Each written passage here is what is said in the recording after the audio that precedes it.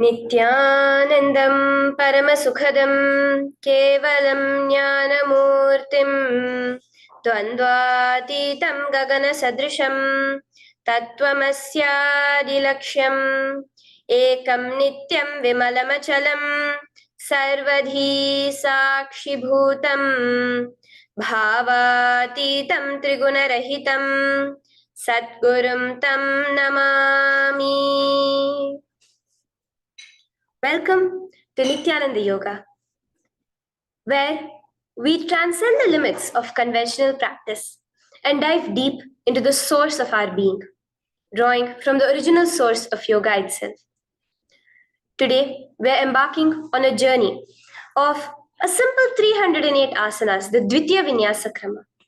But it's not just about contorting the body or mastering complex postures. It is about connecting in oneness with the cosmos. Your body will be like wax, moldable and pliable. Today, as we embark on this journey, shed the notion of limitations. Forget the boundaries imposed by your bone and flesh. Instead, recognize yourself as the very source material of the cosmos, the consciousness from where we all come from. With each movement, you will not just be stretching muscles, you will be reaching into the depths of your consciousness.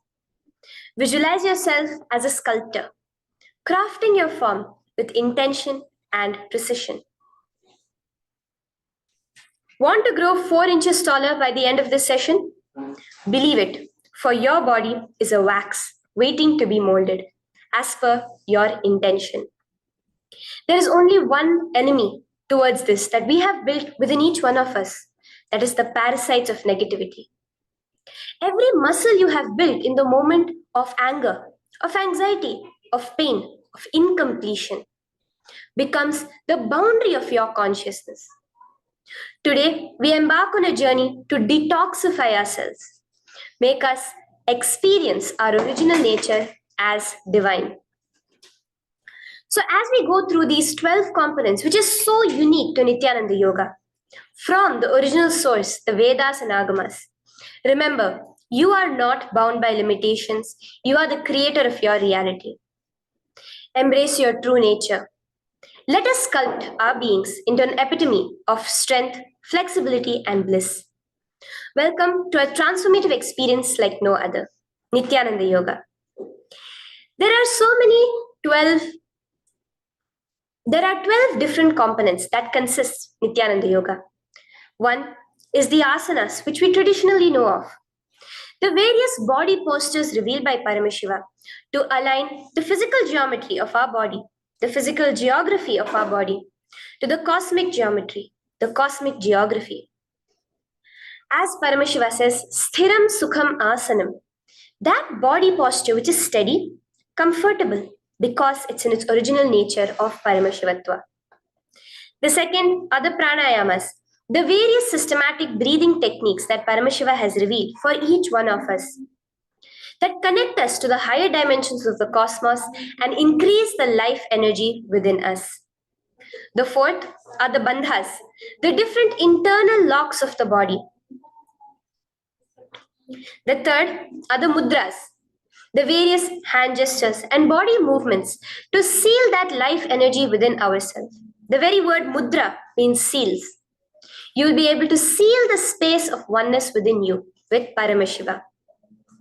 The fourth are the bandhas, the various internal locks of the body to awaken the Kundalini Shakti, our latent potential energy, and make us conducive for the ultimate experience. The fifth are the karanas, the beautiful dance movements of the body, revealed by Paramashiva to put you in the space of ultimate bliss, and which engage all the different parts of your body. The next are the visualizations. As Swamiji says, the intention with which you move your body manifests as your reality. As you hold the visualization within you of the various gods and goddesses of Kailasa, of the various beings of this universe, you manifest the powers of those beings within you. The next are the japas, the various powerful energy vibrations of the cosmos that you will be subtly repeating in your throat center that will cause your very DNA to to be bound to the cosmos, to your consciousness with the highest frequency possible. The next are the pramanas, the chanting of the sacred mantras, the original source scripture of Hinduism that reveal the science of Nityananda Yoga, of yoga, because as Swamiji says, yoga has a source and it is Hinduism. These original verses will manifest the vision Paramashiva had when he created yoga in each and every one of us. There are weights, which is an optional component, helps us to enhance our experience of Nityananda Yoga as revealed from the source scriptures of Hinduism. The next are the mandalas, the cosmic geometrical representation. The Shri Chakra, the Shri Yantra, which is the direct geometrical representation of the cosmos. When you keep that in front of you and gaze at it throughout your Nityananda Yoga, your body will fluidly just align itself to the cosmos.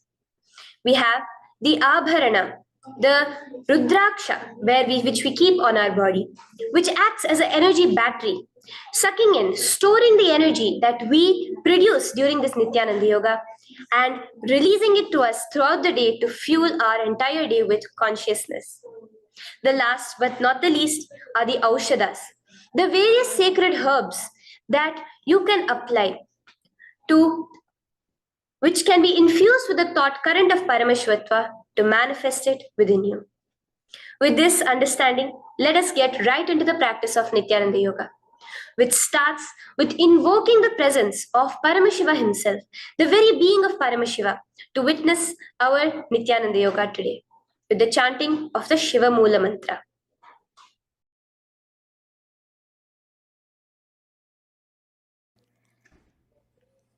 Let us now chant the Shiva Moola Mantra 11 times internally.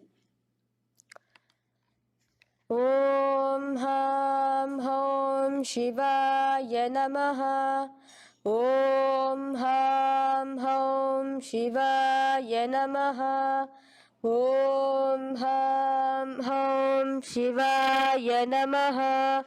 Om Ham Hom Shivaya Namaha. Om Ham Hom Shivaya Namaha. Om Ham Hom Shivaya Namaha. Om Ham Hom Shivaya Namaha. Om Ham Hom Shivaya Namaha. Om Ham Hom Shivaya Namaha. Om Ham Hom Shivaya Namaha.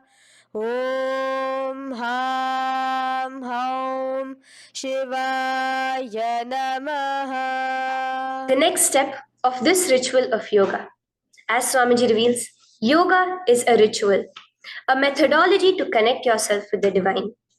As every ritual in Hinduism goes, we cleanse the three elements of our body, of the world, and of the ultimate with the Tattvachamanam.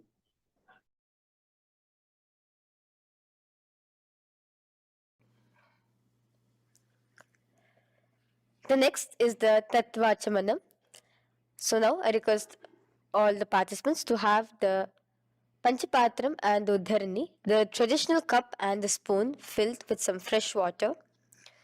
Now,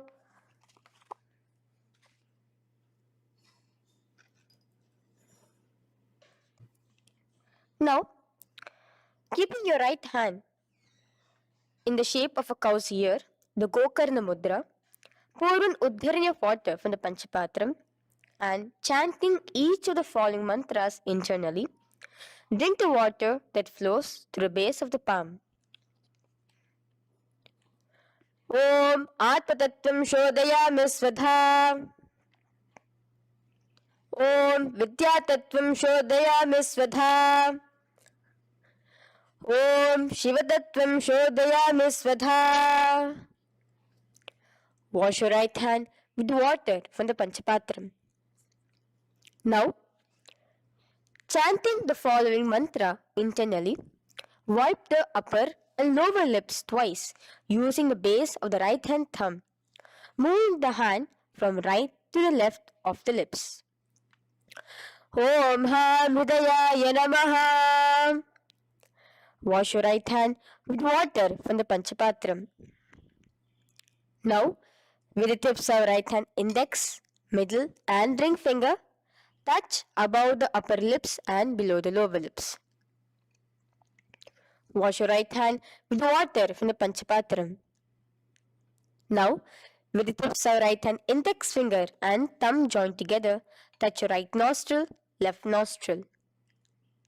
With the tips of right hand ring finger and thumb joined together, touch your right eye, right ear, left ear. Wash your right hand with water from the Panchapatram. Now, with the base of the right hand thumb and little finger, touch the navel, right chest, left chest. With the right hand, fingertips together, touch the top of the head, right shoulder, left shoulder, and your heart center. With that, we have the Sankalpa. The Sankalpa, the manifestation of our conscious intention. What is it today each one of us want to manifest through Nityananda Yoga? Hold that in your inner space.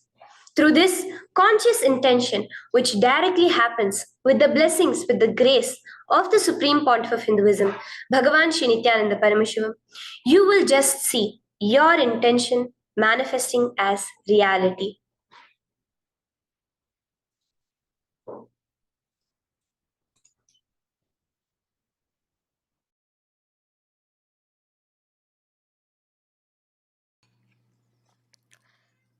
The next is the Sankalpa, the conscious resolution. So now I request all participants now to, with your right hand, cover your left palm, which is the Sankalpa Mudra, and keep both the hands on the right thigh. Continue to keep this mudra till the end of the Sankalpa. Om Mamo Samasta Duritakshayaddvara Bhagavat Shri Nityananda Paramashiva Prityartham Shri Nityanandeshwari Paramashiva Shakti Sameta Shri Nityanandeshwara Paramashiva Prityartham Cha शुभे शोभने मुहूर्ते अद्य ब्रह्मणः द्वितीय परार्धे श्री श्वेतवराह कल्पे वैवस्वतमन्वन्तरे अष्टाविंशतितमे नित्ययुगे प्रथमे पादे जम्बूद्वीपे भारतवर्षे भरतखण्डे मेरोः दक्षिणे पार्श्वे शखाब्दे अस्मिन् वर्तमाने व्यवहारिके प्रभवादीनां षष्ट्याः संवत्सराणां मध्ये शुभनाम संवत्सरे शुभायने शुभऋतौ शुभमासे शुभपक्षे शुभतिथौ शुभवासरयुक्तायां शुभनक्षत्र शुभयोग शुभकरण एवं गुणविशेषण विशिष्टायाम् अस्यां शुभदितौ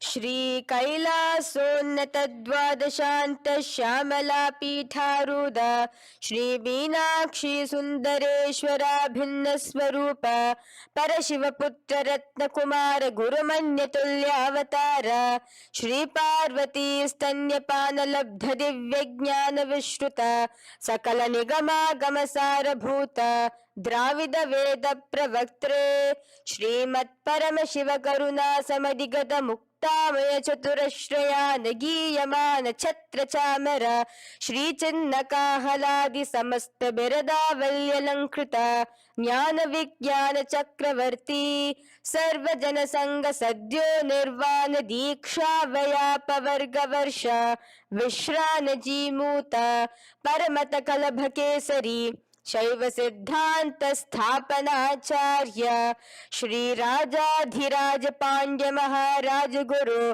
क्षपन शाक्यादि महांधकार निवारण ज्ञान भानु वीक्षण नरहार ध्वजोच्छेदन पूर्वक श्रीमद वृषभध्वज स्थापक शैव समय कर्त्रे सर्वज्ञ पीठारूढ़ श्री जगद्गुरु श्री ज्ञान संबंध देशिक स्वामी वागीश सुंदर माणिक्य वाचक स्वामिनां अवतार भूत श्री ज्ञान संबंध स्वामी पुनरुद्धृत श्यामला पीत सर्वज्ञ पीत तृणवद्युत्तर द्विशततम गुरु महासन्निधान अरुणगिरि योगीश्वर परंपरागत अरुणाचल सर्वज्ञ पीठ गुरु महासन्निधान कैलास परंपरागत कांची कैलास सर्वज्ञ पीठ त्रयस्त्रिंशदुत्तर द्विशततम गुरु महासन्निधान नित्योत्सव नित्य मंगल नित्य कल्याण नित्य रजित कैलास परंपरागत आदि कैलास नित्यानंद पीठ महासंस्थान महासिंहासन पीठ कर्त्रे साक्षात् श्री परम शिव समुद्भूत कैलास परंपरागत वैवस्वत मुनि इक्ष्वाकु हरिश्चंद्र भगीरथ श्रीरामचंद्र सूरसेन इत्यादि अनवच्छिन्न सार्वभौम चक्रवर्ती परंपरागत चतुष्षष्टि योगिनी मंडित चतुष्षष्टि संप्रदाय प्रवर्तक मनुधर्म शासन सूर्यवंश प्राप्त सर्वज्ञ पीठ सुरांगी साम्राज्य मूधाभिषिक्त चूडामणे साक्षात् श्री परम शिव समुद्भूत कपिल महागुरु पुनरुद्धृत महानिर्वाणि पीठ अष्टोत्तर सहस्र श्री महामंडलेश्वर साक्षात् श्री परम शिव समुद्भूत श्री महागणपति समारंभ अनवच्छिन्न पीताधीश्वर गुरु परंपरा प्राप्त अतल पीठ अष्टोत्तर सहस्रतम अष्टोत्तर सहस्र श्री अतल पीठाधीश्वर धर्म मुक्ति स्वर्गपुर स्वर्ण पीठ त्रयोविंश गुरु महासन्निधान कैलास परंपरागत आदिपीठ सर्वज्ञ पीठ जगद्गुरु श्री कैलास पुनरुद्धारक श्री कैलास परमाचार्य श्रीमत् परमहंस परिव्राजकाचार्य वर्य सच्चिदानंद प्रणव स्वरूप श्रोत्रिय ब्रह्मनिष्ठ श्रीमद् जगद्गुरु श्रील श्री भगवत श्री नित्यानंद परम शिव श्री ज्ञान संबंध देशिक परमाचार्य स्वामिनां प्रीत्यर्थं तेषां पादारविन्दयोः भक्ति सिद्ध्यर्थं गुरु कृपा कटाक्ष सिद्ध्यर्थं क्षेम स्थैर्य वीर विजय आयुरारोग्य ऐश्वर्याणाम् अभिवृद्ध्यर्थं धर्मार्थ काम मोक्ष चतुर्विध फल पुरुषार्थ सिद्ध्यर्थं समस्त दुरितोपशान्त्यर्थं समस्त मंगलावाप्यर्थं भगवत् श्री नित्यानंद परम शिव प्रसादेन सकुटुम्बस्य ज्ञान वैराग्य जीवन मुक्ति प्राप्त्यर्थं भगवत् श्री नित्यानंद परम शिव कृपा कटाक्षेन पूर्ण आरोग्य युक्त दृढ़गात्र यौगिक शरीर सिद्ध्यर्थं परम शिव शक्ति आविष्करणार्थं नित्यानंद योगाभ्यासं करिष्ये. Now wash your right hand with water from the Panchapatram. Om Apaupasprisya. Now, let's get started with the asanas. Okay? Sit first in a cross-legged position on the ground in Sukhasana. Bring your hands into the Bindu Mudra with your thumbs and index fingers touching each other. Place it on top of your knees. Here we have the Kumbhaka, the pranayama of Samana Kumbhaka. As you inhale and exhale, visualize flames licking up your spine. Do the bandhas, the locks, the Mahamudra Bandha, all three of the bandhas, where you are doing the Jalandhara Bandha, tucking in your chin to your chest, the Udyana Bandha, sucking in your stomach, and the Moola Bandha, clenching your perineum. For the first set of asanas, we have the japa Soham, which you'll be repeating in your throat center. As you do Sukhasana, visualize Lord Shiva in your inner space. The next asana is Parvatasana. Now, from the seated position, bring both your feet to the opposite thighs. Clasp your hands together in front of your heart center in the Anjali Mudra and raise it above your head. Keep your hands as straight as you can. Continue the Samana Kumbhaka and the Japa of Soham. Remain with all the three bandhas, the chin to your chest in Jalandhara Bandha, the stomach tucked in Udyana Bandha, and the clenched perineum in Moola Bandha. Here, visualize yourself as Mount Kailash. The next asana is Hali Pavasana. Now slowly bring your feet together in front of your body as you stretch it out a little further away. Now bring your hands behind your back and clasp the left hand by your right. Lean forward, placing your forehead on the ground as you continue to engage all the three bandhas. Here, gaze at your nose. Visualize Swamiji, the Supreme Pontiff of Hinduism, in your inner space. Now, in a similar position from Hali Pavasana, just release your hands, slightly get up and bring your hands in front of your body. Place them on the ground, cupping your hands, making a hollow in Nagi Pavasana. Visualize yourself as a snake, gazing at your nose. Continue the japa, the pranayama, and all three bandhas engaged. Now, raise up. This is Kokilasana. Hold your big toes with your index and middle finger in the Prana Mudra. Stretch your legs straight out and upwards. Cross it into Padmasana. Bring it to your opposite thighs. Lean forward and down onto your elbows. Again, tuck your chin into your chest, suck in your stomach, and clench the perineum in the Mahamudra Bandha. Visualize yourself as a bird in Kokilasana. The next is Neti Asana. Now, raise up again. Bring one ankle to the top of the opposite knee. Hold the elbows with your hands. Hold the respective elbows with the opposite hands. Again, engage all the three bandhas and rotate your arms in a circular motion. Keep the spine completely straight and gaze towards your nose. Visualize Swamiji, the Supreme Pontiff of Hinduism, in your inner space. Next is Gajasana. Press your hands onto the ground. You can bring your feet a little back as you raise yourself up, your hips up high. Lower your head and then chest, scooping your body forward again and again. Here, engage the Udyana Bandha, where you suck in your stomach along with the Moola Bandha, clenching the perineum. Visualize yourself as an elephant. Gajasana. Now stop the movement slowly. In another dynamic asana, which is Rikshasana, you will start alternatively pressing the heel of one foot onto the ground while lifting the other heel up. Repeat this again and again. The next is Vaishyasana. Now slowly come to a standing position. Stand tall on the tips of just your big toes. Keep your head neck straight line. And bring the middle, index and ring fingers to your heart in the Hridaya Mudra. Continue engaging the Udyana Bandha. Visualize Swamiji in your inner space.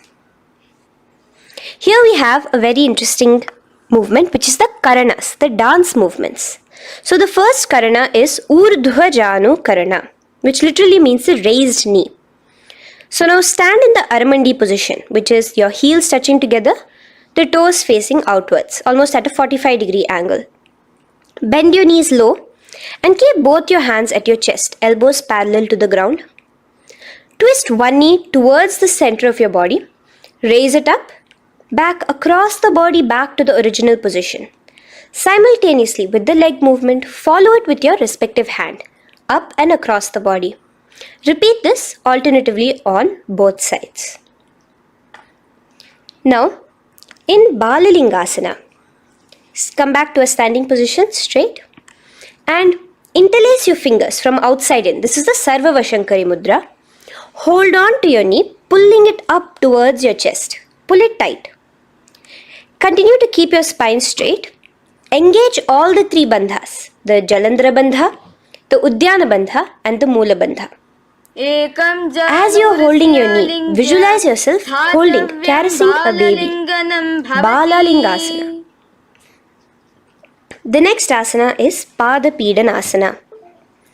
Now the same foot which is raised, clasp it with your hands and pull it behind towards your body, holding it with both your hands.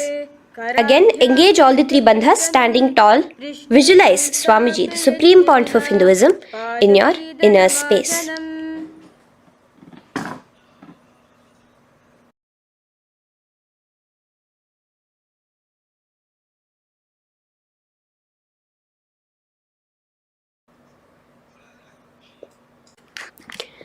From here, let's enter into Natarajasana.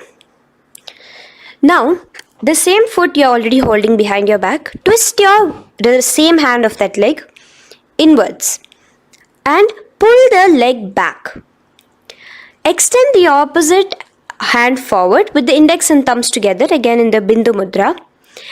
Now, pull the foot back and up while leaning forward in Natarajasana. Hold your balance here. Here you will be engaging only the Moola Bandha, visualizing yourself as Lord Nataraja, the Lord of Dance.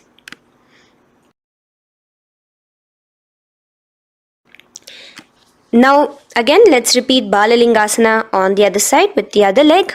Pull it up towards your chest with the hands in the Sarva Vashankari Mudra. Engage all the three bandhas as you visualize yourself holding and caressing a baby. Now pull your foot back into Pada Pidanasana on the other side. Remain with all the three bandhas engaged. Visualize Swamiji in your inner space. And lean forward. Now, hands stretched in the Bindu Mudra into Natarajasana. Balance there as you visualize yourself as Lord Nataraja. Now, come back to a standing position. Release your leg. Gain your balance. As we enter into the Ardharechita Karana. Now again bring yourself to the Aramandi position, heels together, toes pointed outwards and knees bent. Now from this position, bring your right foot onto the tips of the toes behind the left heel. The heel should be up. Bring your left hand towards your chest, parallel to the ground again, and extend the right arm out and wide like a pendulum. Bring it back towards your chest. Now while your arm is swinging, remember to move your fingers one by one inwards towards the palm and then outwards. Now place the right hand over the nose. Uncross your ankles. Let's do this on the other side also. Cross the left ankle behind and stretch the left hand out like a pendulum.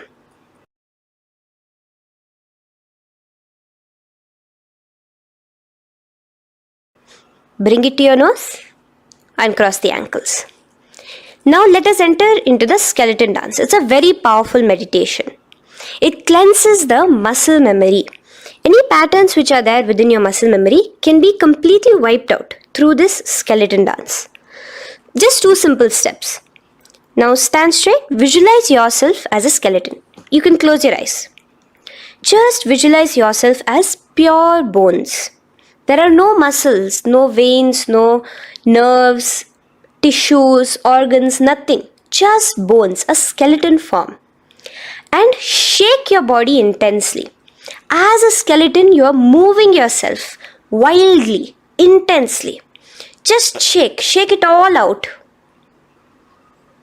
Move your hands, move your legs, your head. Let there be no bone in your body untouched. Just move it. Move wildly. Shake, shake. Literally feel yourself throwing all the patterns out of your system with the intensity of your shaking.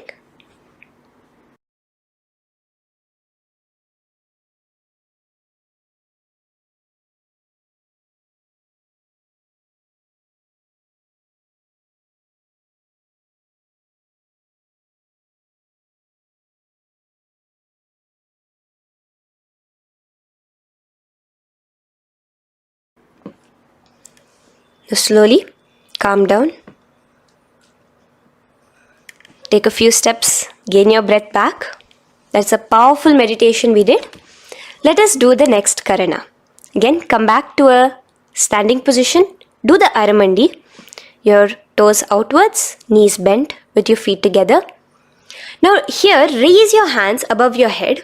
Keep your palms completely straight and cross the wrists with the palms facing forward and the back of the hands outward.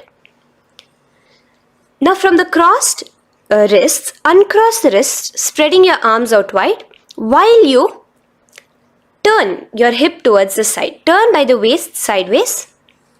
Bring your hands back over the head and turn on the other side. Repeat this on the other side. Do it again. Let's twist out. Come back to the middle and twist out again.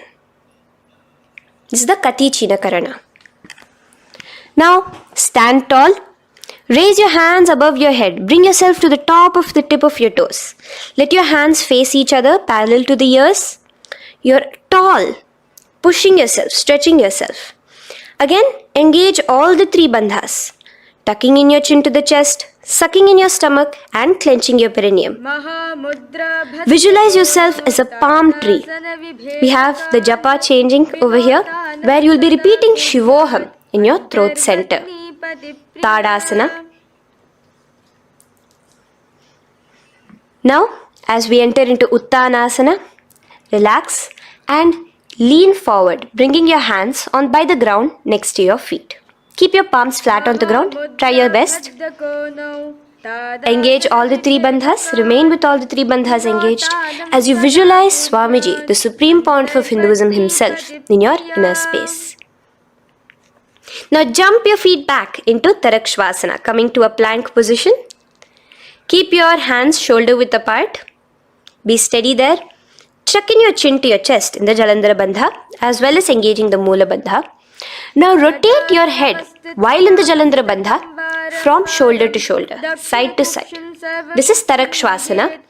Visualize Swamiji, the Supreme Pontiff of Hinduism, in your inner space. Yes. Now lay flat onto the ground in Bhujangasana. Lower your entire body down. Now point your toes backwards. Keep your hands by the side of your chest and push yourself off the ground. Remember to use the strength of your lower back to hold yourself up. Open your mouth wide. Inhale through the hollow of your throat and exhale through your nose. This is the Bhujangani Mudra. In Bhujangasana, you will visualize yourself as a cobra. Now come back into a plank position. So you can tuck in your toes and come back into a plank position. In Shashasana, alternate bringing one knee towards your chest, back and forth. So you'll bring one knee front, push it back and bring the other knee. Repeat this again and again. Do the Sahaja Kumbhaka. Simple breathing in, breathing out. Engage the Moola Bandha, clenching your perineum. Visualize Swamiji, the Supreme Pontiff of Hinduism. Okay. Now place your legs back into the plank position as we enter into Rathasana. Again, bring one foot between your hands and alternate jumping one foot back and bringing the other foot forward simultaneously. Again and again. Continue the Sahaja Kumbhaka and the Moola Bandha engaged as you visualize yourself as a chariot, a Ratha, in Rathasana. Now, into Veerabhadrasana. remain one leg in between your hands. So as you jump, one leg comes between your hands, stop in that position, one leg stretched back, and raise yourself up into a standing position. So the front foot will be pointing forwards and bent at a 90-degree angle. The knee will be bent at a 90-degree angle. The other leg, which is extended back, the foot will be pointed sideways at a 45-degree angle. Now raise your palms, hands up, parallel beside your ears. Do the Uddiyana Bandha along with the Mula Bandha, pulling in your stomach in. Gaze towards your third eye as you visualize yourself as Lord Veerabhadra. Now relax down, switch your legs around, and let us do Veerabhadrasana on the other side. Stretch your hands up, gaze towards your third eye, suck in your stomach in the Uddiyana Bandha, and visualize yourself as Lord Veerabhadra. Okay, bring your feet together now. Let us move into Vrikshasana. Now stand tall, gain your balance here slowly. Bring one foot towards the inner thigh. Bring your palms together, raise them up above your head in the Anjali Mudra. Keep your elbows as straight as you can. Again, continue the Uddiyana Bandha, sucking in your stomach. Gaze forward, hold your balance, visualize yourself as a tree, the stability of a tree in Vrikshasana. Now, slowly bring your hands down. Now the foot which is in your inner thigh, bring it towards the opposite, to the root of the opposite thigh. Bring your hands in the Namaskar Mudra in front of your heart center together and visualize yourself here as Lord Garuda, just engaging the Mula Bandha alone here. This is Garudasana. Now let us repeat Vrikshasana on the other side. Slowly put your foot down. Bring the other foot to the inner thigh. Raise your hands above your head. Suck in your stomach in the Uddiyana Bandha and visualize yourself as a tree. Let's repeat Garudasana on the other side. Slowly bring the foot to the opposite thigh and lower your hands to be in front of your heart center. Release the Uddiyana Bandha, just engaging the Mula Bandha, clenching your perineum. Visualize yourself as Lord Garuda, the eagle vehicle of Lord Mahavishnu. Okay, bring both your feet to the ground now and spread them far apart from each other. Now keep one leg toes pointing forward and the other set of toes pointing sideways. Straighten your arms out parallel towards the ground. Bring your front arm down towards the front foot, beside your foot, while the other arm extends towards the sky. Visualize yourself as a triangle in Trikonasana. Now raise up and let's repeat Trikonasana on the other side. Switch the position of your legs around and go forward. The other arm raised towards the sky. Visualize yourself as a triangle. Now come back to a standing position. Bring your feet together. We are having another Karana, the Nikuttaka Karana. Bring yourself to the Aramandi position. Feet together, knees out wide. Here now bring your hands towards your chest, but keep both your palms parallel towards each other. Bring your right foot onto the toes with the heels up. And simultaneously bringing the right hand towards the top. Now drop the right foot, simultaneously lifting the left foot onto the toes and switch the hands position. Now the left hand is on the top and the right hand is on the bottom. Repeat and let us do this repeatedly. Okay, relax now, come back to a straight position and sit down onto your toes. Sit on your heels with your toes on the ground, knees raised up off the ground, together in front of you in Angushtasana. Bring your hands together in the Namaskara Mudra in front of your heart center. We have a very interesting pranayama over here, which is the Bhramari Kumbhaka, where you will be subtly buzzing like a bee as you do this asana. The japa we will be entering into is Sadashivoham. In Angushtasana, engage the Mula Bandha as you visualize Swamiji, the Supreme Pontiff of Hinduism, in your inner space. Now in the same position, slowly bring your hands to the ground. Balance yourself as you stretch one foot forward, sitting on the heel of one foot and the other foot stretched forward, toes pointed upwards. Bring your hands to the Vara Mudra, just the tips of the finger on the ground while the palm faces forward, both your hands. Continue to engage the Mula Bandha, clenching the perineum as you visualize Swamiji, the Supreme Pontiff of Hinduism, in your inner space. Now, stretch, the leg is stretched forward, right? Stretch the same hand, the respective hand forward and clasp onto the big toe of that foot in the Prana Mudra with your index and middle fingers. The other hand, bring it to the back of the respective heel in Vidhunanasana as you visualize Swamiji in your inner space.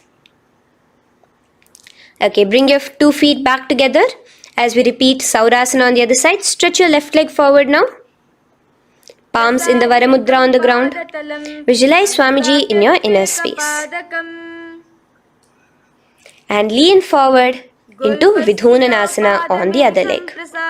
Clasp your toes. Bring the other hand to the back heel. Continue to visualize Swamiji.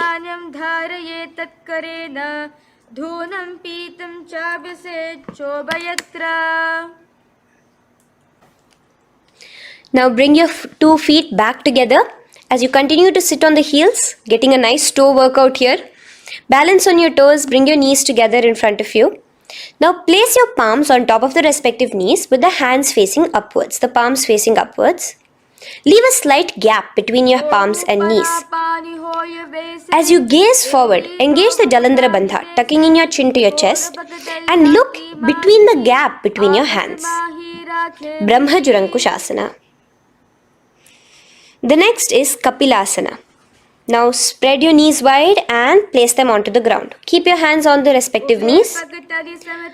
Pull your stomach in and up in the Uddiyana Bandha. Gaze towards your nose as you visualize yourself as Maha Kapila Muni, the first man that ever started thinking. In the same position, just release that Uddiyana Bandha. Release the lock of the stomach, but continue to clench your perineum in Mula Bandha as you switch your gaze to your third eye. So from your nose, switch your gaze to the third eye. Visualize Swamiji, the Supreme Pontiff of Hinduism, in your inner space. Bhadra Gorakshasana. Next is Suryasana. Now, your toes are tucked. Just lift your knees off the ground, wide apart. Bring your hands together in the Padma Mudra with the little fingers and thumbs joined together. Engage the Uddiyana Bandha, suck in your stomach and raise your hands up tall above your head. Slightly lean back as you look towards the gap between your hands. Visualize Lord Surya in your inner space. Now relax, slowly bring your hands to the ground. Sit on top of your heels, the toes flat. Here, keep your hands on top of your knees and lift your tongue up against the roof of your mouth in the Manduki Mudra. Do the Sahaja Kumbhaka, simple breathing in and out. Engage the Mula Bandha, clenching your perineum. With the Japa Sadashivoham, repeating in your inner space, here you will visualize yourself as a frog in Mandukasana. Your tongue pressed against the upper palate. Is your frog-like tongue catching the nectar of immortality dripping from your Sahasrara Chakra? Gaze towards your third eye in Mandukasana. Now from here itself, moving into Uttana Mandukasana. Just bring your hands to the opposite shoulders, remaining in the same seated position.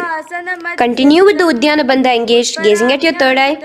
The Manduki Mudra, tongue pressed against the top of your palate, visualizing yourself as a frog in Uttana Mandukasana. Slowly bring your hands out from behind your back. Now slightly raise up and cross your ankles behind you. Sit on top of your crossed ankles. Keep your knees wide and your fingers spread on the top of your knees, both your hands. Open your mouth wide and stick out your tongue, exhaling forcefully. Gaze at the tip of your nose. Repeat this several times because you're visualizing yourself as a lion in Simhasana. The next asana is Bhadrasana. Now you can release yourself and uncross your ankles. Just keep your toes crossed behind you. Again, sit on top of your heels, keeping your knees wide apart.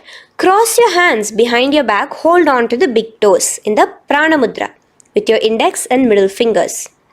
Apply the Jalandhara Bandha, tuck in your chin to your chest along with the Mula Bandha, sucking in your perineum.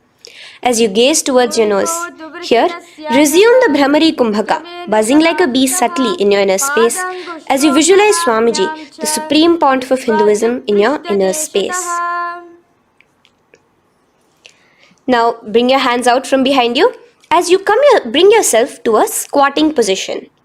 Keep your feet flat onto the ground as close together as possible, but your knees opened wide. Bring your body in between your knees, your torso in between your knees, and take your arms in and around your knees towards the back, clasping your fingers, interlacing your fingers behind you in the Parashu Mudra. Gaze towards your nose. Visualize yourself as a crow in Kakabhusandhyasana. The next asana is Kani Pavasana. Unclasp your hands and place them flat onto the floor. Keep them shoulder width apart for good balance. Now, slowly bring your knees to the back of your arms, above the elbows. Lean your chin forward and down. Keep your gaze steady as you lift your feet off the ground. In Kani Pavasana, visualize Swamiji, the Supreme Pontiff of Hinduism, in your inner space. Now in the same position, slowly lower your head to the ground and stretch your legs up high, forming a tripod between your two hands and your head in Kapali Asana. Gaze at your nose, continue the Brahmari Kumbhaka, continue engaging the Mula Bandha and the Japa of Sadashivoham. Visualize Swamiji in your inner space. The next asana is Parshva Mayurasana. Slowly bring your feet down. Yes, relax. And now squat on your toes with your knees together and twist your body. Place both the hands to one side of your knees. Now bring one of your elbows to the knee and the other of your elbows towards the hip. Lean onto your arms, balance, extending your legs out to the side. Gaze towards your third eye, visualizing yourself as a peacock in Parshva Mayurasana. As you do the pranayama, the Rechaka Kumbhaka, let your exhalations be prolonged and your inhalations be slightly shorter. Now relax, bring your feet to the ground and bring your body to the other side of your knees. As you repeat Parshva Mayurasana on the other side, lean forward, stretch your legs, gaze at your third eye, visualize yourself as a peacock. Now let's do Bhairaganathasana. Now come again to a plank position. Place your hands down, stretch your legs back and bring one foot around your shoulder to be placed in between both your palms. Gaze at your third eye. Just engage the Mula Bandha, clenching your perineum. Here, this is Bhairaganathasana. Visualize yourself as Lord Kala Bhairava. Slowly bring your foot out and bring the other foot in between your palms, remaining in the plank position. Continue to visualize yourself as Lord Kala Bhairava in Bhairaganathasana on the other side. The next asana is Unmukha Pithasana. Now from the same plank position, bring your forearms onto the ground. Be steady as you walk your feet closer towards yourself, forming like a slight mountain. In Unmukha Pithasana, gaze at your third eye. Continue the Rechaka Kumbhaka. Visualize Swamiji in your inner space. The next asana is Vashishthasana. Now, just raise yourself onto one of your hands. So, release your forearms off the ground and raise yourself onto your right arm. And keep your body completely parallel to the ground as you raise your left arm straight above your head. Visualize yourself as Rishi Vashishta as you do the Vashishthasana. Gaze towards the hand on the top. Now slowly bring that hand down. As you switch the hands, bringing your right hand up towards the sky. Balance there, completely straight on your toes. As you visualize yourself as Rishi Vashishta, the Guru of Bhagavan Sri Rama. Now, bring your feet forward into Anjaneyasana. So here you will be sitting on your hips with your legs pointed forward and sit on top of your hands. So keep your palms facing upwards and sit on both your palms as you tuck your elbows into your body. Do the Rechaka Kumbhaka, continue the Rechaka Kumbhaka. Engage the Jalandhara Bandha, tucking in your chin to your chest, gaze at your nose, visualize yourself as Lord Hanuman in Anjaneyasana. Now, slowly release your hands from under your body as you lean forward into Paschimottanasana. Clasp your respective toes with your index and middle finger. Lean forward and down, bring your elbows to the ground, your forehead towards your knees. Engage all the three bandhas, the Mahamudra Bandha. As you visualize Swamiji, the Supreme Pontiff of Hinduism in your inner space, with a new japa, Mahasadashivoham, starting here.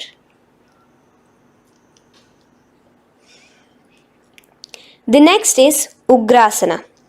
Now, you can raise up and clasp your hands behind your neck in the Parashamudra. Interlace both your fingers.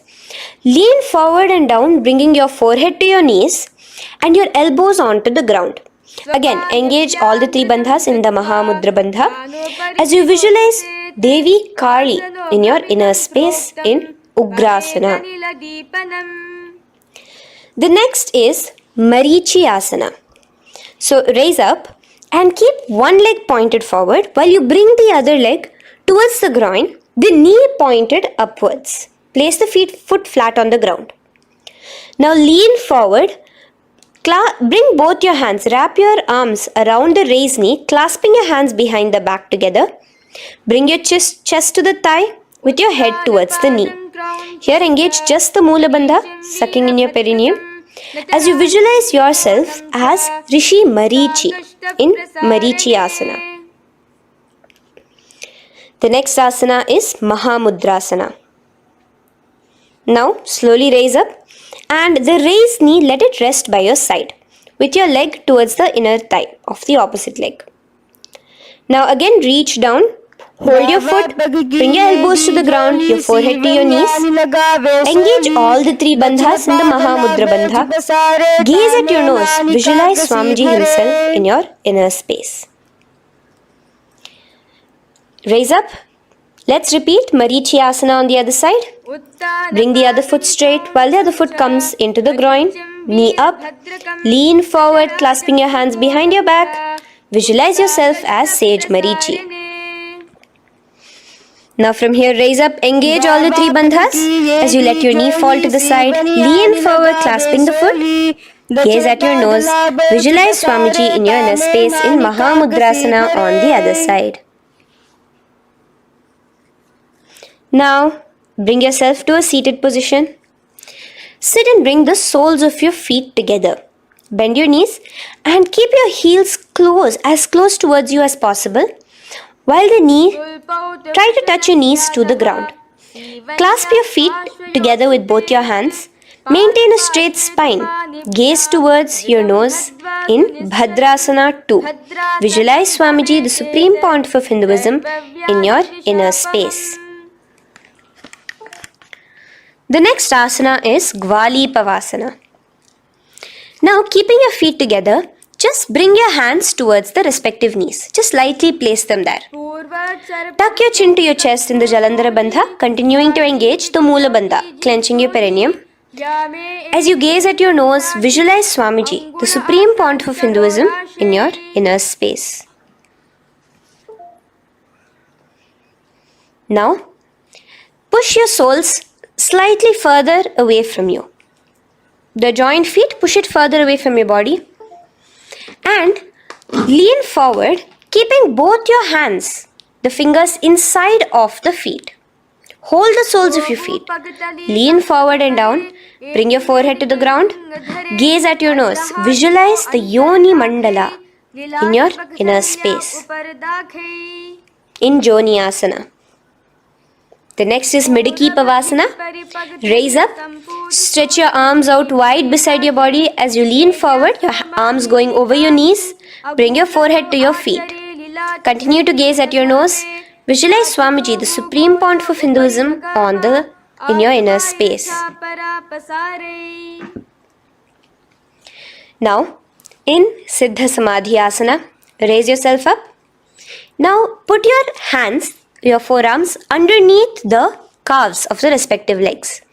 Let your palms face up towards the sky as you bring your head down to your feet. Gaze at your nose as you visualize Lord Surya in your inner space in Siddha Samadhi Asana.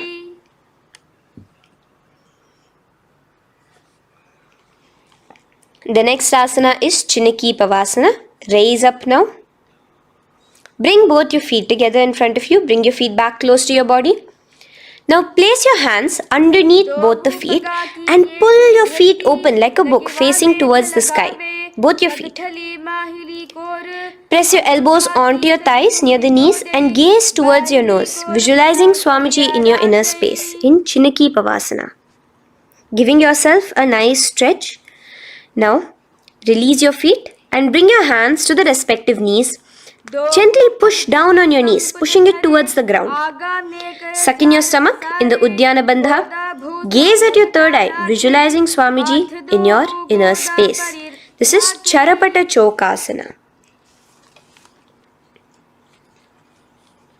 The next asana is Bhairavasana. Now continuing to remain with your feet together, you can use the help of your hands to bring your toes onto the ground with your heels pointed upwards. Just push yourself and try to do it. Continue to remain with the Uddiyana Bandha engaged, your stomach sucked in. Bring your hands to the Bindu Mudra with the index and thumbs together on top of the knees. Gaze at your third eye. Visualize yourself as Lord Kala Bhairava in Bhairavasana. The next asana is Samanasana. So slowly you can bring your feet out from underneath. Take now one foot towards your chest, holding with both your hands as the other foot rests by the perineum. Pull the sole onto your chest. Gaze at your third eye. Visualize yourself holding the breath in the Mooladhara Chakra, the Chaturdala, the 4-petal lotus of your body. Gaze at your third eye. Visualize Swamiji, the Supreme Pontiff of Hinduism, in your inner space in Samanasana. From here, let's move into Apanasana. Now, the foot that you have towards your chest, just bring it over your shoulder and place both your palms onto the ground beside you. As you lift the leg by your perineum, stretch it out and lift it up high into the sky in Apanasana. Gaze at your third eye, visualizing Swamiji in your inner space. Let's repeat Samanasana on the other side. Bring your foot down. Clasp the other foot towards your chest. Gaze at your third eye, visualizing Swamiji in your inner space. And bring the foot onto your shoulder as we repeat Apanasana on the other side. Stretch your leg out straight in front of you, up high towards the sky, gazing at the third eye, visualizing Swamiji in your inner space. Okay, relax slowly. Let's move into Gomukhasana.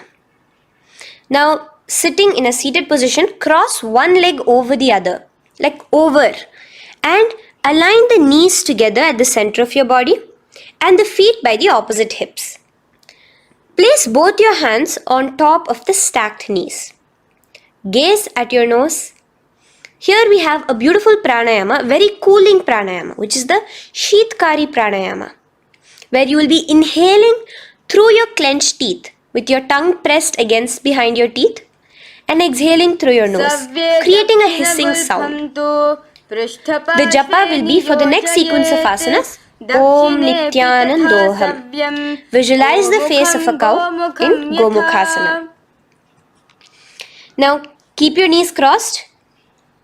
From the knees, bring your hands towards the respective toes on the side of the body. Clasp the big toe in Prana Mudra. Suck in your stomach in the Udyana Bandha. Visualize yourself as Rishika Anasuya in Anasuyasana. Now in Anusuyasana 2, just bring your hands behind your back, clasped together, interlaced fingers in the Parashamudra. Lean forward and down. Try to bring your nose to touch the ground in front of you. Just visualize yourself as Rishika Anasuya and gaze at your nose. Anusuyasana 2. Raise yourself up now. Now bring one foot towards the perineum, knee resting on the ground. Raise your other foot with the foot in front of the lying down, knees pointed upwards towards your chest. Place your hands on the respective knees. Keep your spine tall, chest out. Gaze at your nose. Visualize yourself as Lord Garuda, the eagle vehicle of Bhagavan Mahavishnu. Garudasana 2. From here, moving into Naradasana. Now, keep both your hands, bring both your hands behind your neck and clasp them in the Parashamudra. Interlace your fingers behind your neck. Twist outward of the raised knee. Just keep your whole body outside of the raised knee. Gaze towards your third eye, visualizing yourself as Devarishi Narada in your inner space. From Naradasana, let's enter into Matsya Pithakasana. Place one foot on the top of the opposite thigh. Wrap your respective arm across the knee, holding on to the opposite shin. Extend the opposite hand straight. Hold on to the respective toe with the index and middle fingers in Prana Mudra. Gaze towards your nose. Visualize Matsya Avatara, the fish form of Bhagavan Mahavishnu in your inner space in Matsya Pithakasana.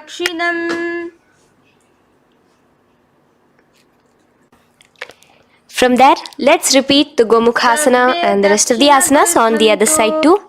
So slowly you can cross your knees over to the other side in Gomukhasana. Keep your hands on the top of your knees.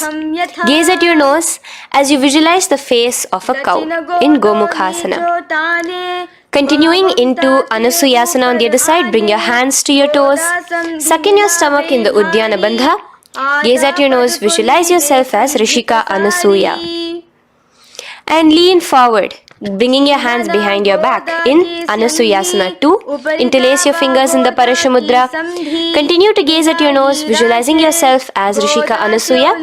As you relax the Udyana Bandha, just clenching the Mula Bandha alone. Raise up, bring your feet together in front of you as we enter into Garudasana 2. Place your hands on the respective knees. Stay straight. Visualize yourself as Lord Garuda as you gaze towards your nose. And twist your body out of the raised knee, hands clasped in the Parashamudra behind your neck. Gaze at the third eye, visualizing yourself as Devarishi Narada.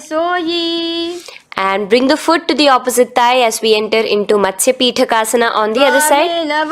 Clasp your toe in Prana Mudra. Gaze at your nose, visualizing Matsya Avatara, the fish avatar of Lord Vishnu in your inner space. Now let's enter into Matsyendrasana. Remaining in the same position with one foot on the opposite thigh, place the other foot on the ground on the far side of the other thigh. Twist. Bring your elbow outside the raised knee. Keep the raised arm by your neck.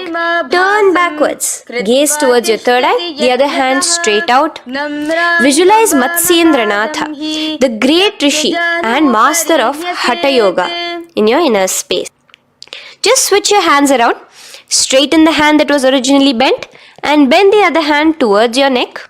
As we enter into Kubhasana, visualize yourself as a camel. Continue to gaze at your third eye.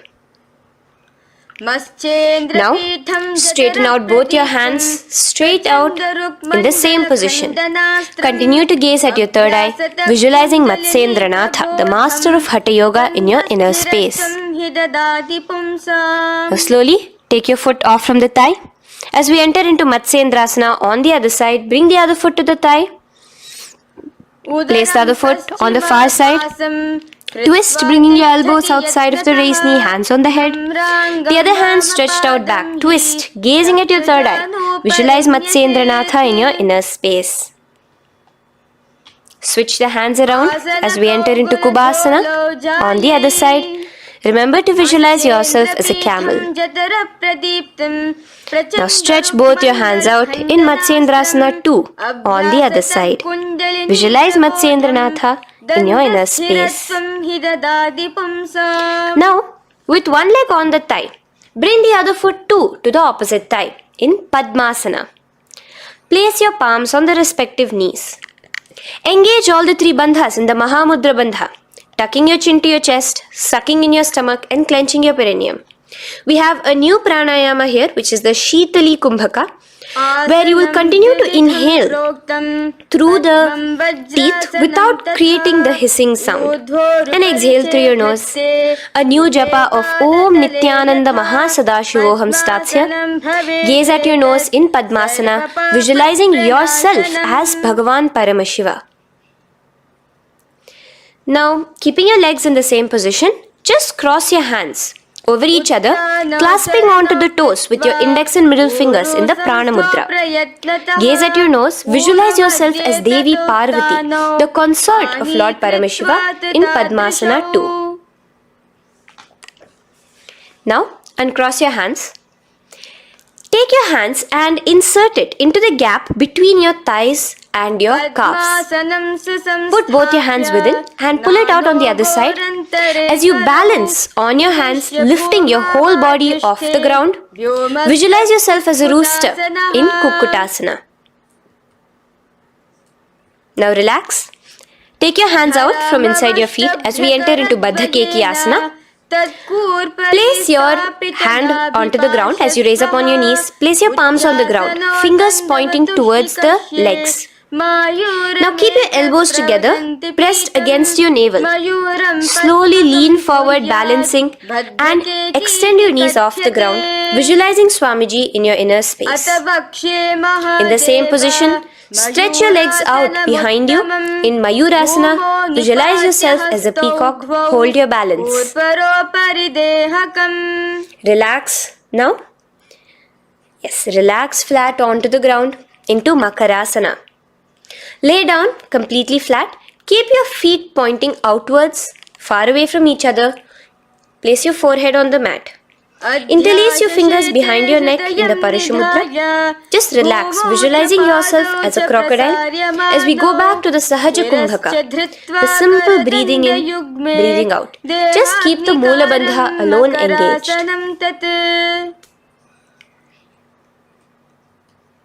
The next asana is Shalabhasana. Now lay on your stomach and place your hands on the ground beside the chest. From the laying position, raise your legs up. Use your core strength to bring your thighs off the ground. Visualizing yourself as a locust in Shalabhasana.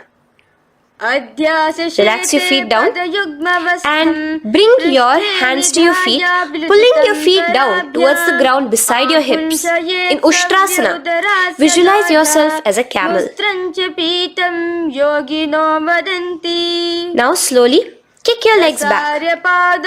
Rise your hand is clasping your feet. Pull your feet towards the sky, lifting your chest and thighs off the ground. In Dhanurasana, gaze at your third eye. Visualize yourself as Paramashiva's bow. Relax slowly and come up to a sitting position. In Bhagasana, sit on both your knees with your head, neck and spine straight. Clench your perineum in the Moola Bandha. Place your hands on top of your knees. Gaze towards your third eye, visualizing Swamiji, the Supreme Pontiff of Hinduism, in your inner space. From here we enter into Gohyasana. We have a couple of headstand postures here, so get yourself ready. Now place your forearms on the ground with your fingers interlocked. Ensure your elbows are at shoulder width for the best balance. Place the top of your head on the ground, holding your head with your hands. Slowly walk your toes forward until your hips are in a straight line with your shoulders, and just kick your feet up slightly, Make sure not to lose your balance. Keep your knees bent together at your chest. Toes pointed upwards. Gaze to your nose, visualizing Swamiji in your inner space. From here, stretch your legs out into Shirasasana, continuing to hold the balance there as you continue to gaze at your nose, visualizing Swamiji in your inner space. Bring your feet to the ground, relax slowly. The next asana is Podhyasana. So come to a seated position. Bring your hands behind your calves, stretching your legs up and your forehead to your knees. Visualize Swamiji in your inner space. Here we have a new Kumbhaka, which is the Bhastrika Kumbhaka, where you will be exhaling forcefully, making the sound of a bellows. Podhyasana. The japa for this next series is Om Nityananda Paramashivoham, the Mahavakya. Relax yourself. Continuing to remain balanced with your legs up, just bring your hands to the opposite shoulders. In Parighasana, visualize yourself as a mace as you gaze towards your third eye. Now relax. Keep your elbows and palms onto the ground as your legs are raised. Visualize yourself as a boat in Naukasana. Continuing to gaze towards your third eye, remember to continue the Bhastrika Kumbhaka. Forceful exhalation. Now, continuing to keep your balance, just bring your hands to your feet and scoop your hands underneath the heels, pull it towards the chest. Keep your spine upright, gaze towards your nose. Visualize yourself as Lord Rudra in Rudrasana, the most ferocious form of Paramashiva. Now lay on your back. So you can remove your hands from underneath your feet and lay on your back. With your feet flat on the ground, knees pointed upwards. Now place your palms down. Just let your fingers touch the back of your heel. Do not clasp your feet. Lift your hips up high, pressing the feet onto the ground. Chin tucked to the chest in the Jalandhara Bandha automatically. Gaze at your nose, visualizing Swamiji in Unmukha Pithasana 2. Now lay onto the ground in Shavasana. Just lay completely flat with your palms facing upwards by the side of your body. Just unclutch from any movement happening within you. Visualize your body is dead. The Supreme Pontiff of Hinduism, Swamiji, is just liberating you.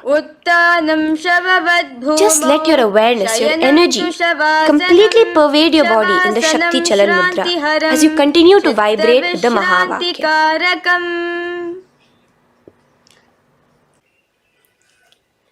Roll over to one side and come to a seated position. Feel the life entering your body back. In a seated position, let us get continued with the sequence. We have 200 asanas more to go, starting with Yatha Sanishtasana. In Yatha Sanishtasana, sit in any posture you are completely comfortable in. Bringing your hands into the Bindu Mudra with the thumbs and index touching. Start off with the Samana Kumbhaka. As you're inhaling and exhaling, feel flames licking up your spine.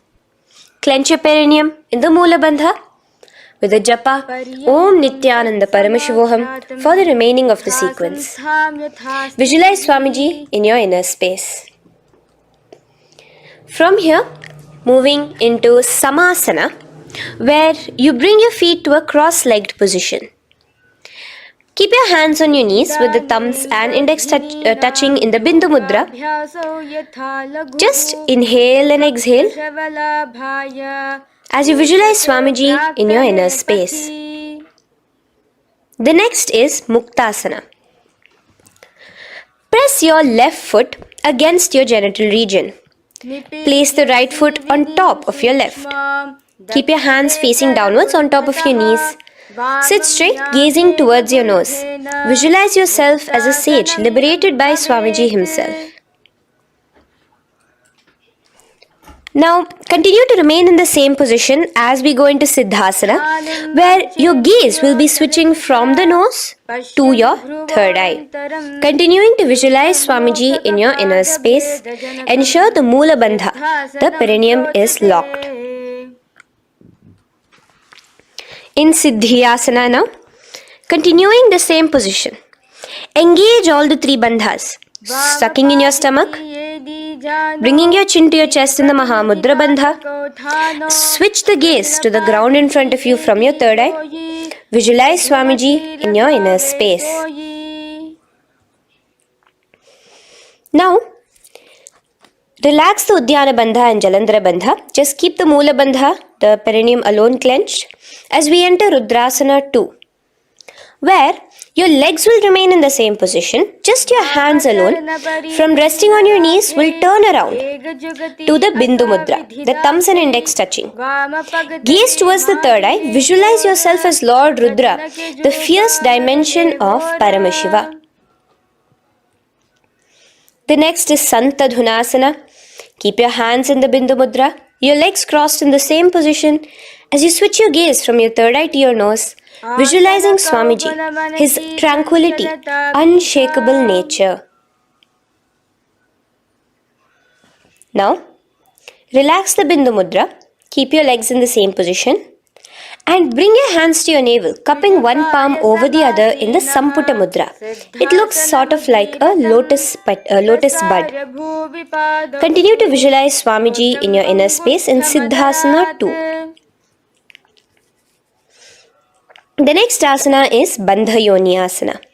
Maintaining one heel over the other in the same position of the legs, bring your hands to your face in the Shanmukhi Mudra. So just listen carefully now. Bring your little fingers beneath the bottom lip of both hands. Your ring fingers above your upper lip. Your middle fingers closing your nose, your nostrils. Your index finger covering your eyes. And your thumbs pressed into your ears. This is Bandha Yoni Asana, visualizing Swamiji in your inner space.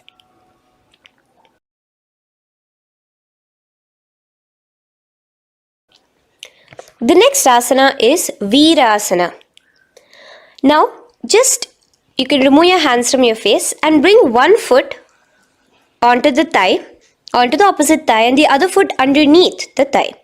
Keep your hands in the Bindu Mudra, thumb and index fingers together on the top of your knees as you embody the space and state of bravery, Veera, in Virasana. Now, changing the leg position again as we enter into Valmikasana. Keep your left heel on the right side of the generative organ, toes under the thigh. Keep your right foot on top of the left leg, toes by the knee. Again, bring your hands into the Bindu Mudra on top of the knees. Gaze towards your third eye. Visualize Rishi Valmiki, the poet, the first poet and author of Ramayanam. The next asana is Joni Mudrasana.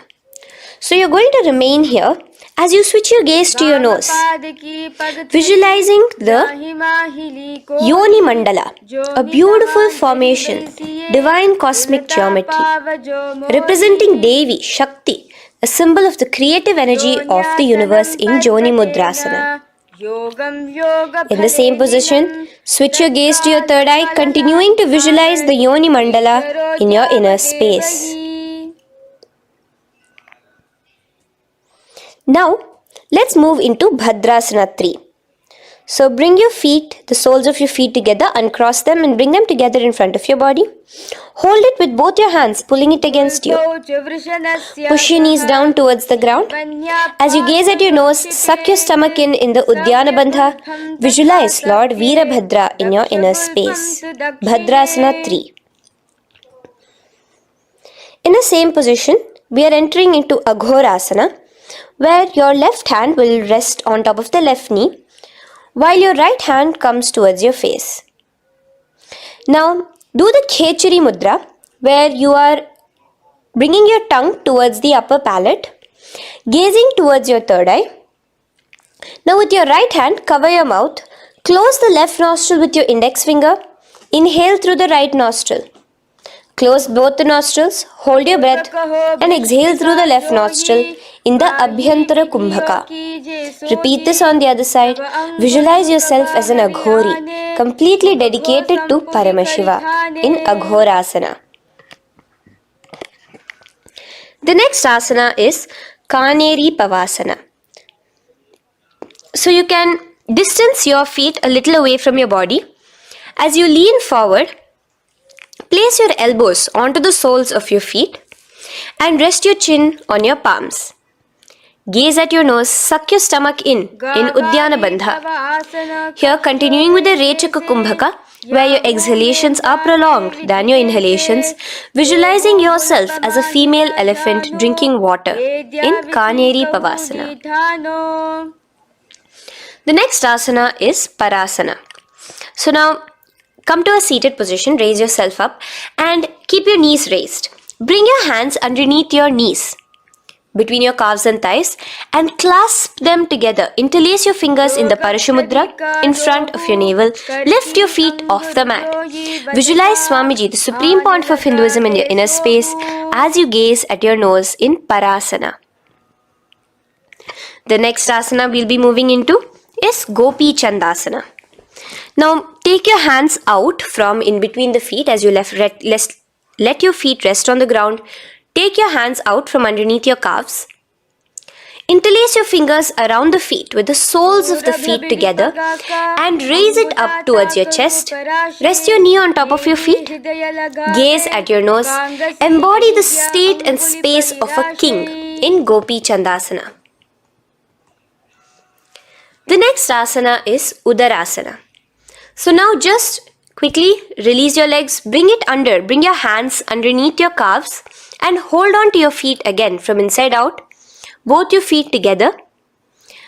Bring your feet up to your chin, resting your chin on top of the interlaced fingers. Bring your feet to your chest, gaze at your nose, visualizing your body, the Supreme Pontiff of Hinduism, free from any defects in Udarasana.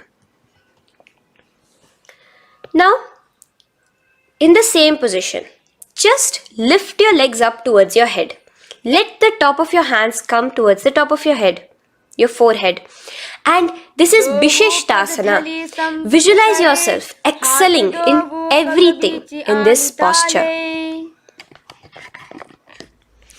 Now, slowly relax. Keep your hands underneath your shins as you take your hands up to the shoulder, pulling your hand and interlacing your fingers behind your neck. In Bhujasana, visualize yourself as a cobra. The next asana is Kalyanasana. So in the same seated posture, bring your hands around from behind your neck, remove them and put them around your back, interlacing the fingers behind you. Gaze at your nose. Visualize yourself as a beautiful, auspicious goddess in Kalyanasana.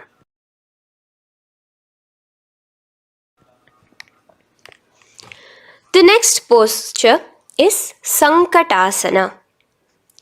So now, uncross your hands from behind you. Release yourself completely onto the ground. Place your left knee on the mat and the left foot flat.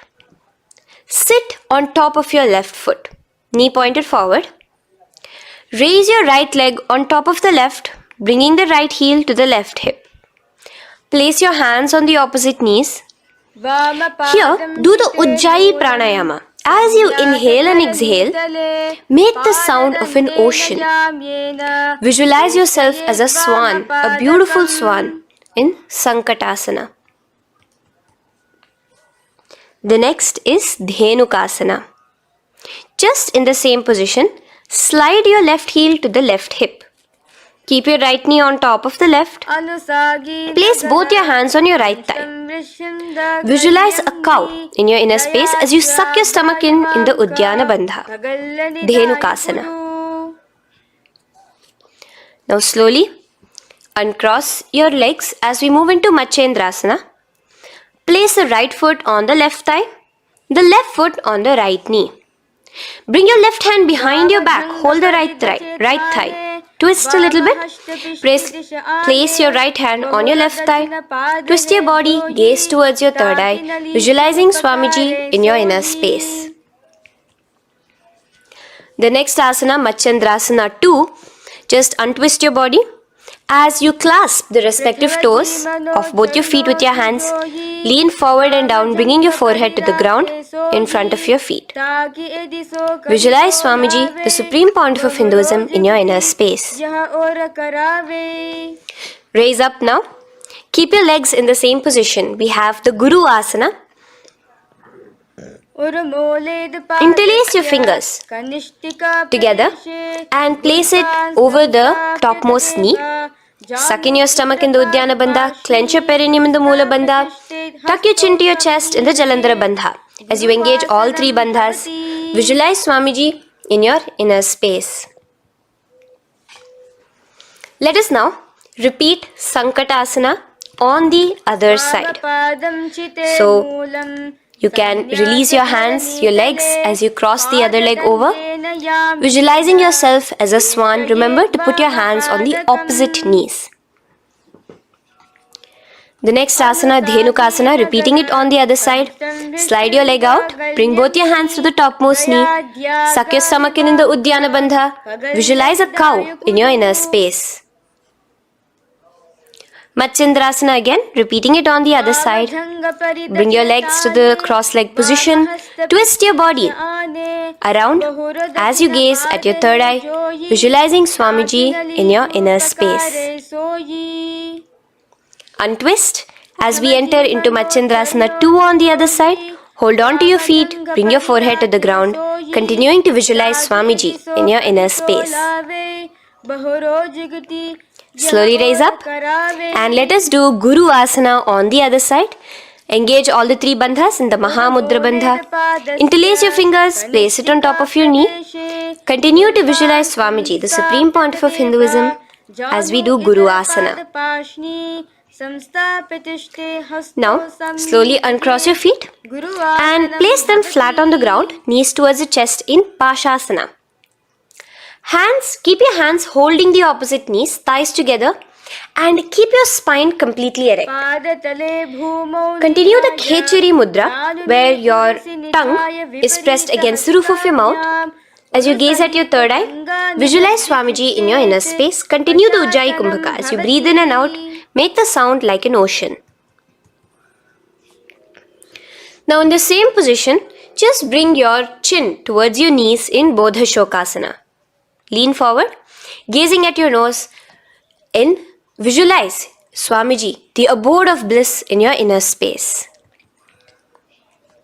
Now raise up and bring your hands, uncross your hands, bring your hands underneath your knees, clasping the opposite elbows in Kurakatasana. Gaze at your nose, visualizing Swamiji in your inner space. Now, in the same position as Kurakatasana, just cross your ankles into Sumati Asana. Toes pointed upwards. Gaze at the nose. Visualize the great sage and Maharishi Sumati in your inner space. The next asana is Dandasana. Extend your feet out straight in front of you. Keep your arms straight above your head. Interlace the fingers from inside out. Let your wrists point outwards. Engage the Mahamudra Bandha, all the three bandhas. As you gaze at your nose in Dandasana, visualize Swamiji in your inner space. The next is Arambhasana. Now keeping your legs straight, release the Jalandhara Bandha and the Uddiyana Bandha, keeping your perineum clenched in Moola Bandha. Lean forward and down. Hold your big toes in the Prana Mudra with your index and middle fingers. Head to your knees. Do here the Nadi Shodhana Pranayama. Inhale through the left nostril, hold and exhale through the right. Visualize Swamiji in your inner space. The next is Bhidokasana.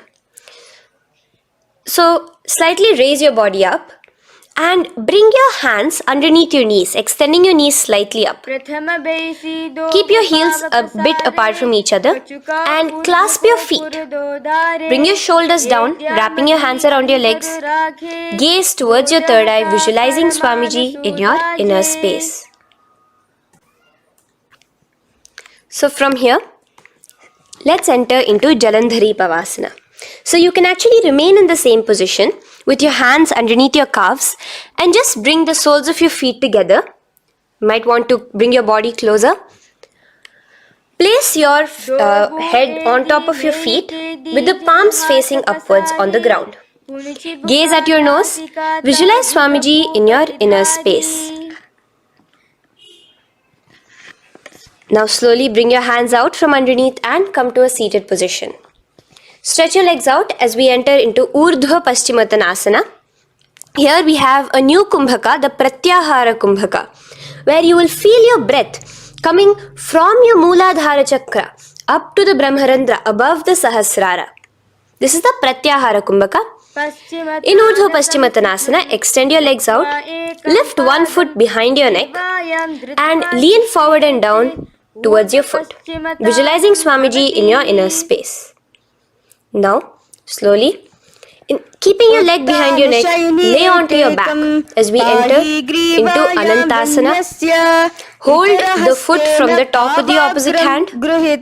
Visualize yourself as infinite, endless, eternal. Gaze at your nose in Anantasana.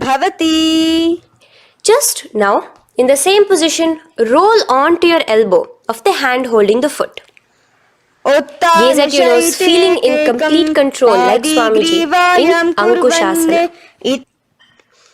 Slowly remove the leg from behind your neck. Take a moment to stretch, relax. Lay on your back. Bring your knees towards your chest. Bring your hands around, encircling the thighs and the calves with your arms.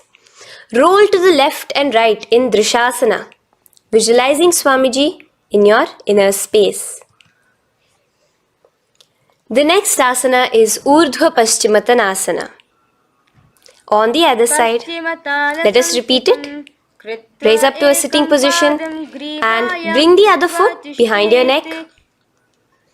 Lean forward and down, clasping your foot.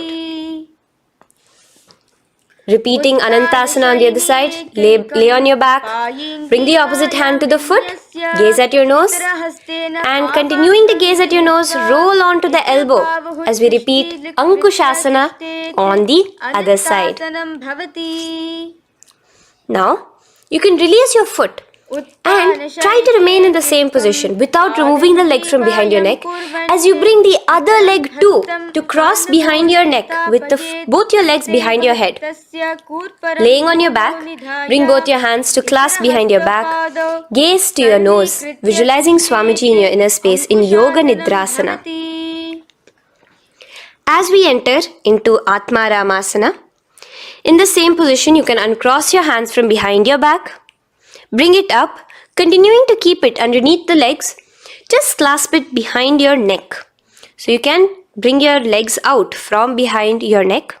Just let your hands interlace behind your neck, gazing to your nose, visualizing the Atma Rama, Bhagavan Mahavishnu within you as your soul blessing you as you gaze at your nose in Atma Ramasana. Now, you can release your hands and legs. Continue to lay on your back as we enter into Kochikasana. Bring your knees to your chest with the soles facing upwards. Extend your arms sideways as you gaze towards your third eye, visualizing Swamiji in your inner space. Now, from Kochikasana, keep your arms reached out to the sides at shoulder level. As we enter into Jatara Parivriti 1, keep one knee bent, twist it and bring it to the ground on the opposite side with the other leg extended straight. In Jatara Parivriti 2, keep both the knees bent to one side. And in Jatara Parivriti 3, keep both the legs straight to one side. Throughout this, keep your head looking in the opposite direction. And let us repeat this on the other side. You can bring your knees back to your chest. Let your legs out, go to the other side and do Jatara Parivriti 1, 2 and 3. The next asana is Dvipada Pitham. So now, from Jatara Parivriti, you can bring your feet down, lay on your back with your knees pointed upwards, feet flat on the ground. Extend your hands, holding your ankles. and lift your hips up. Engage the Jalandhara Bandha automatically as you raise your hips up. Gaze at your nose, visualizing yourself as a bridge in Dvipada Peetham.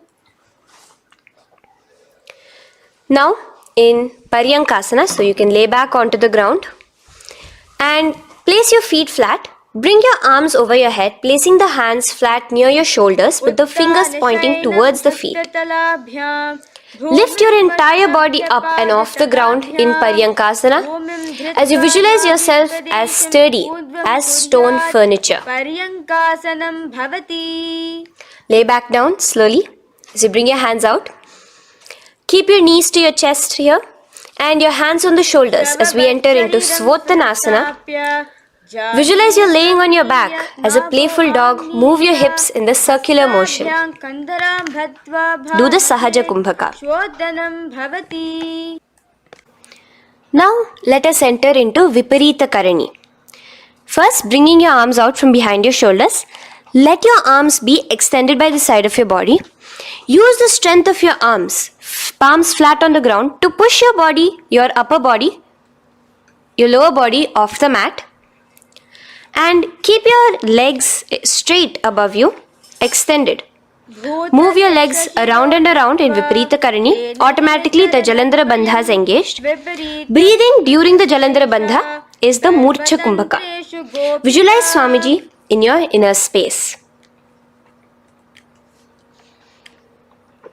The next is Viparita Karani 2. In the same position, just stop the rotational movement of your legs. Visualize Swamiji in your inner space. Now, as we enter into Langalasana, just let your feet from the top rest onto the ground above your head. Interlace your fingers in the Parashu Mudra behind your body. Visualize yourself as a plow in Langalasana, continuing to engage the Jalandhara Bandha. भूमिं कर्षयेत् लङ्घलासनं भवति. Now, in Shaita Paschimottanasana, bring your hands out from behind your body and hold on to the toes above your head. Keep your legs and hands completely straight. Visualize Paramashiva as Shaita Paschimottanasana is one of the 84 different asanas directly revealed by Paramashiva himself. Continue to do the Murcha Kumbhaka, inhaling and exhaling with the Jalandhara Bandha. Clasping your toes now, spread your feet wide apart from each other in Supta Konasana. Visualize Swamiji in your inner space. Bring your feet back together as we enter into Chakrasana. Clasp your ankles, keeping your legs and hands completely straight above your head. Visualize yourself as a chakra, a wheel in Chakorasana. Now slowly rest your back onto the ground. Keep your legs raised up in Supta Prasarita Padangushtasana. Clasp the respective toes in the Prana Mudra with your index and middle fingers and spread your legs out wide apart from each other. Visualizing Swamiji in your inner space, restart the Ujjayi Kumbhaka where you're inhaling and exhaling, making the sound of an ocean. Bring your feet together in Supta Padangushtasana in the same position, continuing to visualize Swamiji in your inner space.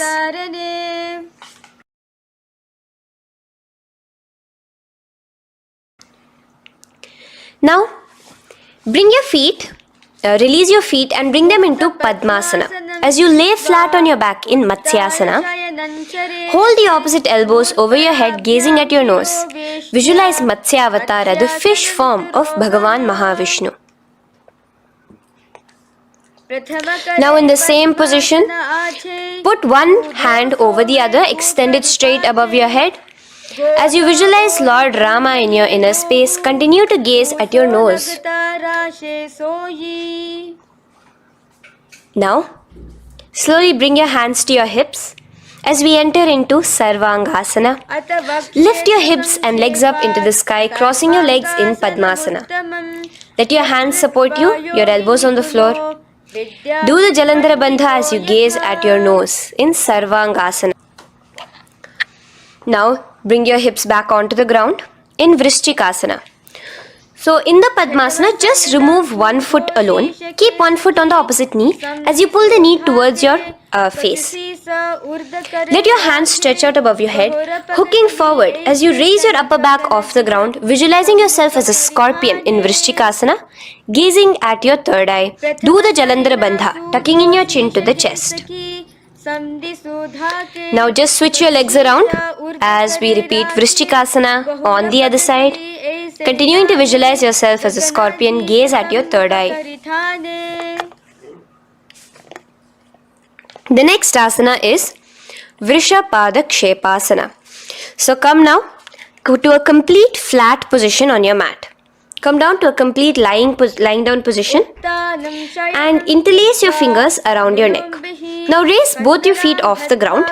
Extend one leg straight and the other knee to the chest in a bicycle motion. Alternate between extending and raising the knee again and again, bringing your opposite elbows to the respective knees. Visualize Swamiji in your inner space. Breathe in and out in the Sahaja. From Vrishapada Kshepasana, now lay flat onto the ground with your hands by your side as we enter into Marottanasana, where you will be lifting your legs one by one, touching the ears with your knees. Visualize Swamiji in your inner space. The next asana is Vrikasana. Now what you'll be doing is laying on your back.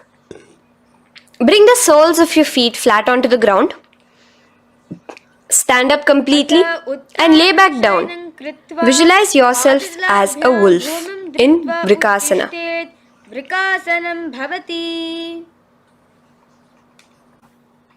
Now come back to a seated position as we enter into Luthasana, where you are going to be quickly throwing your legs above your head as you roll over completely, finishing in a prone position. Do this a couple of times. Come forward, roll over. Come forward and roll over again. Visualize Swamiji, the Supreme Pontiff of Hinduism, in your inner space. Now, take a moment to relax. Lay on your belly with your toes extended in Sarathasana. Keep your hands onto the ground by your shoulders. Now here, contract your lips and make a sound like a flute, whistling while inhaling. Visualize yourself as a ratha, as a chariot carrying warriors into battle for dharma on your back. Now from Sarathasana, let us enter into Dehal Ullanghanasana. So place your palms on the ground and bring yourself to a plank position. Jump your leg forward and back between your arms, visualizing Swamiji in your inner space. Jump forward now. When your legs are between your hands, stand tall. Holding your toes with your hands, walk back and forth. Visualize yourself as a wise 60-year-old elephant in Jatyasana. Now come to a standing position. The next is a beautiful Karana, the Lolitika Karana. So keep your knees bent, feet pointing outwards again in the Aramandi position. Bend your elbows, keeping your hands at the chest level. Now swiftly move your arms across the body, bringing it back to the center and tilt your head back. Opening your chest up towards the sky, move your head in all the directions. Now stand back straight as we enter into Sarpasana. So stand erect like a rod with your arms by your side, hands touching the thighs. Visualize Devi, Kundalini, raising up and curling upwards around your body in Sarpasana. The next asana is Ushtra Sadanasana. Lean forward and down, standing on top of your palms. Begin to move and walk like a camel, visualizing yourself as a camel. In the same position, continuing to walk around, switch your visualization to visualizing yourself as a horse as you start to walk around like a horse in Ashvasana. Now raise up tall as we enter into Kapota Nitakasana. Interlace your fingers behind the back Pulling them down towards your calves, open up your chest. Keep your hands in the Parashamudra. Visualize yourself as a soaring bird diving down in Kapota Nitakasana. Now, stand tall as we enter into another Karana here, the Tala Pushpaputam Karana. Bring yourself to the Aramandi with your hands in the Namaskara Mudra. Simultaneously now, open up your palms while raising one heel off the ground, slightly lowering the waist and shoulder of the heel you have raised. Visualize you're offering a bouquet of flowers to Paramashiva as you come back to a standing position, and repeat this on the other side. Let's do this a few times, offering flowers to Paramashiva. Now, come to a standing position. Stand straight and bring your hands together in the Namaskara Mudra. Slightly lean forward. Visualize yourself as a rhinoceros. Your hand is the horn as you gaze at your nose in Khadgasana. The next asana is Uttanottanam. So come to a standing position and sit down all the way as low as you can to the ground and stand up. Do this again. Sit down. Stand up, and again, sit down, stand up. As you gaze at your nose throughout this. The next asana is Musalasana. Now come back to a standing position, raise your hands above your head, tall as you jump up and down repeatedly. Visualize yourself as a mace. Jump here in Musalasana. The next asana is Uchirshaka. So come back to a standing position. Pull the sole of one foot towards your belly. Now with the other leg, sit down and stand up. Release the leg, pick the other leg up, pull it towards your belly, sit down and stand up in Uchirshaka as you visualize Swamiji in your inner space, gazing at your nose. The next is a Karana, which we will be entering into, the Parshvajanu Karana. So again, bringing yourself to the Aramandi position, bend and lift one knee towards your chest, pointing the toes downwards. Keep your arm around the knee, holding it with the hand in a fist. Let the other hand hang down on the thigh, wrist twisted, fingers pointing inwards.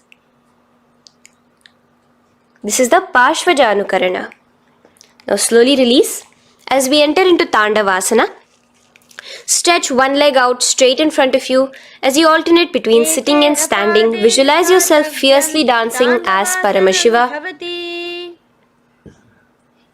Raise the foot to the inner thigh of the opposite side.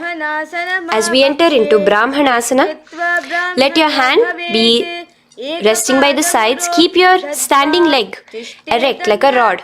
Visualize yourself being blessed by Lord Brahma. Now, you can bring the left foot around the right knee and rotate it, tucking the left toes on the other side of the right calf. Simultaneously, cross your left arm below the right, bring your palms together in the Namaskara Mudra. Visualize yourself as Lord Garuda in Garudasana 3. Now slowly uncross your legs and hands as we enter into Ekapadasana, coming to a standing position. On the right leg, bring your left foot to the opposite thigh with your hands relaxed by the knees. Now take a hold of the raised foot with your hand in the Prana Mudra. Stretch your leg out wide, out to the side, and rotate your body quickly on the standing leg. Visualize yourself as the North Pole star in Dhruvasana.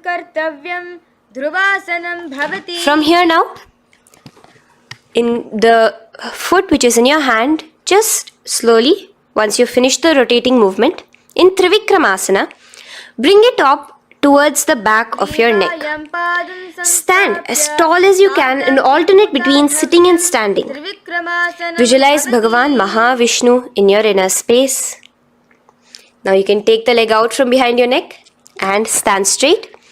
As we repeat the Parshvajanu Karana on the other side, bring your knee up to your chest, clasp your knee in a fist while the other hand comes to the opposite thigh.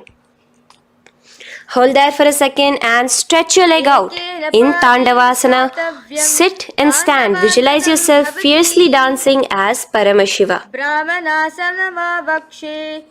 Bring the foot to the inner thigh, standing straight like a rod. Get your hands by your sides. Visualize yourself being blessed by Lord Brahma. In Brahmanasana on the other side. Move into Garudasana 3 on the other side as you rotate your leg over, your hand under. Visualize yourself as Lord Garuda. And uncross yourself as we move into Ekapadasana on the other side. Bring your foot to the inner thigh, to the root of the thigh, and stand straight. Clasp your toes, stretch it out as we go into Dhruvasana on the other side. Visualize yourself as a pole star rotating quickly. Come back to a standing position and bring your foot behind your neck. In Trivikramasana, sit and stand. Visualize Vishnu, Bhagavan Mahavishnu in your inner space.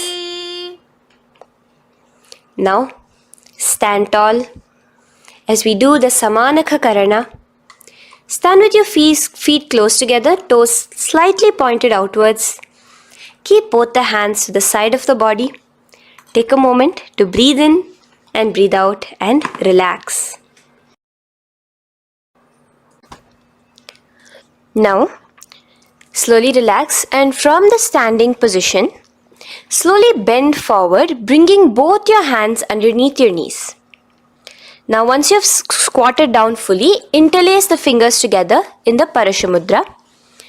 Bring that interlaced fingers in front of your navel. In Ghorakanjali Asana, visualize the great sage Gorakhnatha, the founder of the Natha Yoga Hindu Sampradaya. As you do the Jiva Chala Kumbhaka, engage the Moola Bandha. The next asana is Kanchyasana. So now just slowly unwind your hands from each other, from your navel, and now bring your hands from the opposite side inwards underneath your calves and wrap your hands around your back. Hold them together in the Parashamudra. Keep your body, your upper body upright, visualizing the Supreme Pontiff of Hinduism in your inner space. The next is Bhairu Asana. So slowly unclench your hands and bring them out from underneath your legs. Keep your feet and knees together and in a squatting position, bring your hands behind your back, clasping them together, remaining in the Parashamudra. As you gaze at your navel center, visualize Bhagavan Kala Bhairava, the Lord of Time, in your inner space. The next asana is Varahasana. Now to gain your balance, you can lightly spread your legs apart and bring your hands to the back of your behind you in the Anjali Mudra, palms together.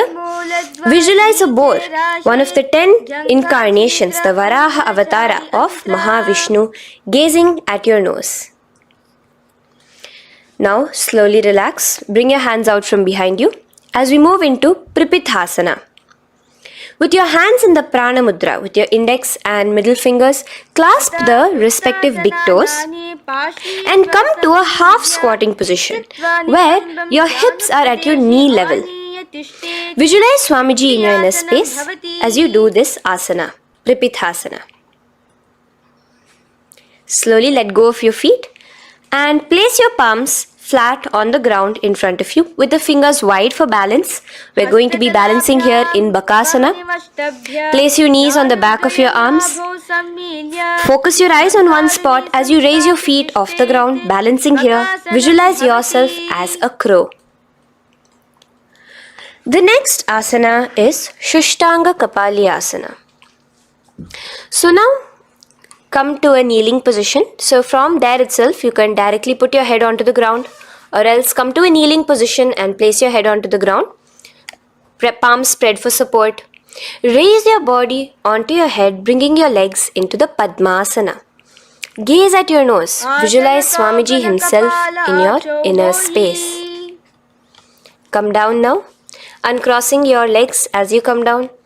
Sit onto your knees, keeping the toes flat. Now, let your heels come outside of the hips Keep your hands on your knees. In Guptasana, sit straight.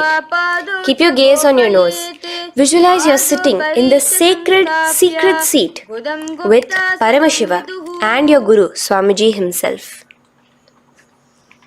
Now we are going to be kicking up into a handstand. So get ready. Place your palms on the ground, fingers wide for support. Do take support of a wall if you need it. And lift your body up straight above your hands. Visualize you are a tree in Vrikshasana 2 with deep roots into the ground. Breathe in and breathe out slowly.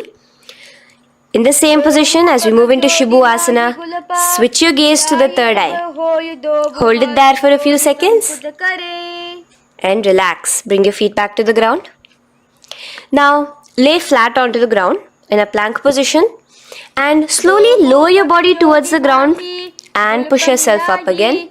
In Matsyasana 2, go down and come up, visualizing yourself as a fish. The next asana is Sarpasana 2. So here you're going to lay prone, completely flat now. You can lower yourself to the ground. Bring your hands to the hips. Extend your legs together and point your toes backwards. Lift your chest up and move left to right. You're moving like a snake while visualizing yourself as a snake in Sarpasana 2. Relax slowly, bringing your chest back to the ground.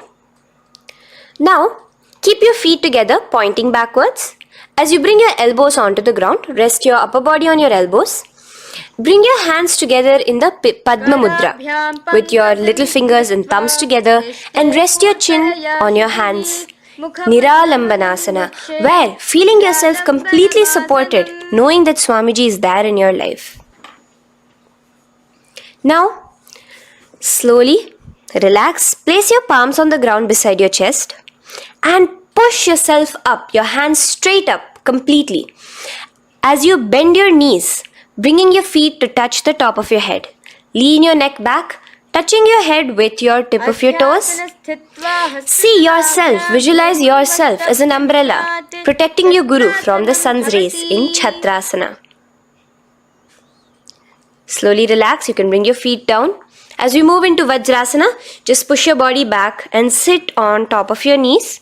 On your knees with the heels flat on the ground. Now stretch your arms in front of you with the palms facing downwards. Place your forehead on the mat. Visualize you are the weapon of Indra, the Vajra, symbolizing indestructibility as you gaze at your nose. As we enter into Meshasana, raise yourself into the same Gajasana position on your hands and legs with your hips pointed upwards and alternate striking the ground with the opposite hands. Experience yourself, visualize yourself as a powerful ram as you alternate striking the ground in Meshasana. Now stop striking the ground, bring your palms down again. As we move into Ajasana, kick your legs off the ground and lower your forehead to the mat. Let's do it again. Kick your legs off the mat. Lower your forehead to the ground. You are unborn, existing for all of eternity in Ajasana. Now, come to a seated position as we move into Dhanantara Asana. Sit on your heel with your legs together. Pull your toes underneath you. As you bring your hands top of the knees, gaze at your nose, visualize Swamiji in your inner space. Here, do the Ujjayi Pranayama, inhaling and exhaling like an ocean, Dhanantara Asana. From Dhanantara Asana, now interlace your fingers in front of you and then behind you. Stretch your arms towards all the sides, backwards, forwards. Giving a massage to the various different joints and muscles in your body. Lean forward, get up again. Continuing to visualize Swamiji in your inner space. Relax your hands and now take your respective heels and point them outwards, outside the side of your hips. Keep your hands on your knees with your thighs and knees resting on the ground, spine straight. Visualize yourself as Lord Garuda in Garudasana 4. You have Mahavishnu and Mahalakshmi on your back as you are flying. The next asana is Ananda Mandirasana. Now you can continue to remain in the same position. You can bring your feet pointing inwards. Use your hands to clasp underneath your ankle. Make sure your knees are spread out wide. Gaze at the third eye. Visualize residing in the blissful space of a temple. You are in a temple in Ananda Mandirasana. Now, as we move into Mandukasana, keep your knees wide and sit on top of your ankles. Your hands underneath your knees. Gaze to your nose. Visualize yourself as a frog. Suck in your stomach in the Udyana Bandha. And remember to do the Manduki Mudra, your tongue, your frog-like tongue, catching the nectar dripping from the Sahasrara Chakra in Mandukasana 2. Now, as we move into Narasimhasana, tuck your toes in and sit on top of the heels. Place your palms on the ground, spread your fingers wide and spread your knees apart onto the ground too. Gaze towards your nose, stick out your tongue and exhale forcefully, visualizing the Narasimha Avatara, the form of Mahavishnu as a half lion and half man. Now just raise up, bring your hands off the ground. Here we'll be doing a new pranayama, which is the Bhishraka pranayama, as we enter into Bhishrakasana. So continue to keep your knees and feet on the floor. As you bring your hand up to your face, make a hollow of your palms and place it over the mouth. Keep your thumbs under your teeth and close your lips. Gaze to your nose. Inhale through your left nostril, exhaling through the mouth. Gaze at your nose again. Visualize yourself as Devi, presiding over any and all minuscule fears you may have within you. Now moving back into the Ujjayi Pranayama, let us do Makadasana. So you can take your hands off your face and slowly remaining in the same position, bring it to your armpits. Bring your fingers to your armpits. Imitate as if a monkey is scratching. As you gaze to your third eye, visualize yourself as a playful monkey in Makadasana. From Makadasana, let's move into Vajra Sangharasana. So you can slowly lift your knees off the ground, just balancing on your toes, sitting on the heels. Bring your hands behind your back and clasp the opposite elbows. Gaze to your nose, embody a diamond, visualize yourself as a diamond-like strength for yourself and your Sangha. The next asana is Khanjanasana. So now you can uncross your hands, rest on top of the heels with your knees on the ground. Keep the toes down, ankles crossed behind. Place your palms on the mat to your side. Suck your stomach in the Udyana Bandha as you gaze at your nose in Khanjanasana. Now, you can uncross your ankles and just sit with your toes flat. Keep your knees wide on the floor. Rest your hands on the knees. Just relax the Udyana Bandha, just sucking in your perineum in the Mula Bandha. Gaze at your nose, visualize yourself as a turtle with a stable body and mind to live for hundreds of years. And without changing anything in your physical posture, just visualize yourself uniting with Swamiji himself in Yogasana. Now, raise up onto your knees, cross your ankles behind your back until the feet are coming towards the opposite knees.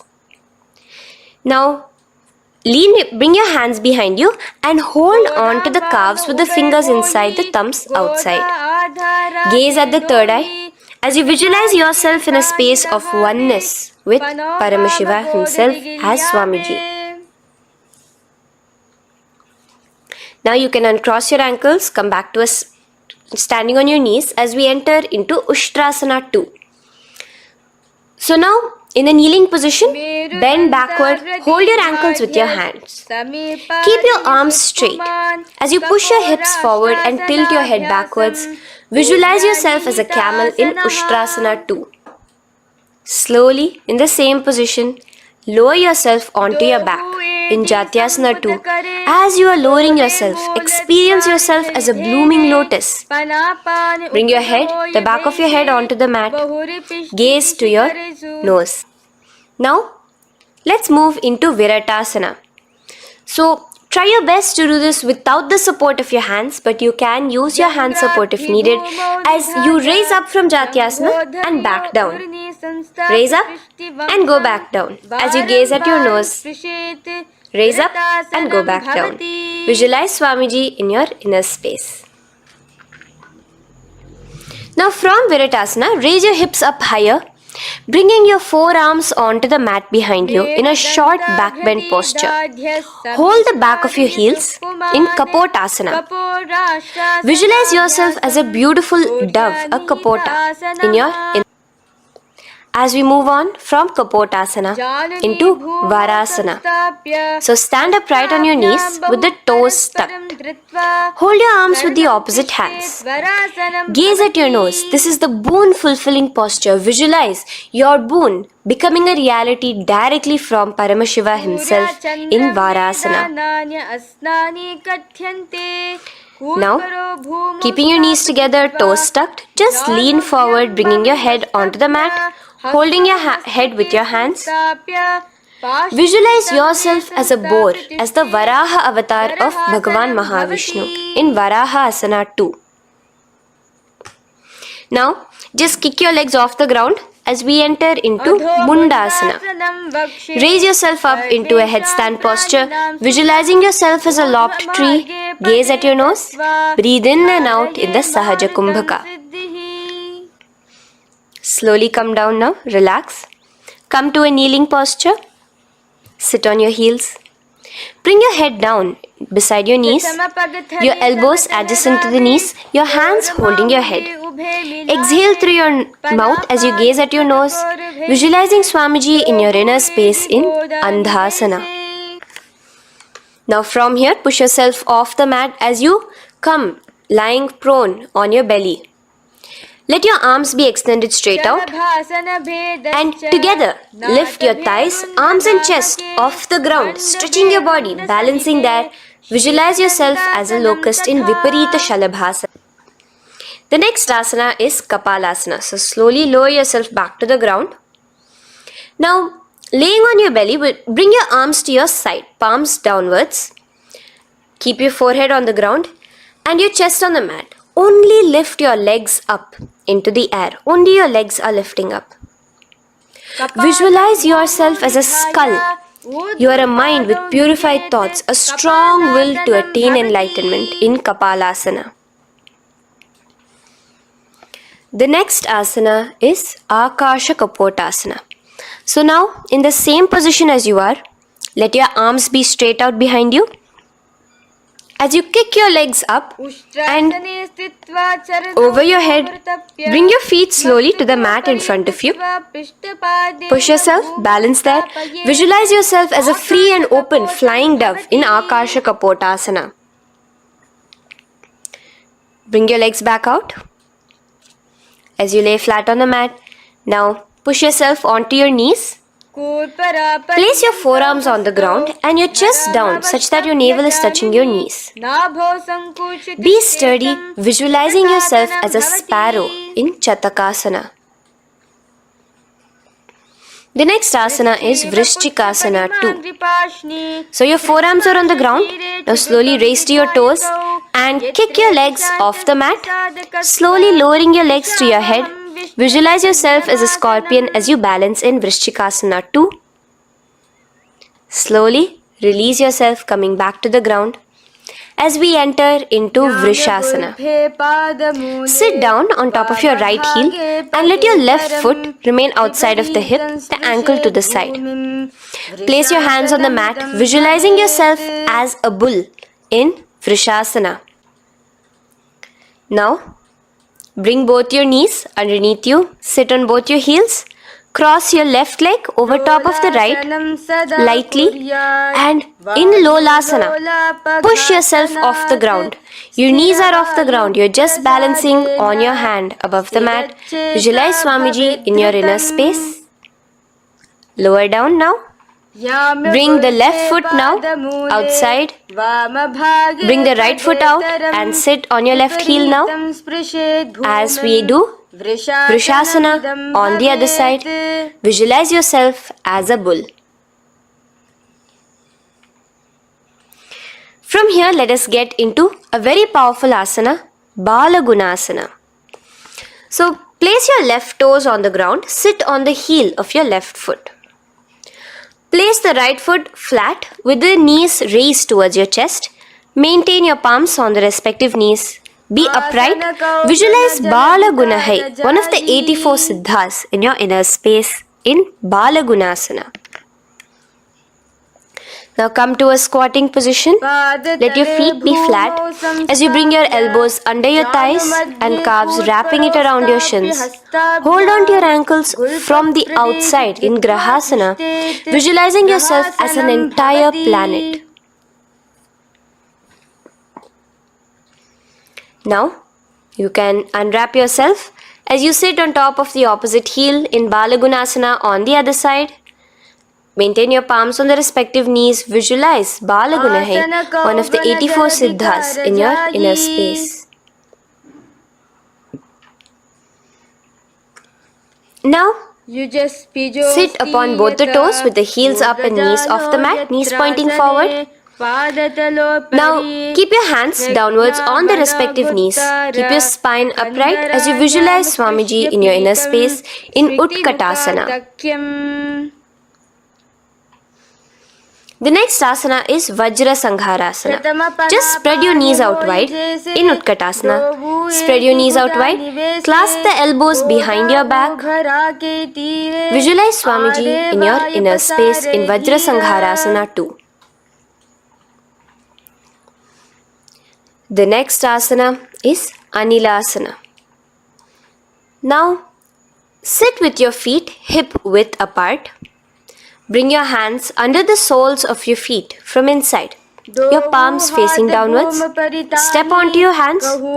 Keep your arms straight, elbows together at the navel. Gaze to your nose. Visualize yourself able to consume and live off of air alone in Anilasana. The next is Padukasana. So from Anilasana, you can release your hands. Place the back of your hands on the mat with your fingers facing upwards. With your fingers facing towards your body, palms upwards. Step your feet on top of your hands and wrap your hands around your feet like a shoe. Walk around.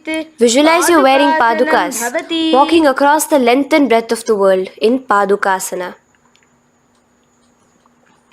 Now bring your palms onto the ground. Stop moving around as we move into Kukutodana. Kick your feet up into the air and let them fall back down. Let's go up again and come down. Kick up and go down. Visualize yourself as a rooster in Kukutodana. The next is Viparita Nrityasana. So as you're kicking yourself up, you can go up into a complete handstand posture, which is Viparita Nrityasana. Do take support if needed. And move around on your two hands as if you are dancing in Viparita Nrityasana. Slowly come back down to a standing position. Lean forward and let your feet be slightly apart from each other. Bring one palm down on the mat with the arms straight. Bring the opposite hand to your head and be stable in Kunjarasana. Now just put that hand down as you bring the other hand to your head, repeating Kunjarasana on the other side. Be stable here. Now you can squat back down onto the ground. Keep your feet flat. Hold your respective ankles and lift your feet off the ground in Kadamba Asana. Visualize yourself as a Kadamba tree, a pious tree that promotes a long life. The next asana is Pavana Muktasana. Now sit back down onto the ground, bring your knees towards your chest. Let your hands wrap around your knees, hold it close to your body. Visualize all the excess vata, air, just balancing and releasing in your system in Pavanamuktasana. Now, let us move into Chakorasana. So first stretch your legs out in front of you. Bring one leg behind your head. Now place both hands on the ground and lift your body off the ground while lifting the other leg too, up straight. Visualize yourself as a powerful source of energy. Gaze at your third eye in Chakorasana. Slowly relax back down. Now hold your left toes with the left hand, index and middle fingers. Pull the foot to the left ear. We are entering into Dhanurasana 2. Extend your right leg out, keeping straight. Hold the big toe with your right hand. Visualize yourself as a bow in Dhanurasana 2. The next is Ashtavakrasana. So lift your left leg over top of the left shoulder. After releasing your hands, bring the right foot across and hook it on top of the left foot. Lean forward and down, keep your palms onto the ground. Extend your legs out to the left, lift your head up and chest. You're completely balancing only on your hands as you visualize yourself as a flying crane in Ashtavakrasana. Now slowly relax down. From here, bring your right foot to the left thigh and your left foot flat onto the ground. Knees raised up. Have your left shoulder underneath the respective leg and place your hands flat on the ground. Gaze towards your third eye. Visualize you are immortal, able to exist solely from prana alone in Pranasana. From here, moving into Parshva Matsyendrasana. Place your right foot at the root of the left thigh. Then the left leg by the side of the right knee. Hold the left leg by the right hand. Twist your body out. Remain steady here, gazing at the third eye. Visualize Matsyendranatha, the great Rishi, Yogi, master of Hatha Yoga, in your inner space. Now slowly unwind yourself. As we repeat Chakorasana on the other side, lift the other leg behind your head. Place both your hands on the ground and keep your entire body off the ground straight up. Gaze at your third eye, visualizing yourself as a powerful source of energy. Now relax back onto the ground. Let's repeat Dhanurasana 2 on the other side. Clasp your respective hands with the feet. Pull one foot back, the other foot extended forward. Visualizing yourself as a bow. Release your feet as you cross them over each other, over top the shoulder in Ashtavakrasana on the other side. Raise off the ground. Visualize yourself as a flying crane.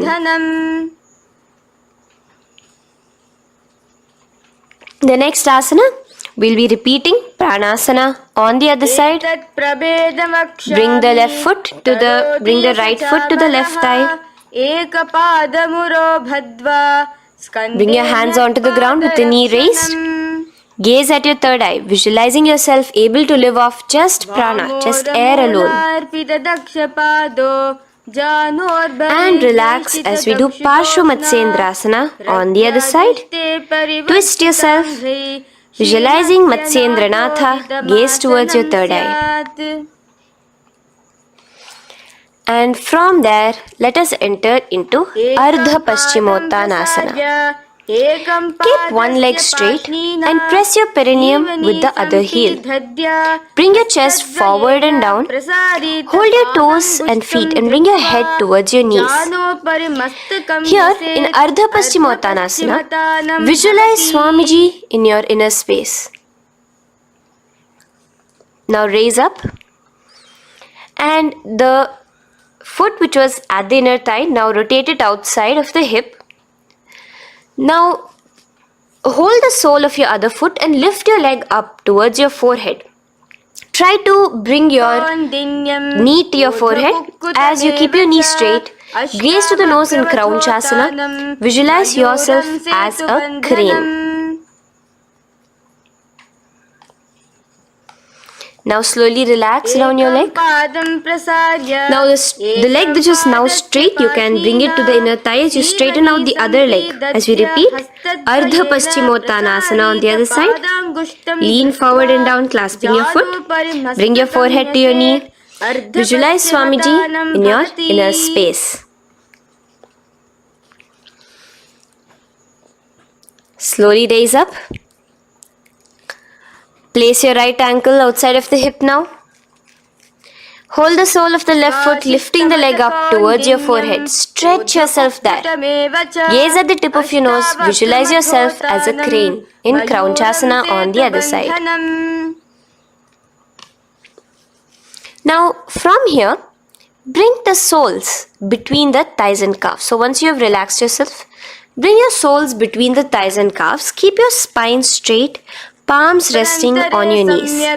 Visualize a swastika, embodying peace, well-being, good fortune and prosperity as you gaze at your nose in swastikasana. Now without changing anything about your position, just take your hands alone. Cover the respective heels with your hands in Gorakshasana as you tuck your chin to your chest in Jalandhara Bandha. Gaze at your nose. Visualize the great Rishi Gorakhnatha, the founder of the Natha Yoga Hindu order. Now release the Jalandhara Bandha. Continue to keep the Mula Bandha engaged throughout the whole sequence. As you raise one foot to the opposite thigh, bring your hands to your face in the Shanmukhi Mudra, closing your eyes with your index finger, nose with the middle finger, ears with the thumbs. Gaze at your third eye as you meditate on Swamiji himself, the Supreme Pontiff of Hinduism. Now release the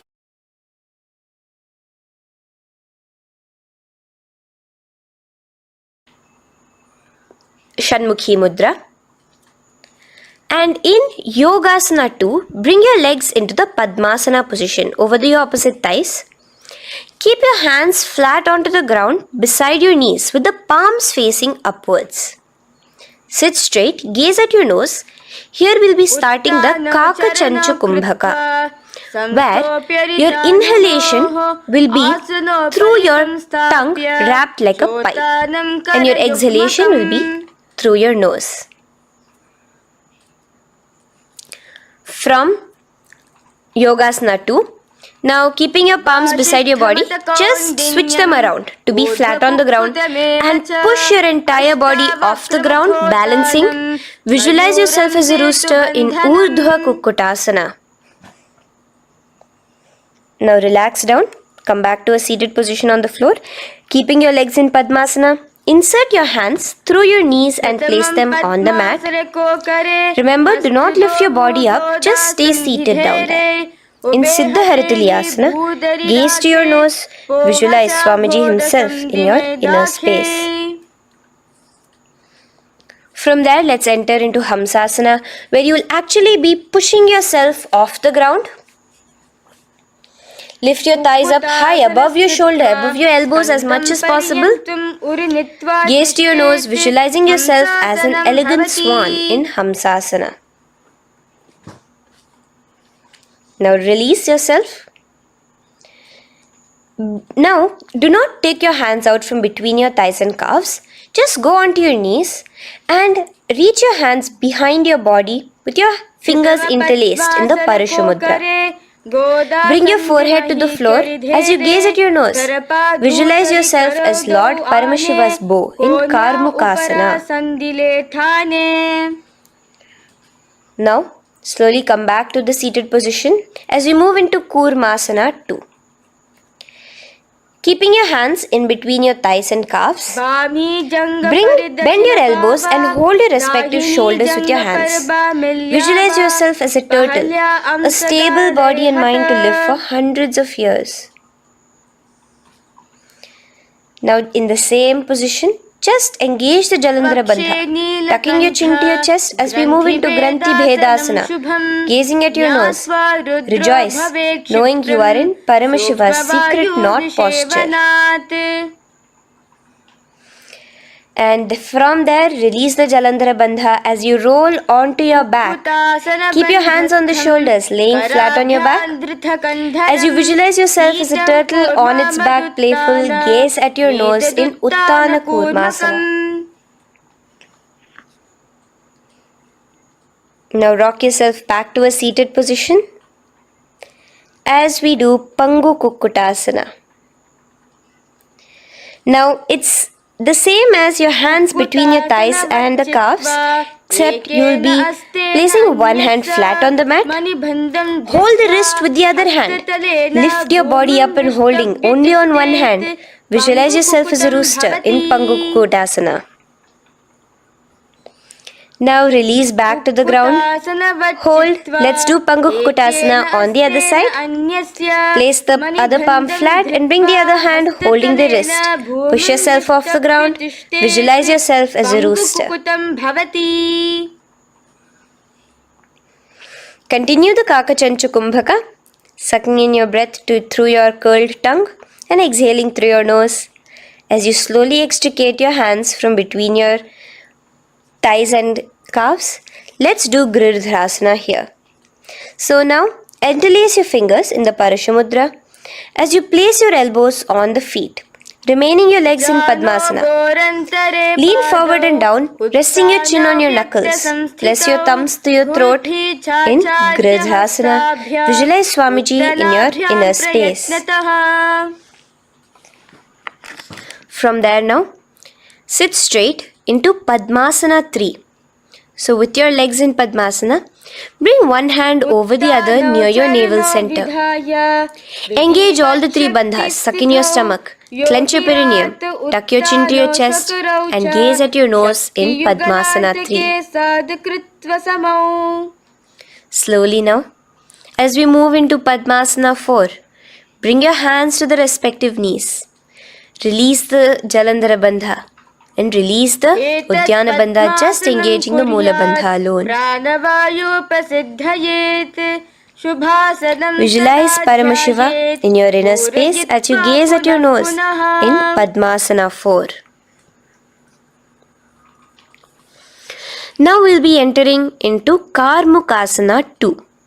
So in the Padmasana position, hook your right hand index and middle finger in the Prana Mudra around the toe. Pull it back while your left hand rests on the knee. Now, as you visualize yourself as Paramashiva's bow, just release your right foot. Bring your left hand to the left toe, right toe, and let your right hand be on the right knee. Now from here, let's do Karmukasana 3. So you can release your toes, cross your hands behind your back. Continue to keep your legs in Padmasana and with your respective hands cross behind your back. Hold on to the toes in the Prana Mudra. Engage all the three bandhas, suck in your stomach, clench your perineum, tuck your chin to your chest. Visualize yourself as Paramashiva's bow in Karmukasana 3. Slowly relax the bandhas, just keeping the Moola Bandha. Continue to hold on to your toes. Release the Udyana Bandha and the Jalandhara Bandha. Switch your gaze to the third eye. Visualize you are Paramashiva's third eye itself. Anything you come across, you just rejuvenate it, destroy it in Dridhasana. Now, try to keep your hands at the toes. If not, just keep your hands crossed behind you as you lean onto your back in Padmasana, where you are entering into the Nagrasana position. Lay flat onto the back, visualizing yourself as a snake, gaze at your nose in Nagrasana. Do the Sahaja Kumbhaka, simple breathing, inhaling and exhaling.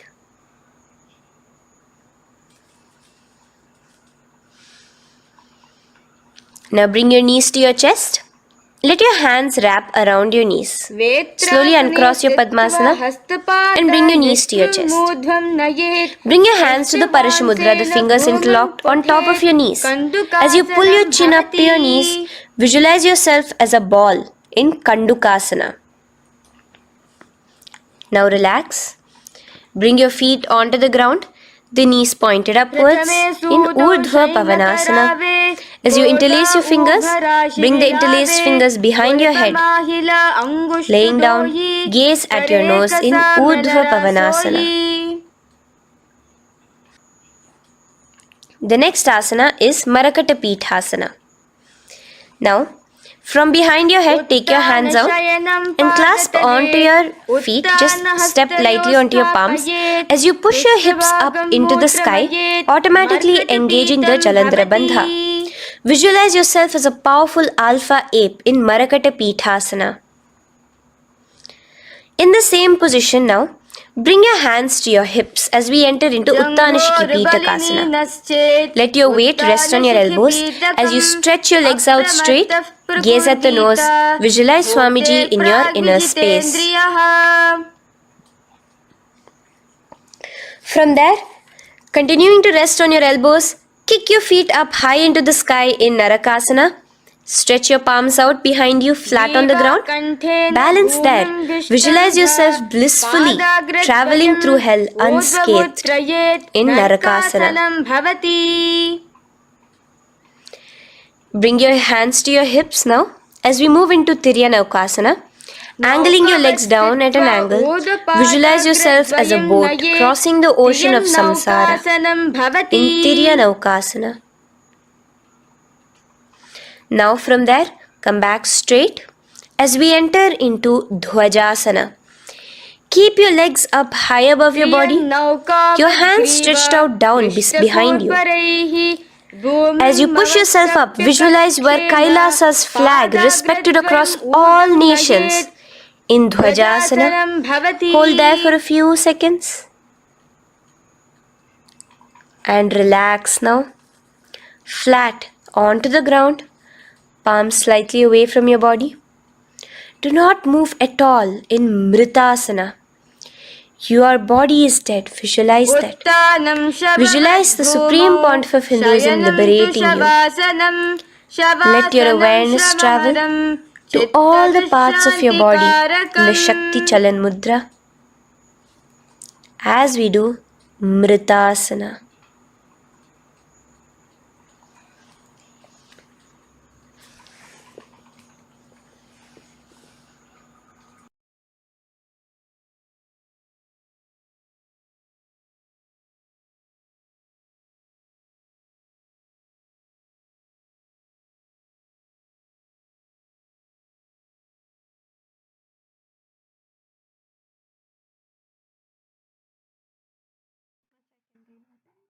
ॐ पूर्णमदः पूर्णमिदं पूर्णात् पूर्णमुदच्यते पूर्णस्य पूर्णमादाय पूर्णमेवावशिष्यते ॐ शान्ति शान्ति शान्तिः हरिः ॐ तत्सत् सर्वं भगवच्छ्रीनित्यानन्दपरमशिवपादुकार्पणमस्तु ॐ नित्यानन्दम्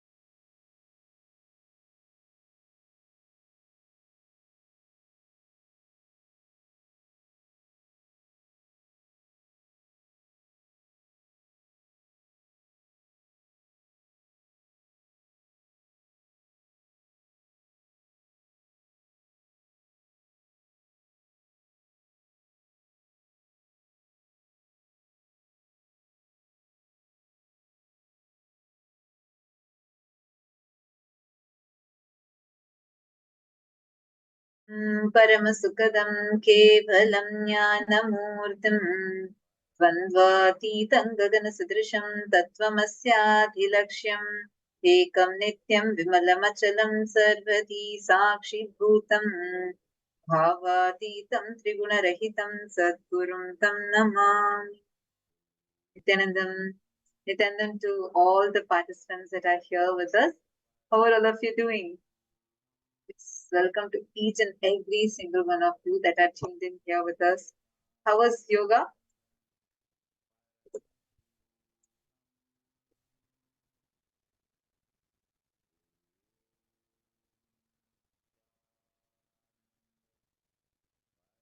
Yes, Mahasadashiva. Yes, Ma, we will connect with you regarding this. Do not worry, you are in the right place. Nityanandam, Ashni Gujadur, Sharmin News. How was it for all of you? Can I request all the participants to kindly come on camera and share how was yoga for all of you? Did all of you enjoy the yoga?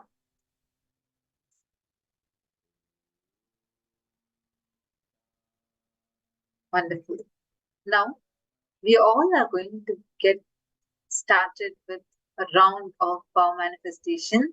See, understand? Every time you do the Nityananda yoga, what actually happens to you?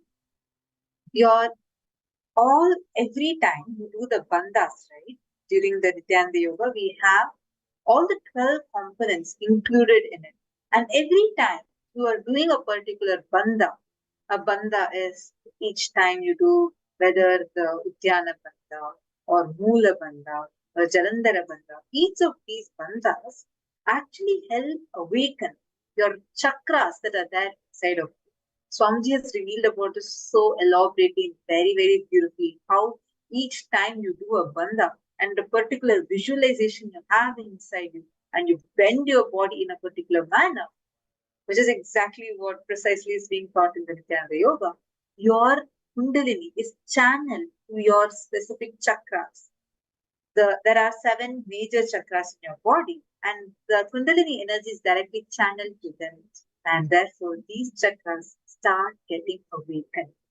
So, Nityananda Yoga is a very, very powerful practice if you are looking to awaken your chakras inside you. Now, because all of you have done this yoga today morning, it is time we enter into a round of power manifestation. The Nityananda Yoga is designed in such a way, very beautifully by Swamiji, where you are able to experience the direct oneness with Swamiji and thereby manifesting powers through you. So just sit now. You do not need to do any specific separate practice for this. Just sit and start doing the power manifestation and you will have a breakthrough. The first power we are going to be entering is to see through your third eye.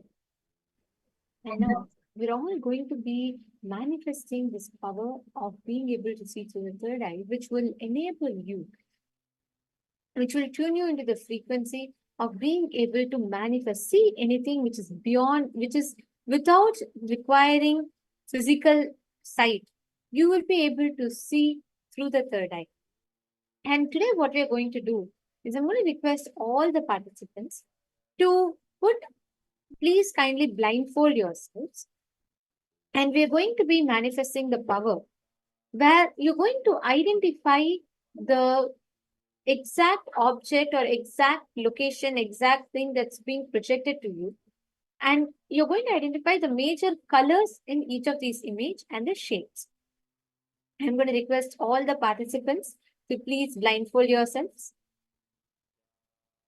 Please say your eyes.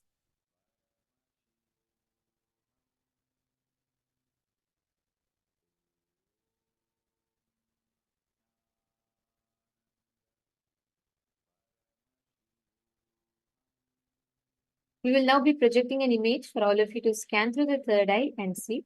Please chant the Mahavakya and connect deeply to Swamiji. And scan through the third eye and identify what is the exact image, the colors, the shape, and all the details that's being projected to you all. Please take a few minutes. Om Nityananda Paramashivoham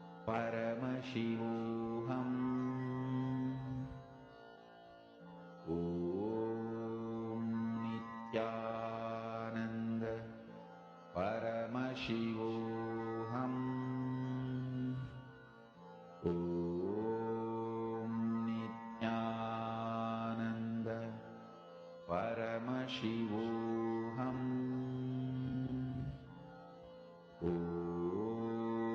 Nityananda Paramashivoham Om Nityananda Paramashivoham Om Nityananda Paramashivoham Om Nityananda Paramashivoham Om Nityananda Paramashivoham Om Nityananda Please relax. I request all the participants to now please open your eyes. Post everything that you saw through the third eye. All the colors, shapes, pictures, letters, whatever Swamiji revealed to you in the third eye, please go ahead and post it in the chat. Define everything, every detail. Actually, you know what you all can start with right now? You all can start with the colors. First, go as detailed as possible with colors and then start defining the shapes. You're seeing something long, you're seeing something short, whatever you are seeing. Each one, start posting it in the chat.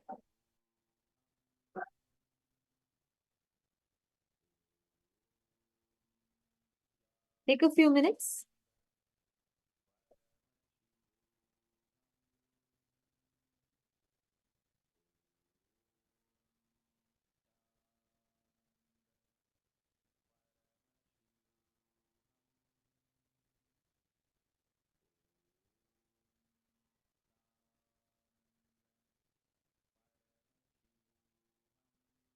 Okay, I see various different answers that's being posted. Actually, the exact image that was projected to you all was that of an oasis, and you can see the desert and with some palm trees around, and there's a oasis in the center. Actually, when you're scanning through the third eye, right, many times the kind of details that you will start seeing, even if you just start posting, like always, just start with colors, just start with shapes, and from there you can go on building the next things, whatever you're seeing. Are you all understanding? And today we are going to be learning about one of the most like foundational principles for you to experience Paramashivoham, which is conscious sovereignty. Like Swamiji says, anything can be lost in life, but you should never allow your conscious sovereignty to be stolen from you.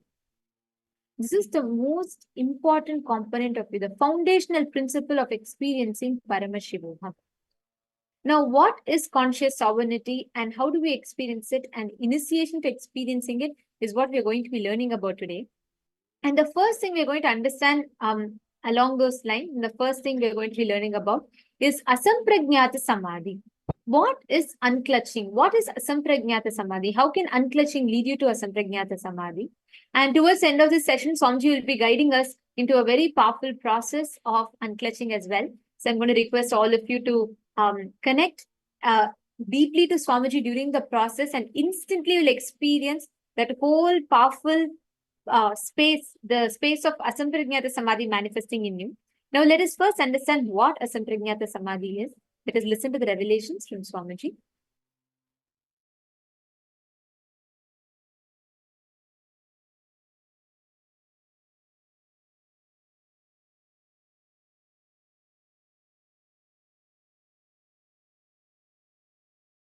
First time when you unclutch, that experience only Patanjali calls it as asamprajnata samadhi. The first unclutching experience. Beautifully in Ramakrishna's life it happened. Let me describe how Ramakrishna moved from samprajnata samadhi to asamprajnata samadhi. Ramakrishna was deeply connected to Kali. the form of the Kali. Ramakrishna had all kinds of experience with the Kali's Murti, with the deity of the Kali. And it was just, even when you read, I don't know how it would have been to see. It was a romance. It was a pure romance. He was living with the deity, with the Devi. Very powerful connection. He used to keep the small thread near her nose just to check whether she is really breathing. And he says she always used to breathe. And he always saw that thread waving.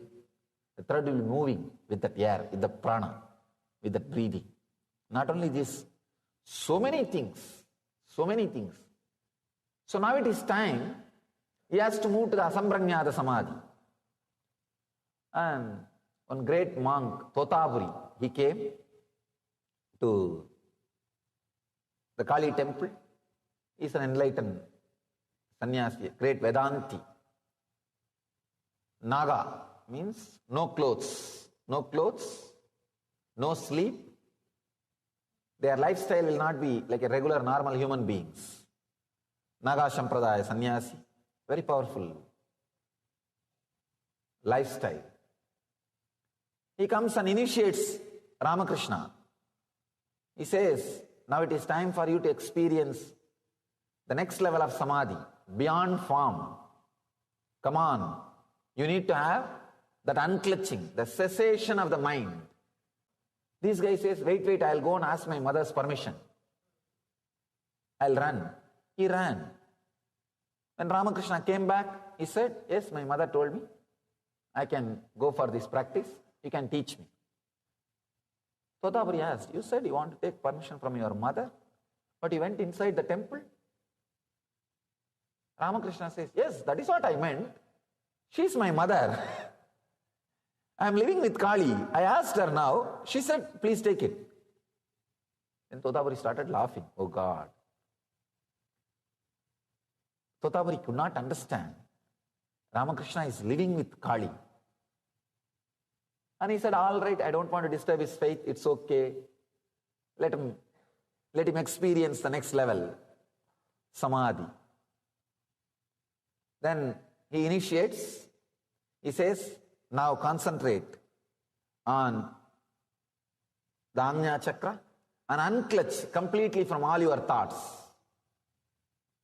Ramakrishna says, I am able to unclutch from all the thoughts, but I am not able to unclutch from Kali's form. I am not able to unclutch from Kali's form. He says, I am stuck. The moment I see her, even the idea to unclutch disappears from me. I am just completely drowned. Totaburi says, no, you have to go beyond.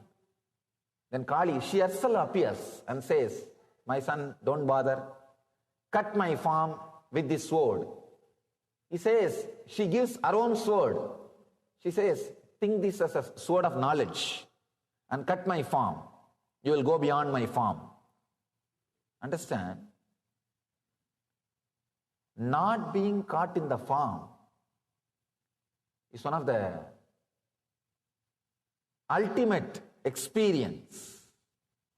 This has to be understood very beautifully. See, when you lost all other attachments except this form, then you can cut this form and go beyond the form.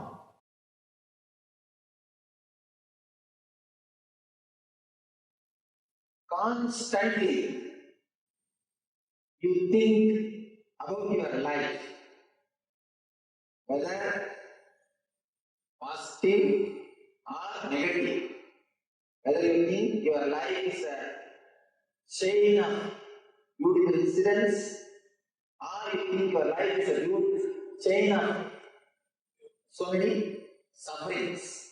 Usually we think only it's a chain of sufferings. Whether you think your life is a chain of sufferings, or you think your life is a chain of beautiful incidents, both are ignorance. both are just expressing your ignorance. Be very clear, your life is not a chain as you think. Every moment is individual, separate, independent moment.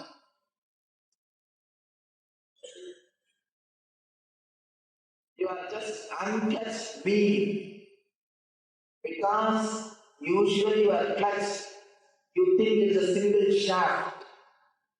Because you never unclutch, you think you are a shaft. Be very clear, any moment you can just unclutch yourself. Any moment you can liberate yourself. Different shape, different size, different colors, different quality, different experiences. Some are related to joy, some are related to suffering, some are related to depression, some are related to excitement. Different kinds of thoughts. Please understand, continuously, different shape, different way, thoughts are flowing. One important thing you need to understand, all the thoughts which are flowing are completely illogical, irresponsible and independent. Some of the truths will be very strong words. Some of these words will be very strong. These thoughts are not responsible to each other. They don't have a logical connection. They are completely independent. Independent and illogical. They are not connected. For example, I have to give one example. You see a dog in the street. Immediately you remember some dogs which you had as a pet or which you used to be frightened in the young age. Then the memory of your young age. Then the teacher under whom you studied in your young age. Even when I say now, I give a simple logic base. But if you see your thoughts, it will not even have this much of logic. The dog which you saw in the street and the teacher under whom you studied in the young age have no logical connection. Suddenly, from which logic your thoughts move to which logic, you have no idea. You want to experiment, just now you can try.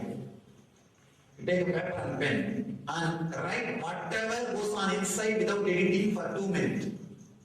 Just 2 minutes. Without editing, like a Dragon software. The modern days there are software the medical professionals use for transcription. Whatever they talk will be transcribed. Just like that, if the software is connected to your mind, how it will completely transcribe. Same way, whatever goes on inside, try to transcribe, you will understand. The thoughts which is flowing inside you are completely illogical, independent and irresponsible. Then what connects? What connects and gives you the kind of a feeling that it is continuous and logical? For example, if you believe your life is suffering, you will connect all the suffering and depressing thoughts and create the idea of pain shaft. Your whole life is a pain. I've seen when you ask people, how is your life?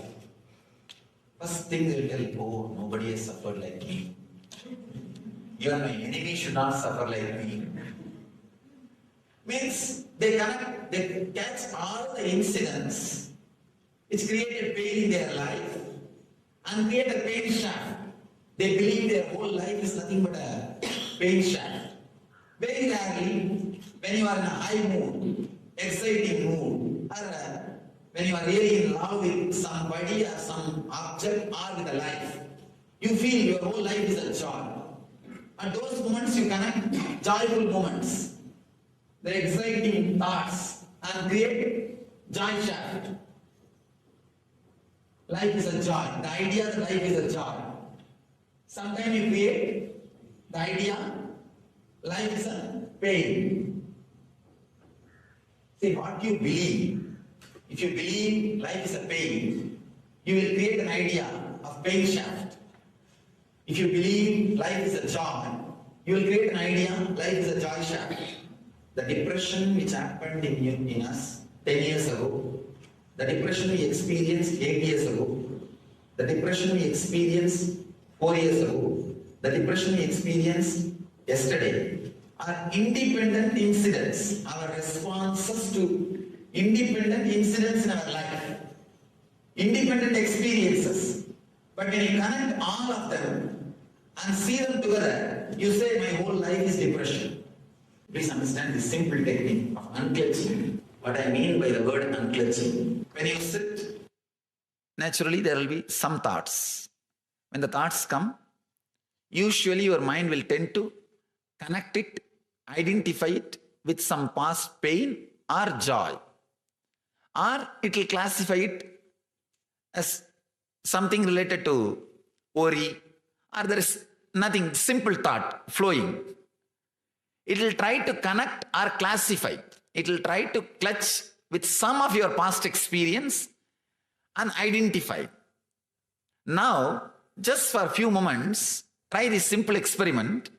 Any thought comes, do not clutch it with your past experience. Do not clutch it with your past suffering or joy.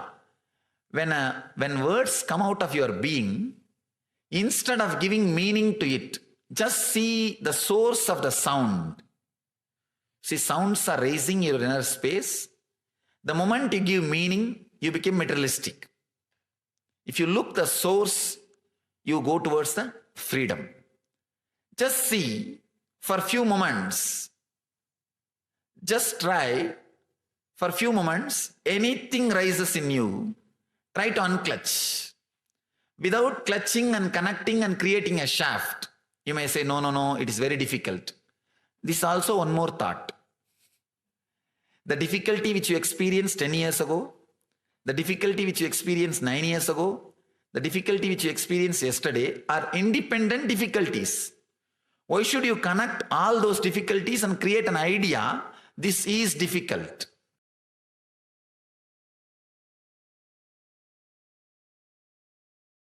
Stargate for Kailasa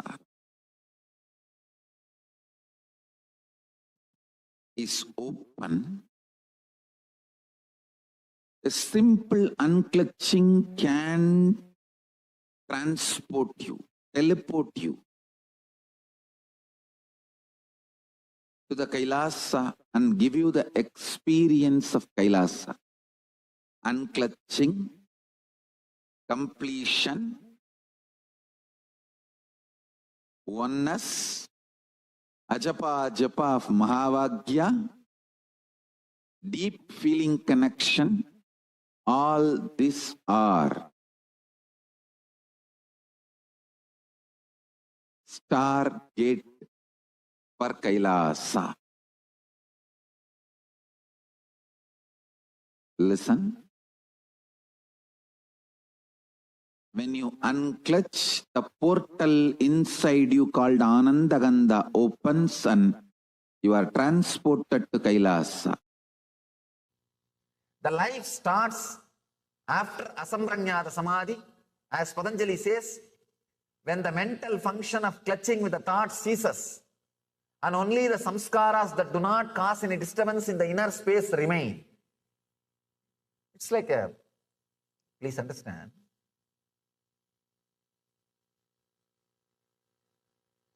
one guy, a great speaker, after his lecture was over, he rang up to his wife. Wife was asking, how was the lecture? This guy said, which lecture? Wife asked, no, you gave only one lecture. I'm asking, how was that lecture? He said, no, 3. One which I prepared, one which I gave, one which I was thinking I should have given.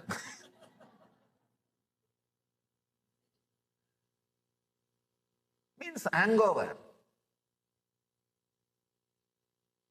When there is a hangover, whole life is a hell. When I walk out and go out, I know very clearly I am me. There is nothing. I never think back or think I should have told this. I think I forgot to tell this. I should have presented in that way. No, nothing is there. There is no hangover. There is no hangover. What ecstasy, to live with a mind and body which does not have hangover. Only then life starts.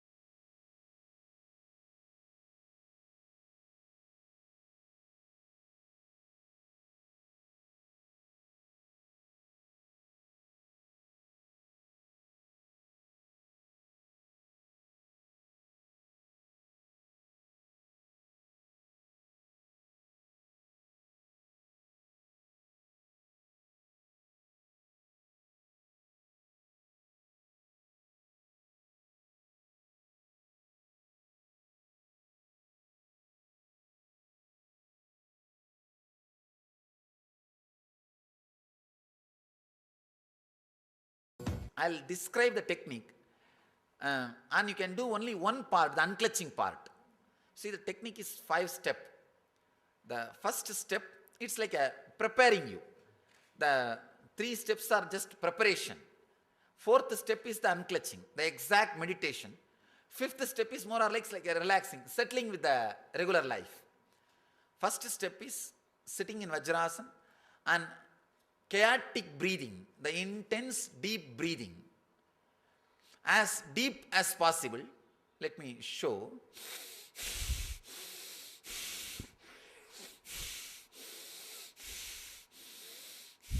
As deep as possible.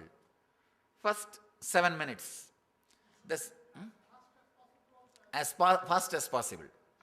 The second step, it's one kind of a pranayam. Second step, intense humming. Let me show.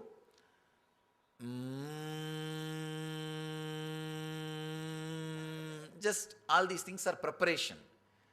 Preparation so that you will be able to unclutch intensely, deeply. The third step, putting your awareness on every energy center for 1 minute. The music itself will guide you. It's a kind of a guided meditation. The guided meditation. The fourth step is what I call unclutching. Just sit. Because of these 3 steps, so many things should have been released in your system. All those things will be leaving in your system.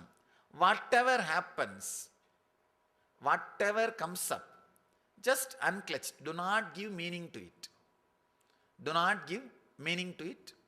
Just unclutch whatever happens, maybe for 7 to 8 minutes. You may think, is it enough? 7 to 8 minutes, and intense unclutching is more than enough to keep that energy whole day. Just intensely unclutch, and whole day you will have that remembrance. Let me unclutch. Let me unclutch. That's all we need. That's all we need.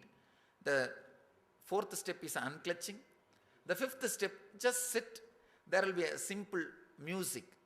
There will be very silent music, very simple music, nothing related to mystic or any spiritual, just relaxing, settling with your body and preparing for your day-to-day routine. This is the 5th step. Now we can do just the 4th step. Now we can do just the 4th step. Maybe 10 minutes, try. You don't have to struggle. You don't have to have any difficulty. Just see the any thought rises in you, just unclutch. Just see the thoughts are unclutched. See the thoughts. The words are not given any meaning. You just see the moment a thought comes, you unclutch. There will be small gap. Immediately your mind will say, no, I am having thought, or I am having silence. Unclutch from that thought to any thought comes up to your conscious radar. Anything comes up, immediately unclutch. For few seconds after unclutching, the moment you use the word idea unclutching, few seconds you may have the gap, Again something will raise. Then again use the word unclutching. In the initial level, it will be like again and again you may have to repeat. But in few minutes, it will settle down. The gap will become more. You may not need to repeat the word or idea unclutching again and again. You can try for next. Third step, putting your awareness on every energy center for one minute, the chakras. Now please close your eyes. We will practice only unclutching.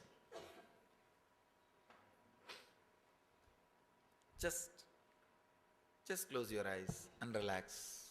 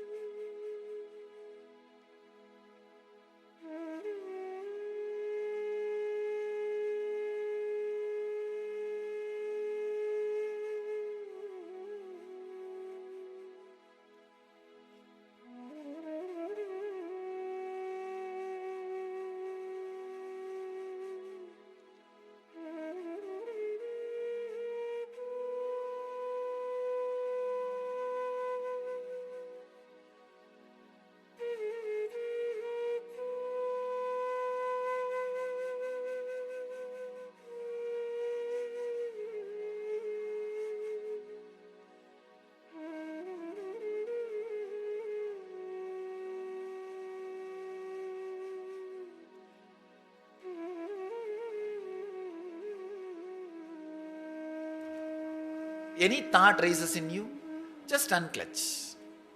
Just see, the thoughts are unclutched. See the thoughts. The words are not given any meaning. You just see. The moment a thought comes, you unclutch. There will be small gap. Immediately your mind will say, no, I am having thought, or I am having silence. Unclutch from that thought to any thought comes up to your conscious radar. Anything comes up, immediately unclutch. For few seconds after unclutching, the moment you use the word idea unclutching, few seconds you may have the gap. Again something will raise. And again use the word unclutching. In the initial level, it will be like again and again you may have to repeat. But in few minutes, it will settle down. The gap will become more. You may not need to repeat the word or idea unclutching again and again.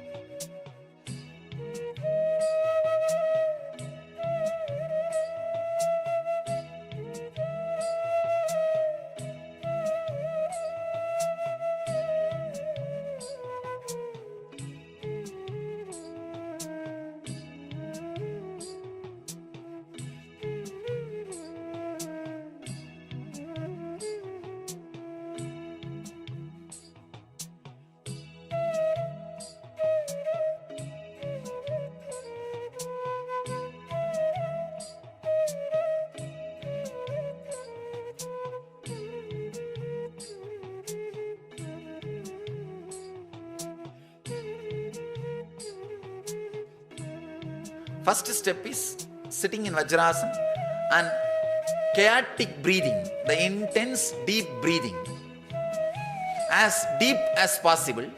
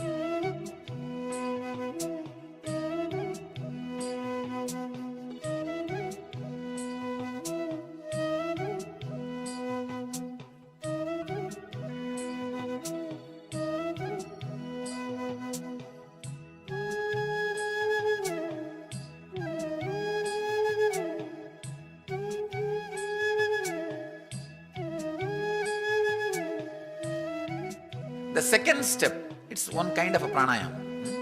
Second step, intense humming. Let me show.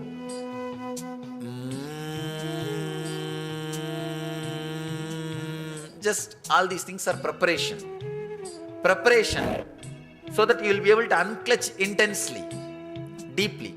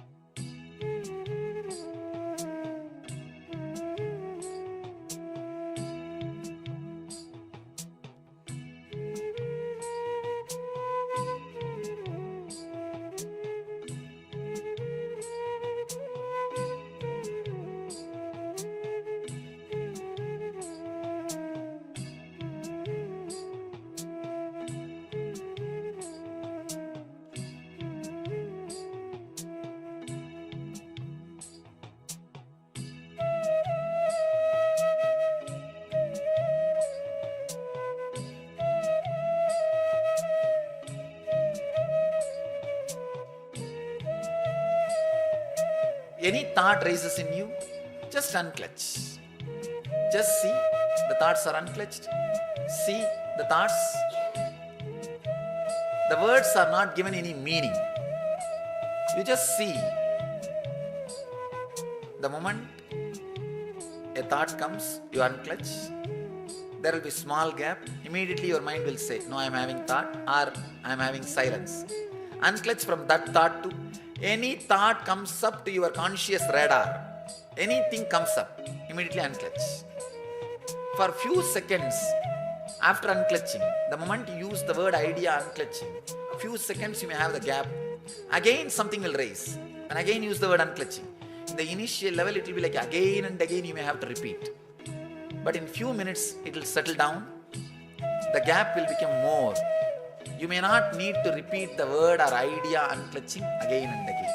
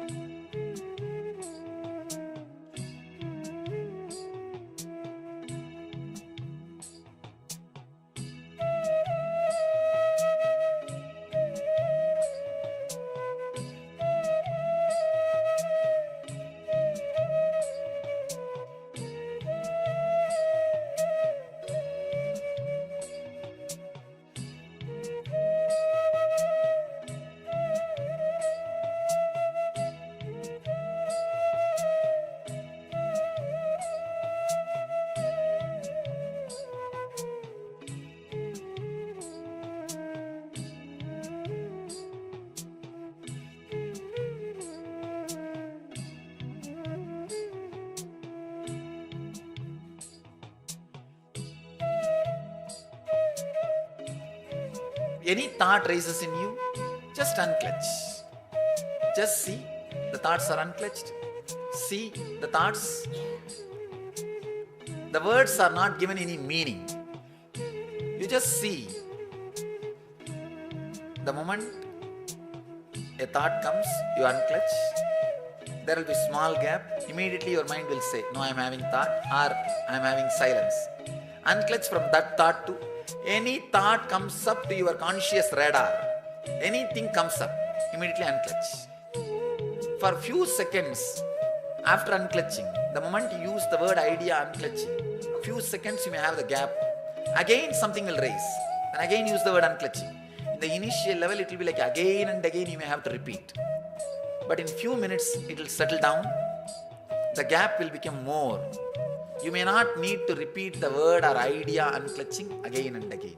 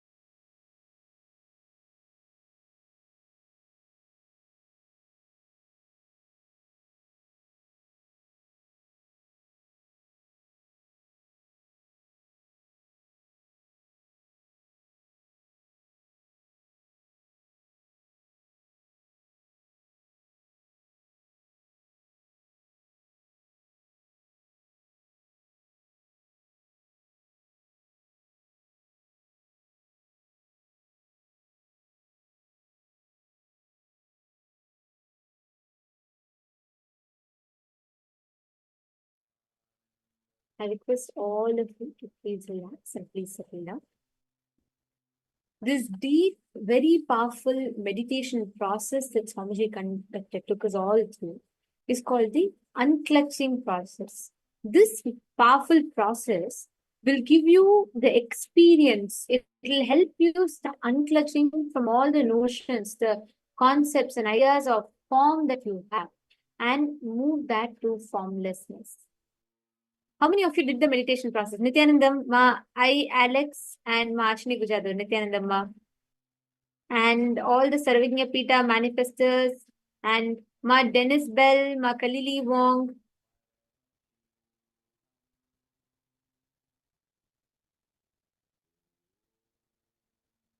I request every one of you to please come on the camera.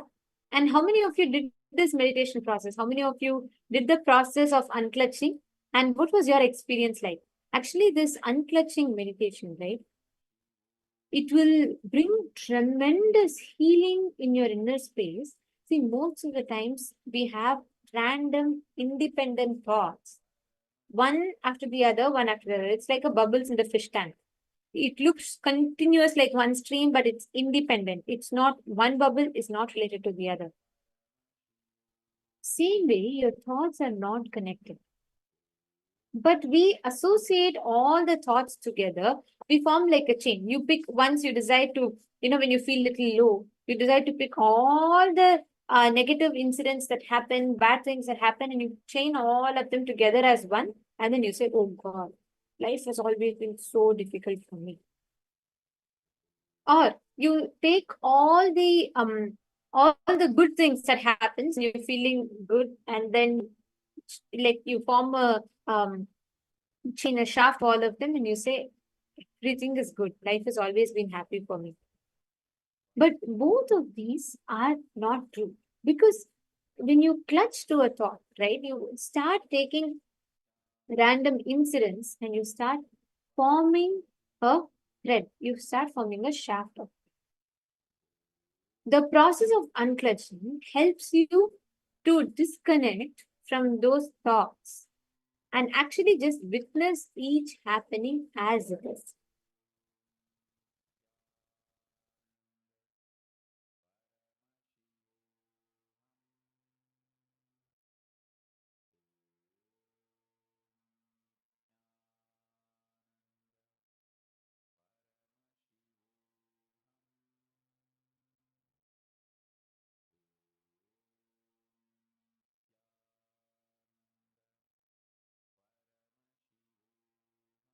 Now, all of us are going to be manifesting this experience of unclutching directly as an experience within each of you. Listen very carefully. Sit now and intensely connect to Swamiji and start manifesting this power.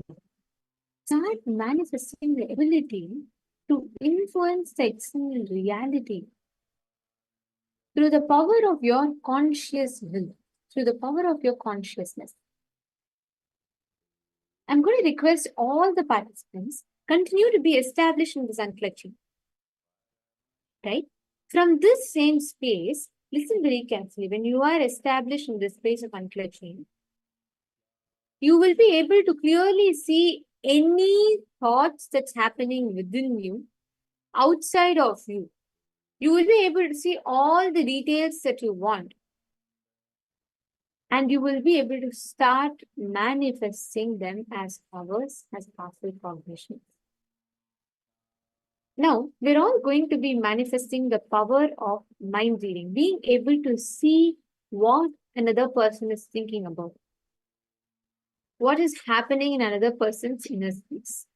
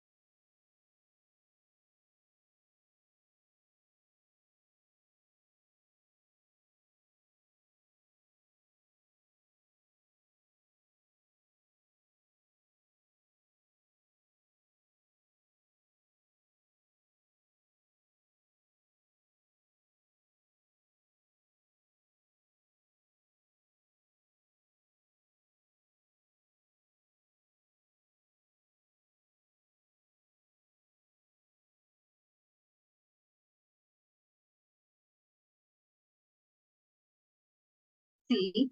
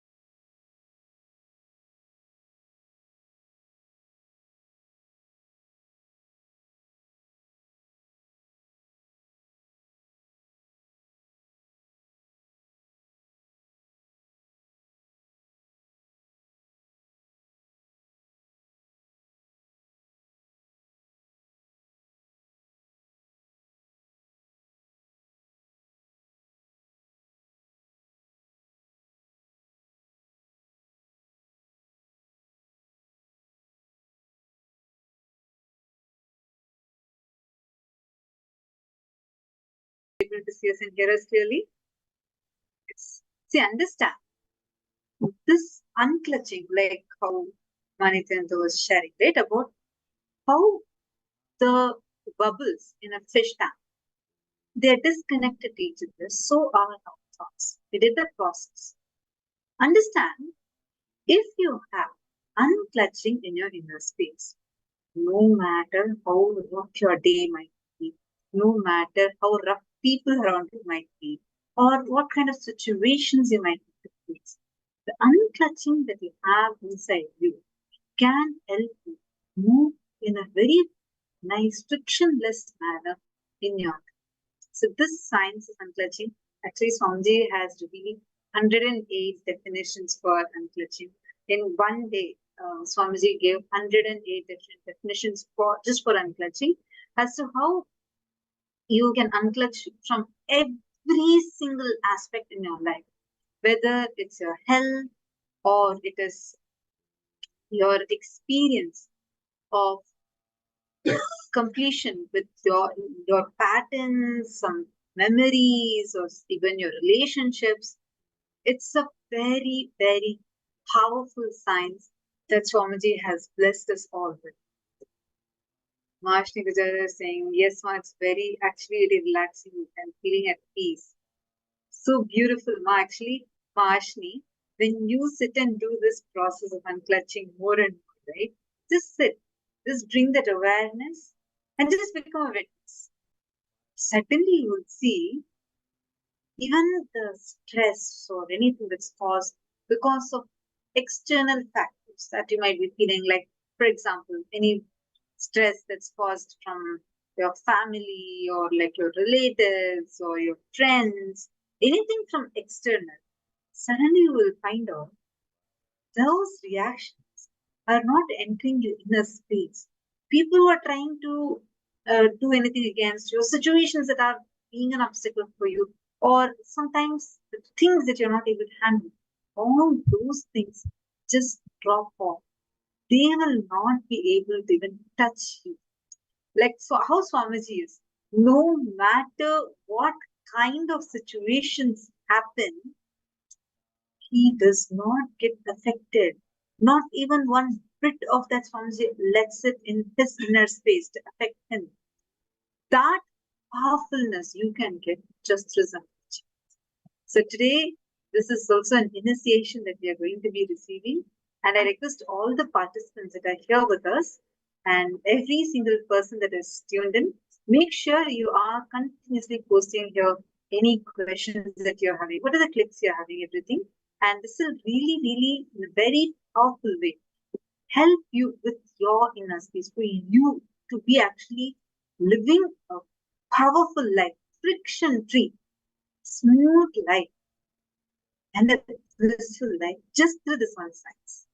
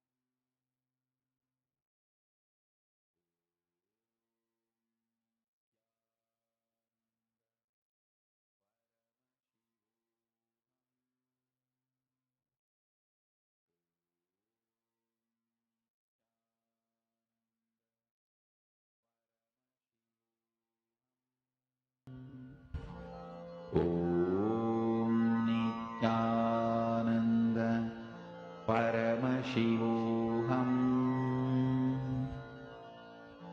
Om Nityananda Paramashivoham. Om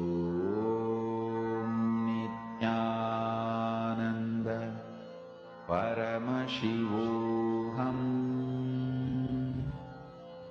Om Nityananda Paramashivoham. Om Nityananda Paramashivoham. Om Nityananda Paramashivoham. Om Nityananda Paramashivoham. Om Nityananda Paramashivoham. Om Nityananda Paramashivoham. Om Nityananda Paramashivoham. Om Nityananda Paramashivoham. Om Nityananda Paramashivoham. Om Nityananda Paramashivoham. Om Nityananda Paramashivoham. Om Nityananda Paramashivoham. Om Nityananda Paramashivoham. Om Nityananda Paramashivoham. Om Nityananda Paramashivoham.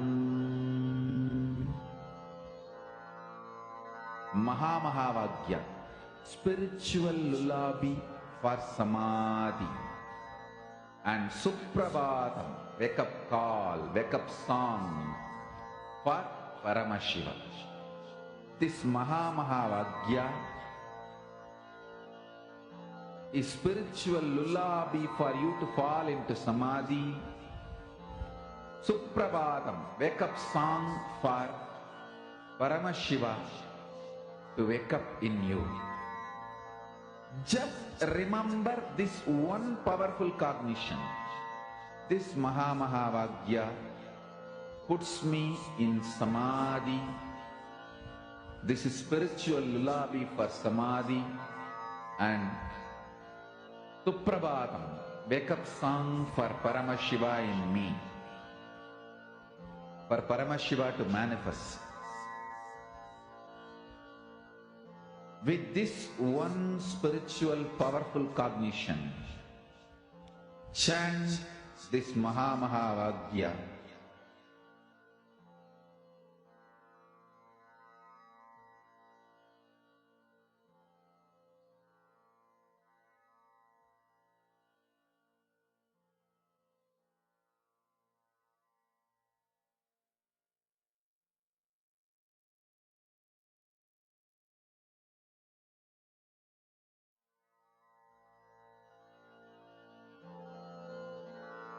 Mahamahavagya, spiritual lullaby for samadhi, and Suprabhatam, wake up call, wake up song for Paramashiva.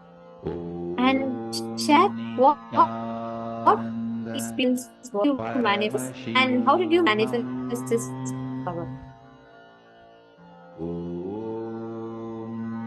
Nityananda Paramashivoham.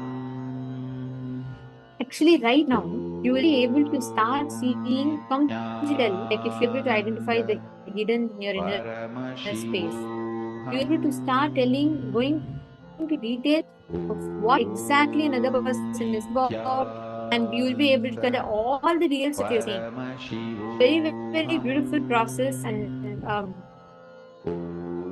you it through the day. Just need to keep practicing this issue. As in when you keep manifesting, right? Just keep playing it. Try it like generally have someone sing with it. This power manifestation will lead you to be able to catch a glimpse of what exactly she is sovereign in you. And you will be able to sign that same to have breakthroughs further to the power manifestation. Now, we're all going to be entering into the next session for the day. We're going to understand about the five Kundalinis. The five Kundalini currents are the exact thought currents that will help understand and analyze and realize the consciously sovereign aspect of you.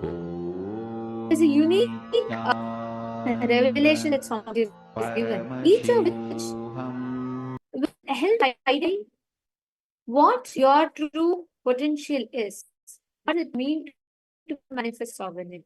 The logic of conscious is what these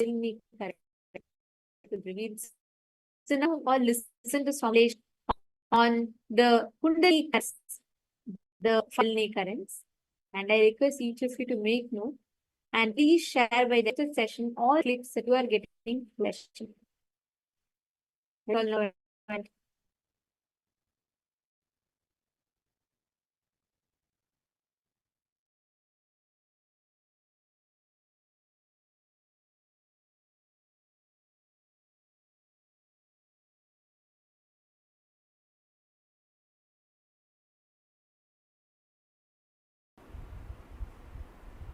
You need to understand this fundamental truth.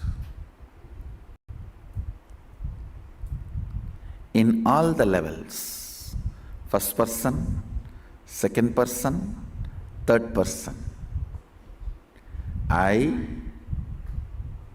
and you, and they. Whatever you perceive as your life, whatever you perceive as you, that needs to be brought to completion. That is the fundamental lesson of Sanatana Hindu Dharma. The first verse you hear from the source books of Hindu tradition, Purnamata, Purnamidam, Purnat, Purnamudachyate, Purnasya, Purnamadaya, Purnamevavasishyate. It is from completion happens completion. From completion, completion comes out and continues to be established in completion. It's not mathematics, understand? It is not logic of numbers.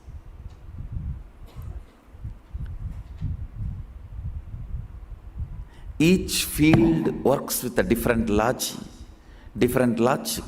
The logic with which bio works is biology.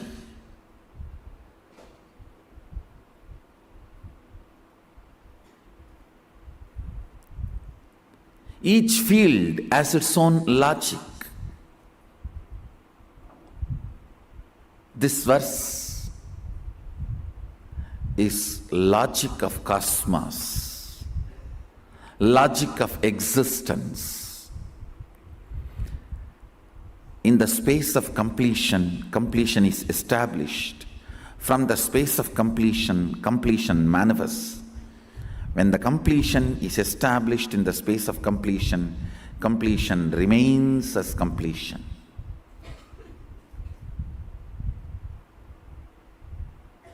Even when the completion feels it has left the completion and it is incomplete, it continues to remain complete.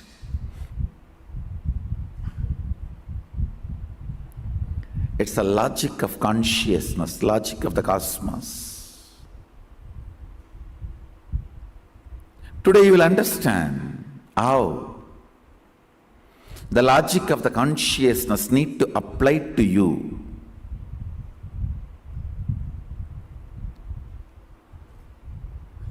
I'll teach you the science of how to apply the logic of the consciousness to understand you.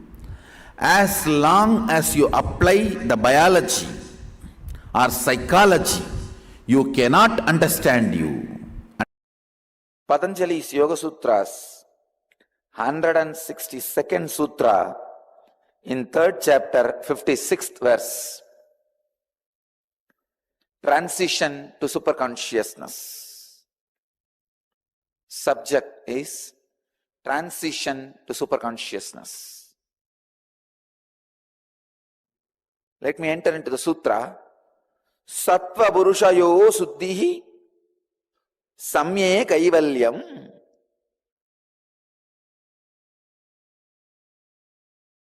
Swami Vivekananda translates this as, by the similarity of purity between the Sattva and the Purusha comes Kaivalya.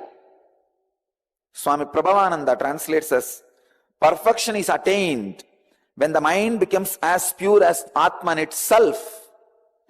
Swami Sachidananda translates as, when the tranquil mind attains purity equal to that of the self, there is absoluteness. Bhagavan Osho translates as, Sattva Purushayoho Suddhi Samye Kaivalyam. Liberation is obtained when there is equality of purity between the Purusha and Sattva. Let me translate from my experience. Purusha is a pure light. Sattva is the pure reflection where there is no convergence, conflict, dust. Purusha is a pure light, what we call as God, Atman, consciousness, enlightened knowledge, Guru's energy, whatever you name it, it is one. The source, Hiranmayi Garbha, the source from which everything originates, the source from which everything expresses itself, the source on which everything stays. I'll give you the example. The light in front of me can be considered as the Purusha, source. And this mirror can be considered as the body. The exact reflection of that light, where it falls. You can see now, the reflection falls and the reflection reflects on the wall. The reflection area exactly where you see the reflection of the pure light, that is called Sattva, innermost intelligence. And the reflection of this reflection which you see on the wall, that is what the world you experience. Please understand.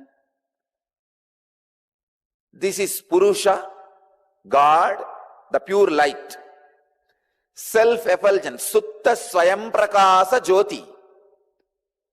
A great saint of the 19th century named Vadalur Vallalar, lived in Tamil Nadu, calls this Purusha as Swayam Prakasa, self-effulgent,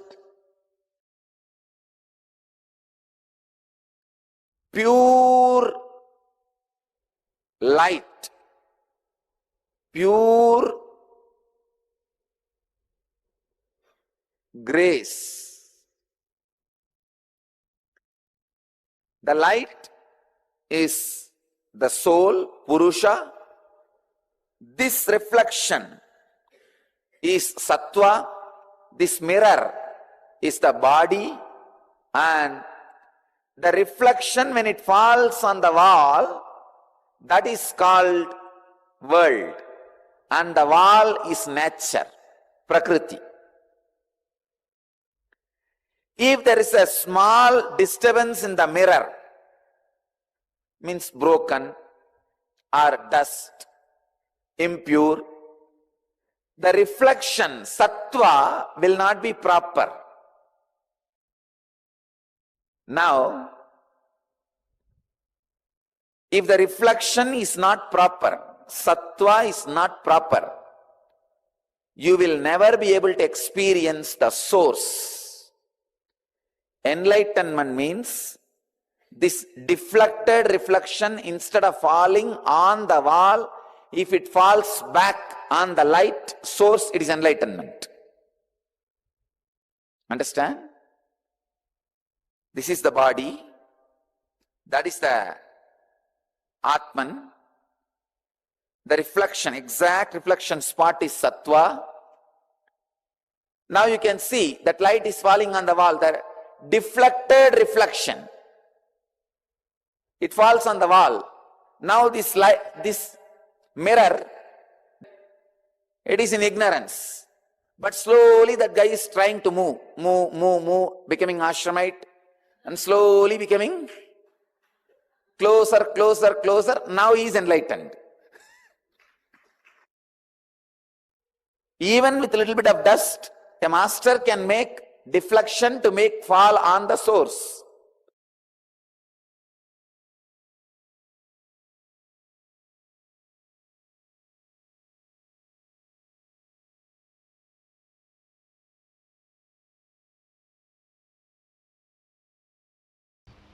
I wanted to share directly something I heard from Arunagiri Yogeshwara with the physiological, psychological, neurological ups and downs you go through,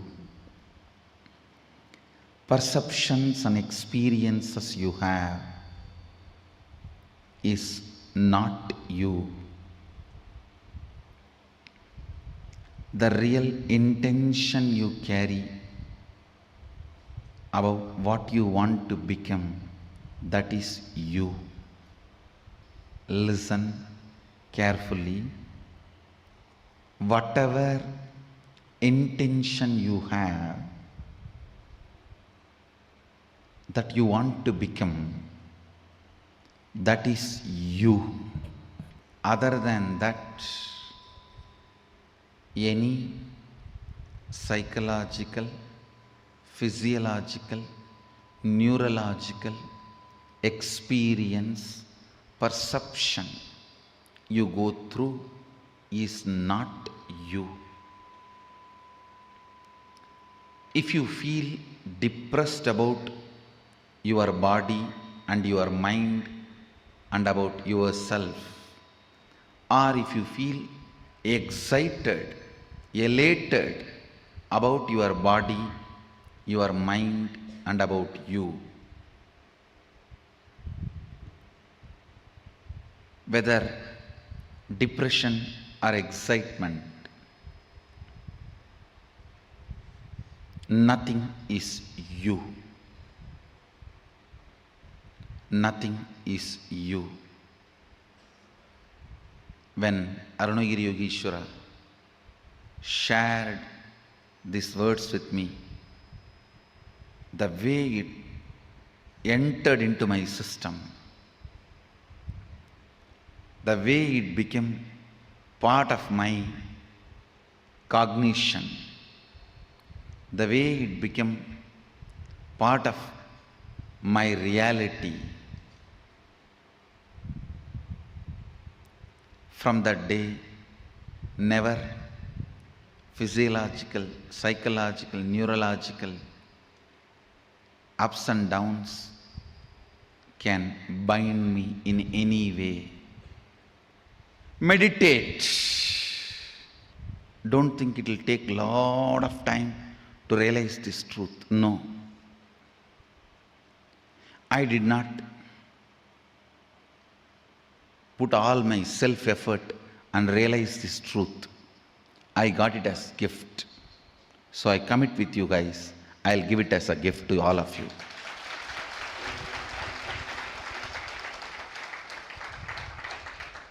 Ultimately, I received it as a gift. Because I received as a gift, I am bound to give it as a gift. That is the way I show gratitude to my gurus. Understand. I'll support you in every possible way for you to realize this truth. Decide from now. Declare it to yourself and others. Declare it to yourself and your teamily. I am just my intention to be. Other than my intention to be,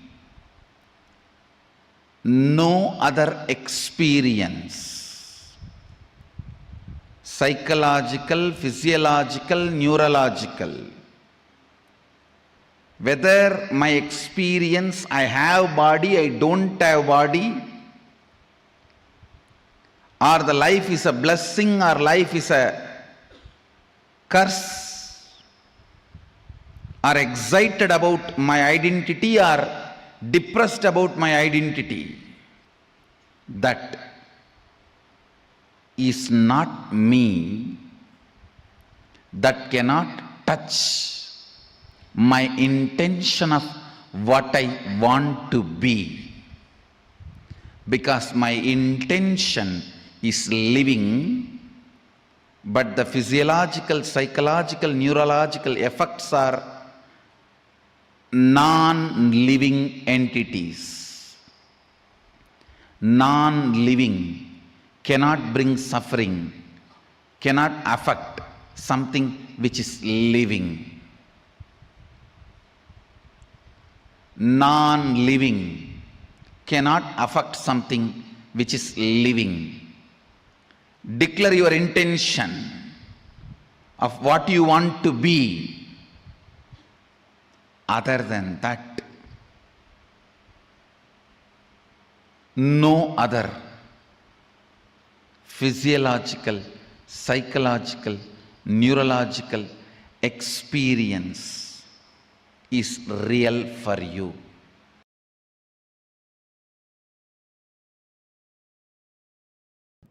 The thought current which can liberate you from all the thought currents. I should not even say thought current. It's like a Kundalini current which can liberate you from all thought currents. I'll remind you all, I am what my intention to be. Anything other than that, physiological, psychological, neurological ups and downs are not me. Now today, few organic fertilizers to grow this thought current. Organic fertilizers to grow this Kundalini current. Thought current is too poor word. Whatever liberates you can't be called as thought currents. That is Kundalini current. Every Kundalini current make your whole system as bliss pot. Your whole blood, bone marrow, everything becomes such beautiful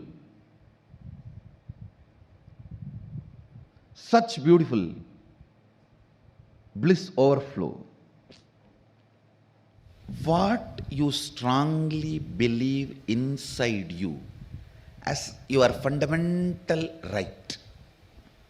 Listen, all of us strongly believe some things as our fundamental right. That freedom should not be touched. Because I go through whatever I go through which I don't want in my life just for that one thing. So all of you look into what do you think as your fundamental right. Listen. What you feel, what you believe as your fundamental right, that plays a major role. Because when you are alone, you boil down only to your what do you think as your fundamental right. A man who thinks, I tolerate all this just for the sake of money, who thinks money is his fundamental pleasure, fundamental right, naturally he will become rich. He will be working only towards wealth and he will become rich. But he will not be fulfilled. Please understand, whatever you think as your fundamental right, you equate that and your life. You are ready to bargain with your life to gain that. Sometime yes from girlfriend, sometime yes from a business proposal, sometime yes for pleasure. Whatever you equate as your fundamental right in your life, you will get that, no doubt. But be very clear, you will never be fulfilled by that, because actually your fundamental right is to build the bliss chemistry in you. Anything other than that, you will feel you have been cheated or you wasted your life on it.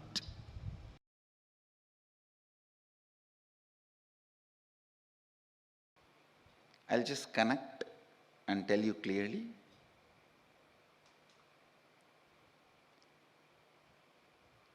First thought current I gave you is, you are your intention, nothing else.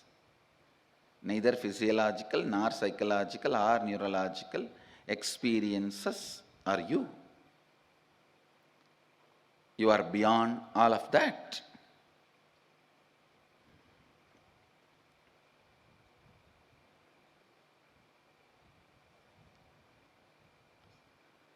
Now listen to this thought current. Everything your life is made of is your very expression. Listen, everything your life is made of is your very expression. Experientially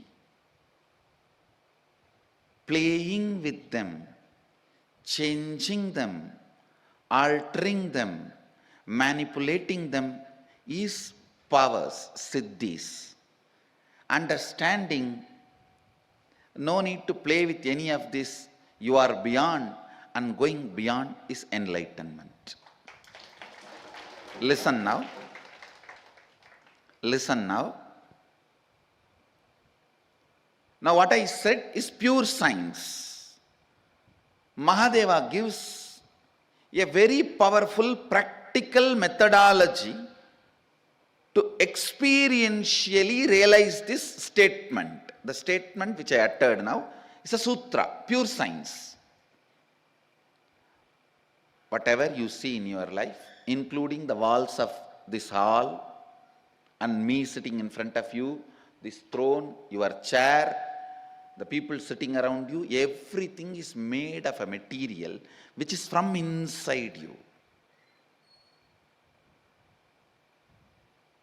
You can alter, manipulate, extend, reduce, change everything as you want. Please understand.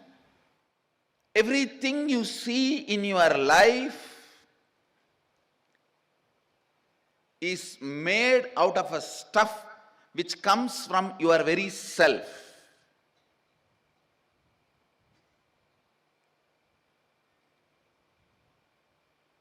The wax, the material in which your waking state is made and your dream state is made, that material is from you, inside you, just like cobweb. It's from you, the material is manifested.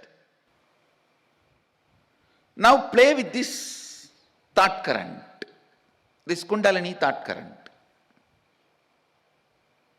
The first realization you will have is your whole life is not solid as you think. It is just liquid or semi-solid. It is liquid or semi-solid. You can manipulate it. You can manifest it. You can play around with it.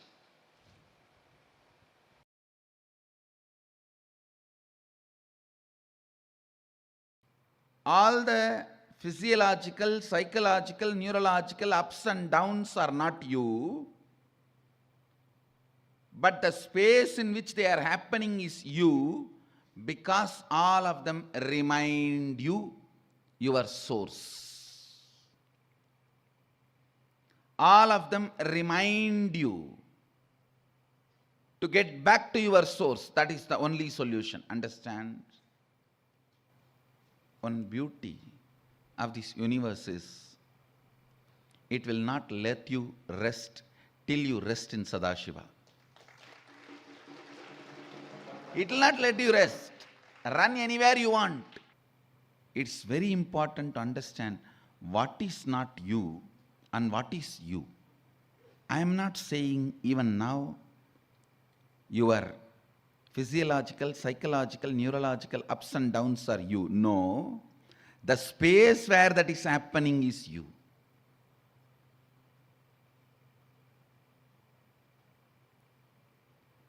Your guests are not you, but the space where they are staying is you. This revelation, this thought current is very important for you to create yourself as you want. First of all, you should know what is you and what is not you, so that you know what is you, which is the source material. Your physiological, psychological, neurological ups and downs are not you. Means whether you feel sexually aroused or frightened and shrinking, or filled with the excitement of that future victory, or shaken by the fear of future failure, all these are not you, but the material space, stage on which all this dance is performed, that stage is you.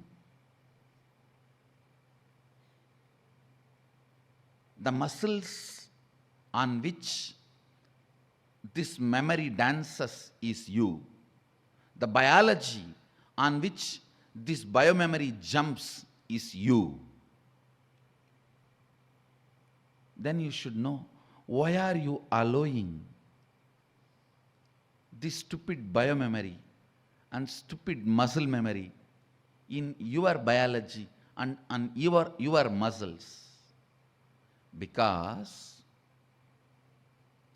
your God particle need to strongly remember it is not particle, it is God. God particle is all the time try to be particle. It need to know you are God, not particle.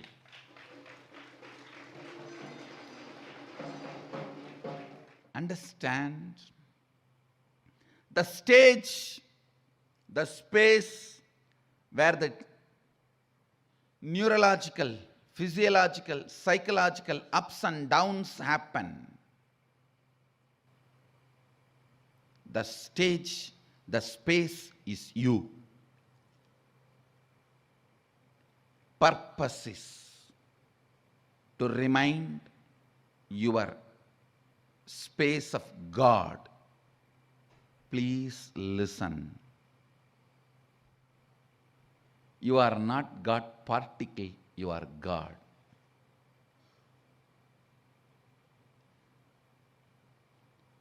You are not Aham, but you are Sadashivoham. Understand?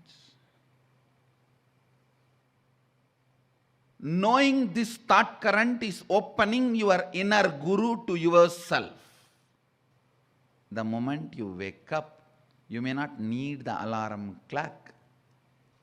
So, the moment you remember Sadashivoham, the physiological, neurological, psychological ups and downs will automatically stop, even if you don't do anything to stop them. Because they served their purpose. They finished their job.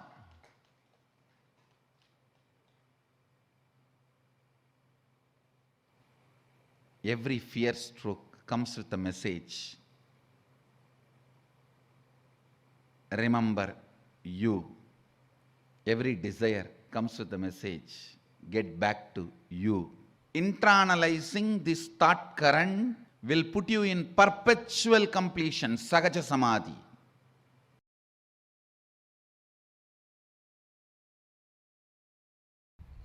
Only when the seeking enters into you, life starts happening.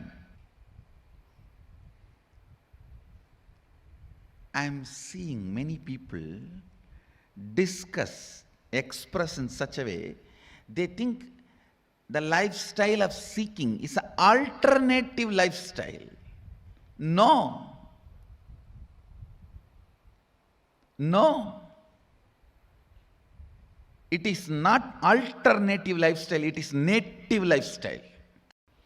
Only when the seeking enters, the life itself starts in you. Till then, whatever you may have may be style, but not life. Understand? Maybe style, but not life. Don't call that as lifestyle. Seeking integrates you. Seeking evolves you. Seeking awakens you. Seeking aligns who you are to yourself. I tell you, till the seeking starts, even you will not experience what you call as you. I know the stupid human beings who think they are rich by having only money. Understand? Poor are those who have only money. Uneducated are those who are educated only in schools.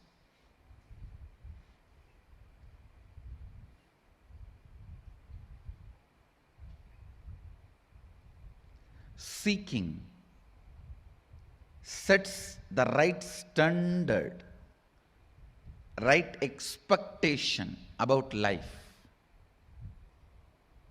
All these words have no meaning till seeking enters into you. Till you start questioning your very existence. Till you start analyzing genesis of your identity. Till you start looking. Please understand, I am not saying till you find answers. No. Because seeking can never find answer. It can only find experience. A seeking, please understand, seeker never finds answers. He finds only experience.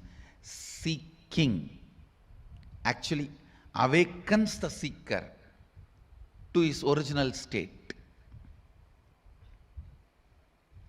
Seeker never finds answer. He only finds his nature.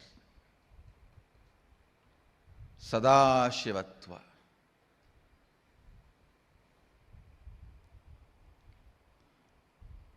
Till seeking penetrates your thinking system, till seeking becomes an important component of your cognition, life has not started in you.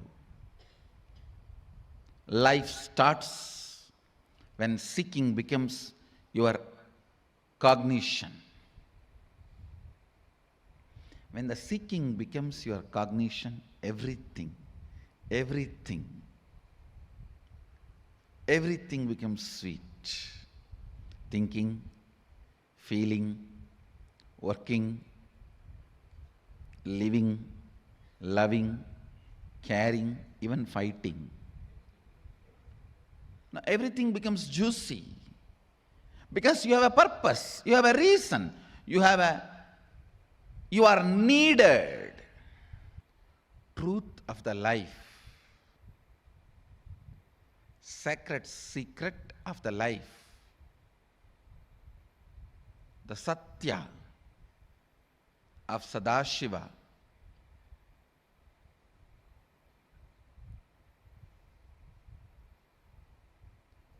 the Satya of existence is seeking. You can have this as today's thought current. Me clarifying your doubts and questions, the points where you are stuck, that is the best Kundalini thought current you can have. What else? Seeking is life. With seeking, life enters in you. Seeking is not alternative lifestyle. It is native lifestyle, need to be kept in altar.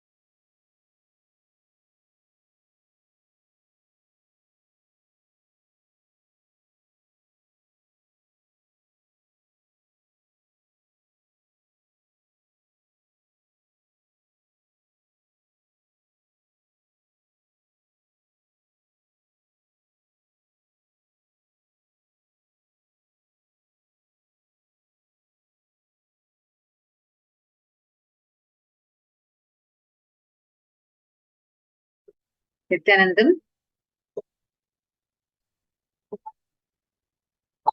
Nityanandam, I hope all of you are able to see and hear us clearly. Now we all just listen to the Kundalini currents that Swamiji revealed to us. The different Kundalini currents. Just by remembering which your Kundalini Shakti can be awakened. Understand? Thought currents. There is a thought. And for all your thoughts, that will be the underlying current, which is controlling each of your next thoughts and thereby controlling how you cognize and then how you feel and then based on your feelings, how you act. This is the thought current. Kundalini currents, whatever Swamiji revealed now, these are called as Kundalini currents. These currents are just by you cognizing it, it can awaken your very inner potential bioenergy. Understand each of these Kundalini currents. Just cognize. Sit and try to cognize. Hey, Swamiji has revealed how I am not my physical, physiological, psychological, neurological ups and downs is not me. I am my intention to be. Just this one thing. I am not my physical, physiological, neurological, psychological ups and downs is not me. I am my intention to be. This one Kundalini current very powerfully can impact just the whole Kundalini getting awakened and the way you cognize about life. Understand, having Kundalini currents inside of you makes your consciousness more powerful. And this is the logic of consciousness. This Kundalini currents, each of the Kundalini currents that you're having, just sitting and cognizing how you are eternal, how nothing from outside can even violate you. Sit. I request all the participants to post. What did you click with the most from this session? How was this powerful session for all of you? And also, just to add to what she was just sharing, let Swamiji reveal it, right? Every thought of yours, whether you're facing a up or a down, your inner consciousness is unperturbed, absolutely undisturbed. It just exists as is. That space where your core of you, your physical, physiological, psychological, neurological ups and downs does not get affected, does not affect your core you. You are your intention to be. I'll give you an example, right? You've all watched movies, yes? You've been to the theater and watched movies? So you might have watched a horror movie or a rom-com, or you might have watched a suspense thriller, or you might have watched a comedy movie or a biography, anything, right? But whether the movie is horror movie or whether the movie is a comedy movie, does that affect the screen? Absolutely not. The theater screen is unperturbed, unaffected as it is. Am I right? That is exactly your inner space. The nature of your rethink, oh my God, I had such a bad mental breakdown. I felt so bad. I felt cheated. I felt this. I am broken into pieces. I am not the same anymore. Actually, listen very carefully. This is the most important thing. Because many times, actually, I came across an interview from one of a popular celebrity. And she said almost 5 years, she suffered with depression. And she said that in an interview that throughout her time of depression, after that, to this day, she's not able to recover because she feels like she got so deeply affected by it. I was just feeling like if they just know this one science that Swamiji has revealed, it will be such an empowerment for them. Because the first and foremost truth is, even when you think you're in the highest high, or when you think you're in your lowest of the low, both of it does not affect the core of you. You are your intention to be. You are not defined by your physiological, psychological, neurological ups and downs. Many times you may think, I went through such a low, I went through I feel so bad, I feel broken. I don't feel like I can ever get back to being myself again. Understand, listen very carefully. That is the only delusion you need to break free from. Even in your lowest low or your highest high, look in, you will find one core part of you sitting blissfully,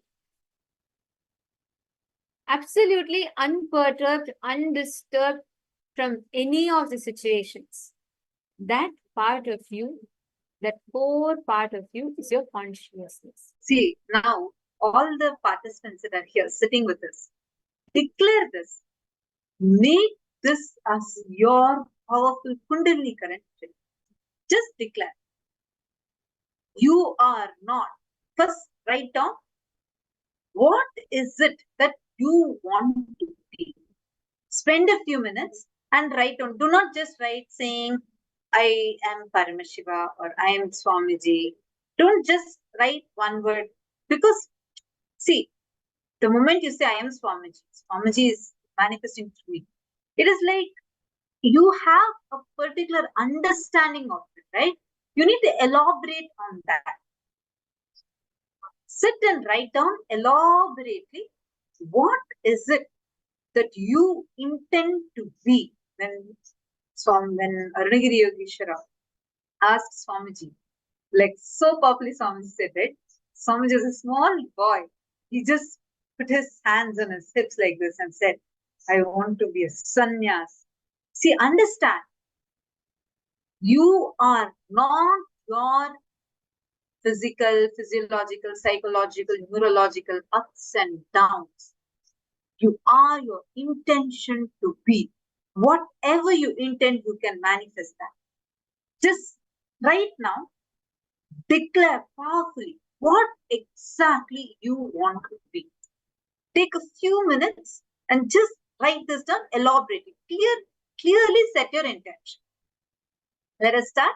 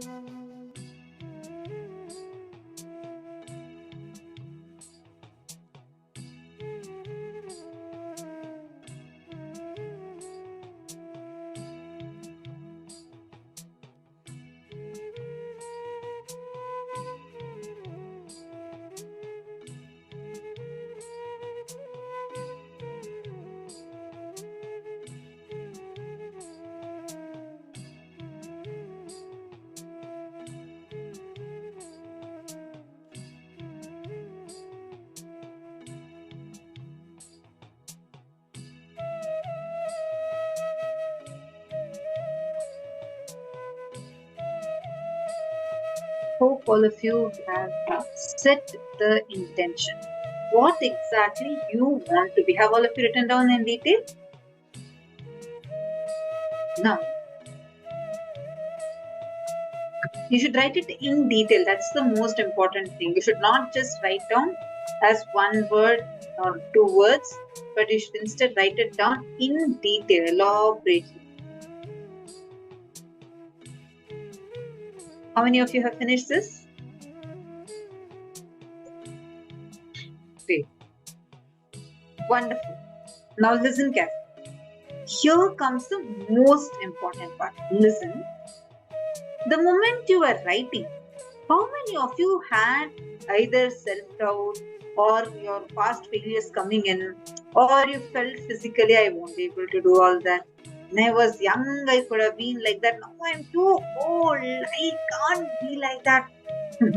Your mind trying to cheat you. How many of you have had this right now when you wrote? Please raise your hands.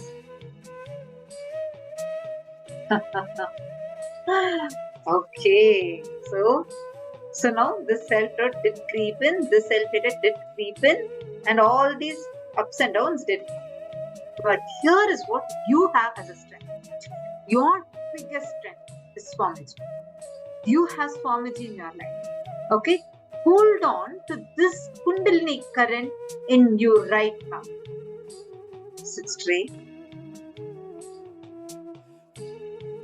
Clearly visualizing your intention to be. Visualize clearly who you want to be, how you want to be. Please sit straight. Visualize it. Now, powerfully declare, with all my integrity, authenticity, responsibility, and enriching, I am declaring exactly like what my Guru Swamiji has told. I am not my physical, physiological, psychological, neurological ups and downs are not me. I am my intention to be. I declare this is my intention to be, and I am my intention to be. Make this as a strong declaration in you. No more any of your ups and downs can even matter to you. Make this as a strong sankalpa in you right now.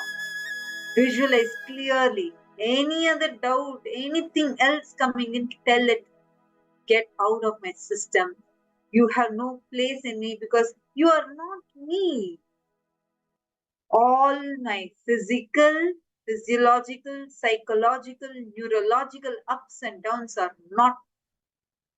Make this as a powerful declaration in you right now. Write down your intention.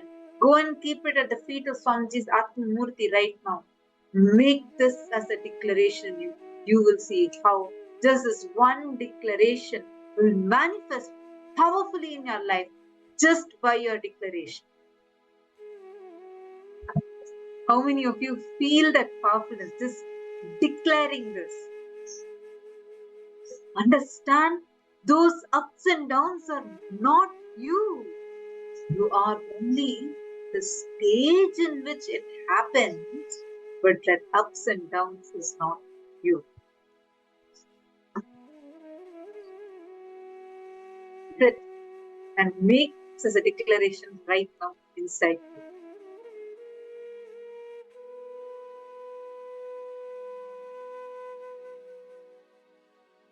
Actually, when you start creating this declaration in you, it's a strong intention.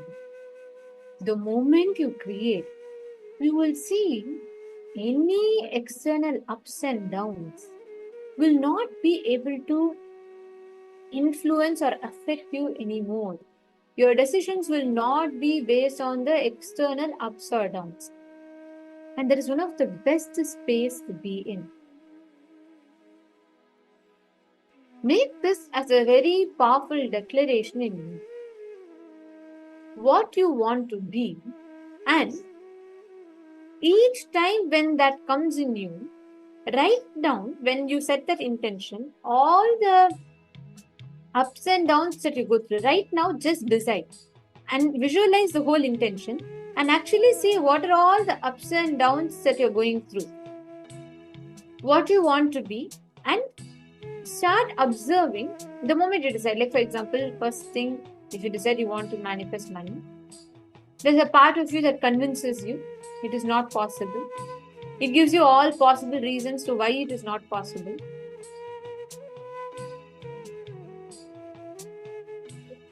And write down each of the ups and downs that you're facing.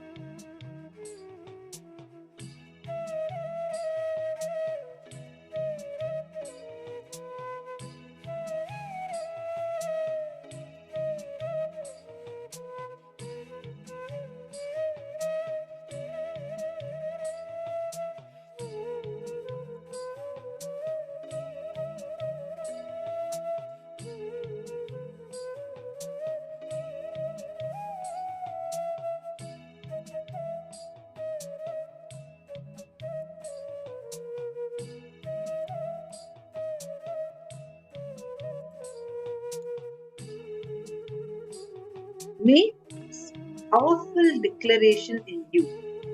And with this powerful declaration, you will be able to create any reality that you want. How many of you are understanding this? See, just this one clear declaration in you. I am not my physical, physiological, psychological, neurological ups and downs. I am not any of that. I am my intention to be. I declare this is my intention to be, and let me manifest. Whether you want to become a millionaire or you want to become a great person in your career, or you want to become a sannyasi, kailasavasi, whatever is your intention. But understand, it should not just be one, it's not your profession, and it is not even your entire career goal. It is the intention you carry as to how to exist.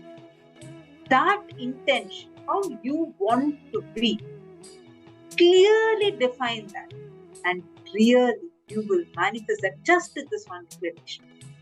Now, we learned about this very powerful space, this Kundalini current.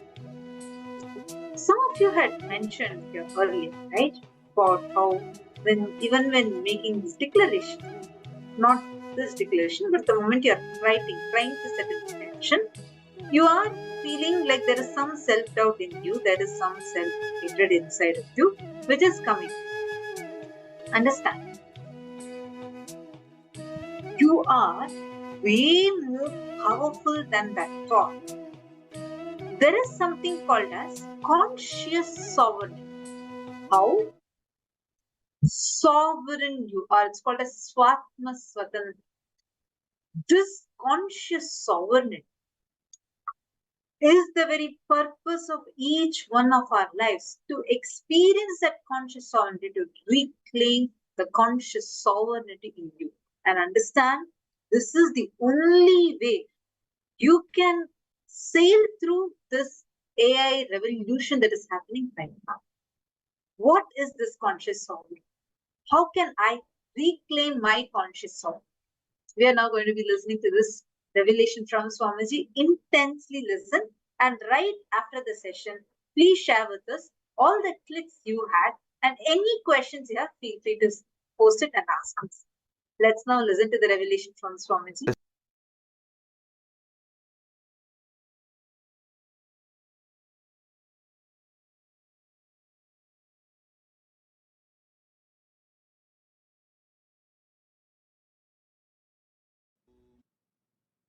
Today the subject I want to address, AI and yoga. This is the direct message from Paramashiva, from Mahakailasa to all of you. Listen.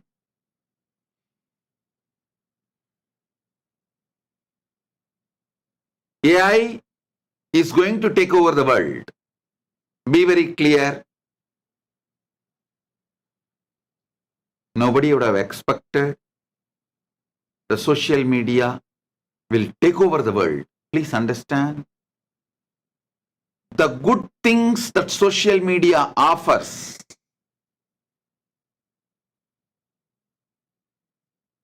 knowledge and information, is democratized and made available to everyone freely. That's a main good thing social media offers. Even though there are so many other things, the bad side effects, nobody is bothered and nobody is going to bother about it. Social has taken over the world. Same way, whether there is going to be some bad things or unexpected things, AI is going to take over the world. It's a fact. AI is going to take over the world. Be very clear.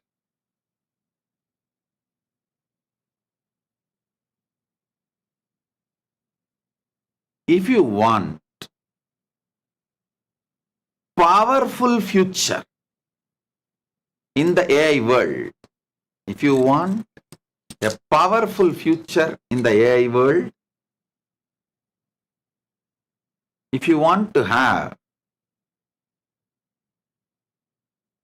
successful future in the AI world, above all, if you want to have your conscious sovereignty,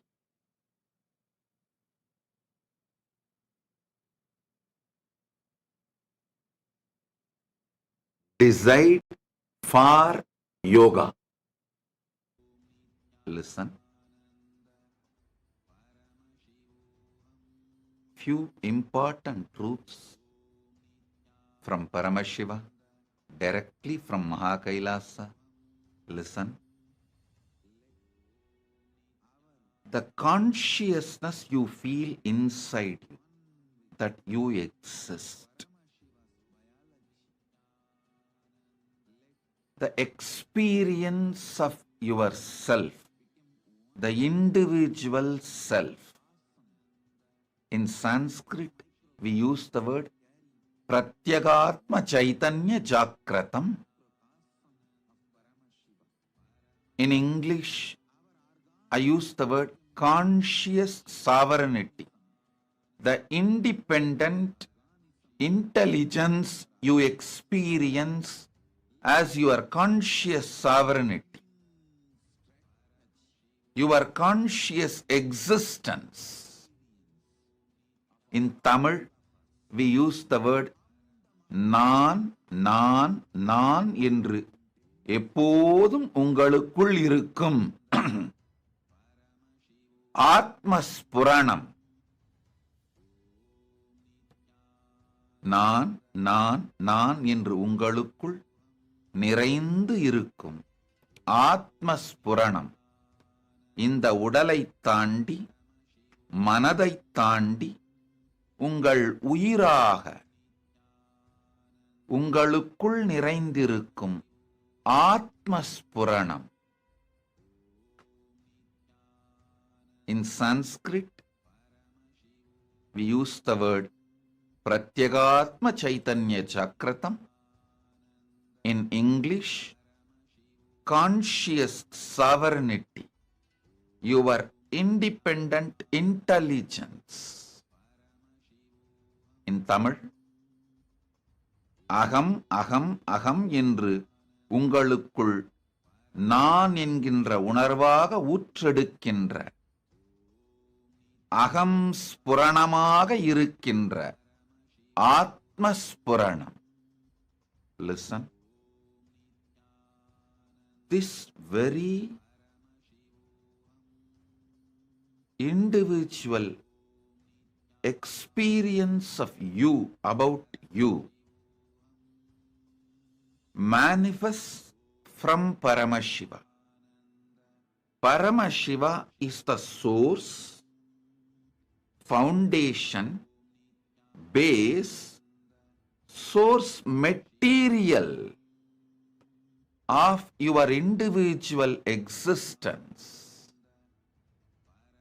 Listen.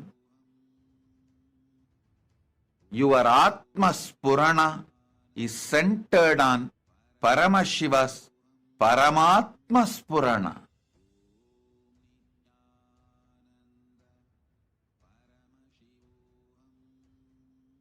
Your Atma Spurana is centered on Paramashiva's Paramatma Spurana.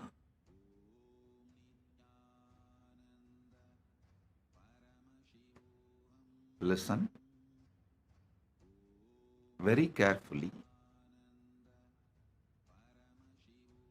If you say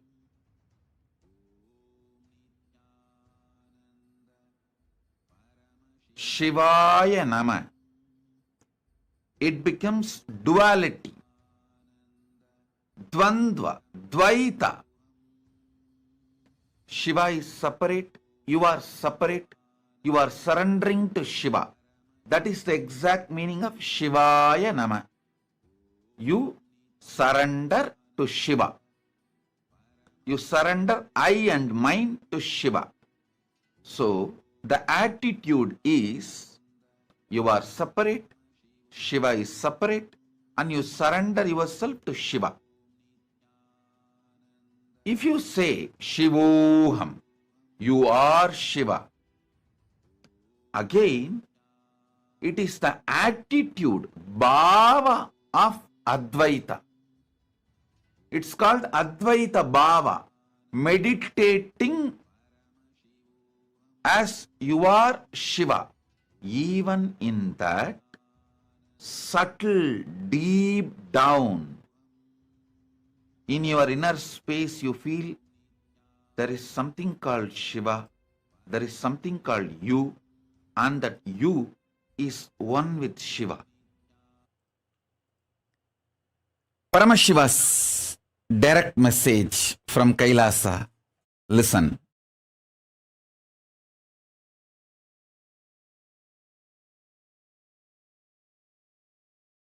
Your experience about you is conscious sovereignty. In reality, your experience about you is conscious sovereignty. Your prenatal, postnatal habits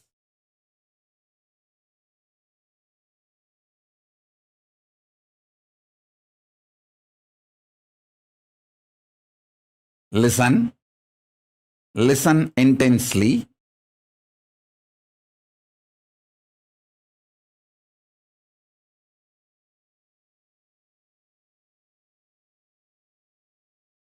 The conscious sovereignty is the core of your reality. Your prenatal, postnatal habits cannot bind you or chain you.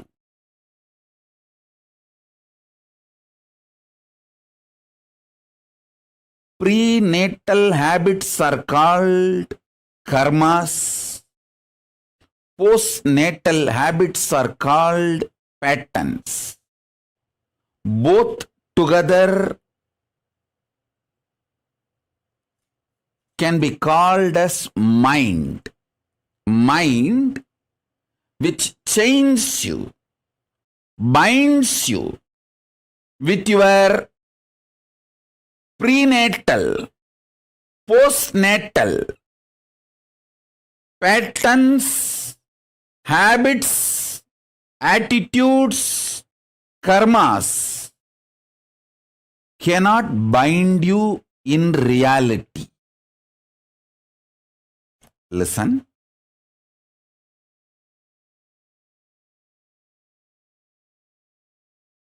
I am revealing the truth as it is. This is literally Nirvana Diksha. Truth as it is, without being clothed, dressed, or any makeup.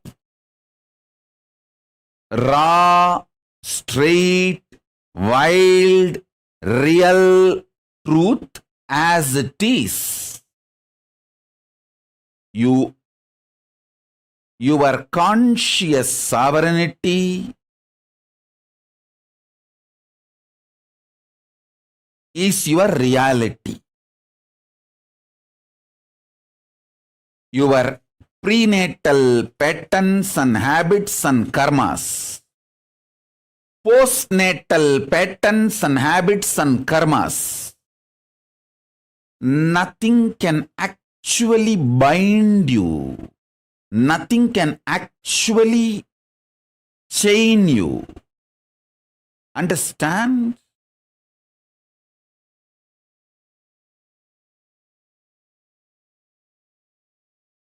Your delusion, you are bound, itself is an illusion.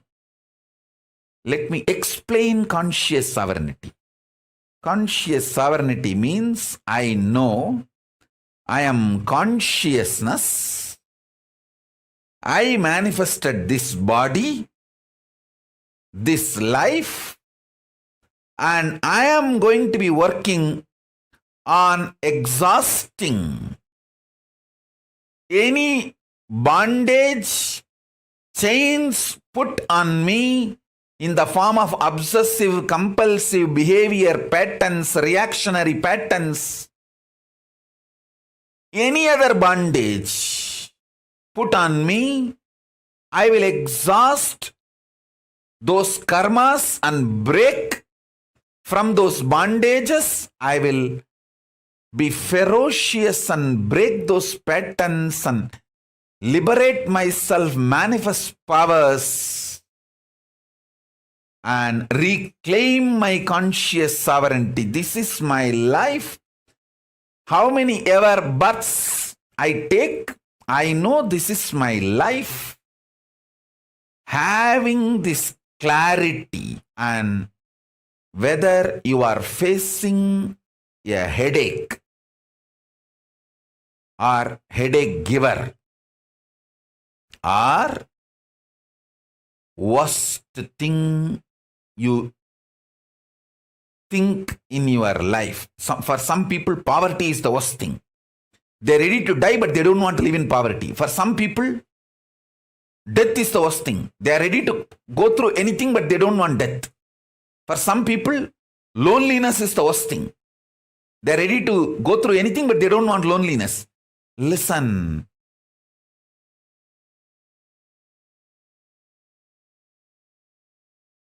Nothing is worst in your life other than losing conscious sovereignty.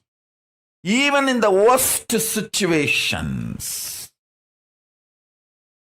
if you make strategies, decisions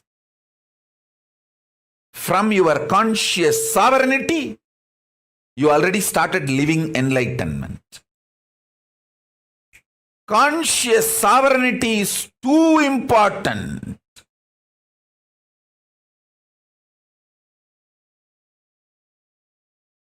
I'll give you some deeper understandings about this conscious sovereignty.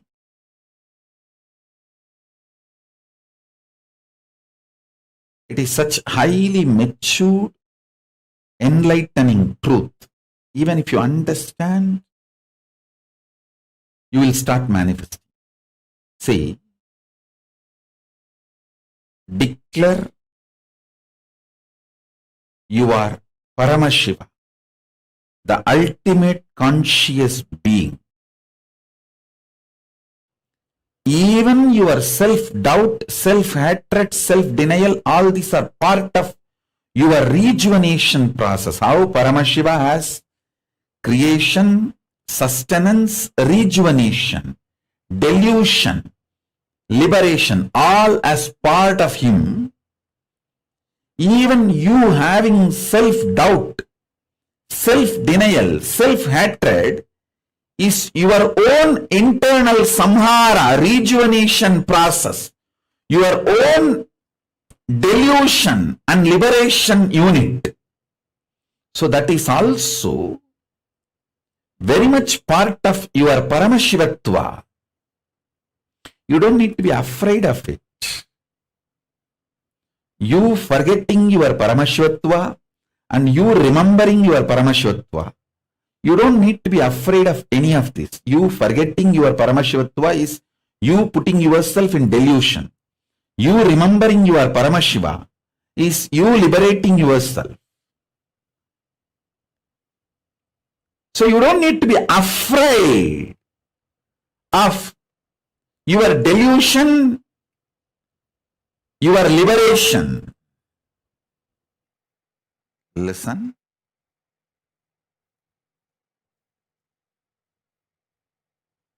Now, I will describe exactly conscious sovereignty as I received from my Guru, Arunagiri Yogeshwara.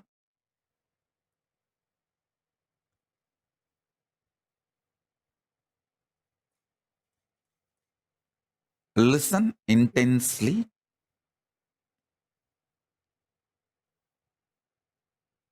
Listen. Paramashiva, in his unmanifest being, in his unmanifest state, he, me, you, all are one and the same. He manifests as creation, sustenance, rejuvenation, delusion, liberation. Listen. Creation means manifestation. Maintenance, sustenance, rejuvenation, destruction and rejuvenation together. Putting in delusion or getting out of delusion together. That is called Trobhava. These are the 5 ways he manifests. The unmanifest Paramashiva manifests in these 5 ways. And still he continues to remain as unmanifest also. Listen. This every truth I am revealing now, internalizing, will make what I am experiencing as Paramashiva as a quantum experience in you and me, where the Shaktipada will happen in you. What I am going through, you will go through. So what I received from my Guru, you will receive it now. My Guru, Arunagiri Yogeshwara, Paramashiva himself, me, you, all 3 of us will vibrate in that same oneness frequency now through this quantum initiation. Listen. Conscious sovereignty is the greatest achievement.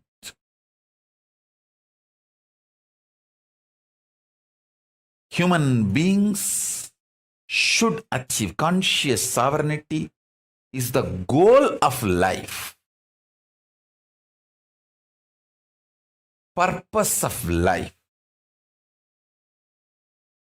reason for the existence of human beings. Why the human beings are still alive? The only reason is to experience conscious sovereignty. Understand? Guru Bhakti can give conscious sovereignty as the gift to you, because without even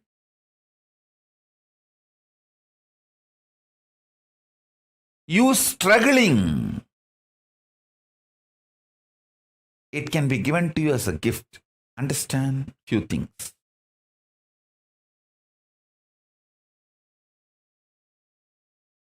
In your life, the men around you, you need to understand. Women around you, you just need to love them.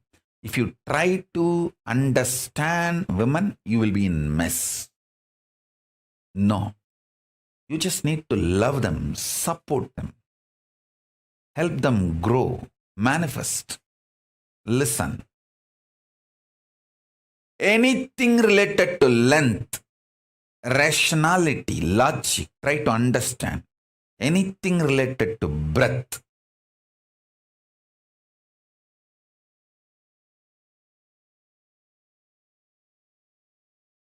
art, heart, emotion, love them. Love it. Don't try to understand. Understanding is not the unit with which you can work with love, with emotion, with breath. Each dimension as a unit, as a methodology through which you can become part. You can manifest the best things. So understand, logic, intellect, rational, this dimension can be understood. You can reap the maximum benefit from length, logic, rational dimension through the methodology called understanding. You can get the best out of breath dimension, love, emotion, art, heart, by loving, not by trying to understand, but by loving. All the best things you can achieve, you can get the maximum benefit out of depth dimension by simply being ferocious and manifest. The depth dimension,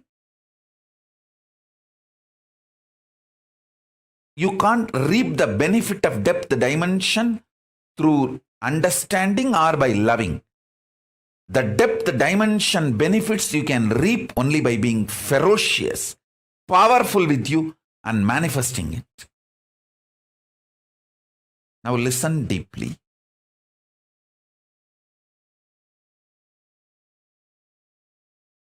I'll give you elaborate examples.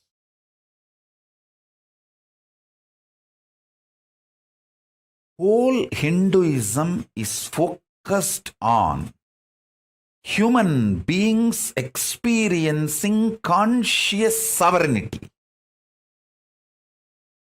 Listen. Fundamentally, mind binds you, chains you through patterns, obsessive, compulsive, reactionary behavior patterns,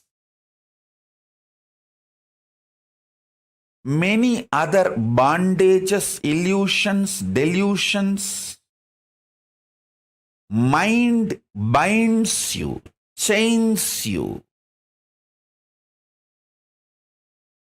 It takes away the conscious sovereignty of the human being, and it takes away the best way the human beings can exist naturally,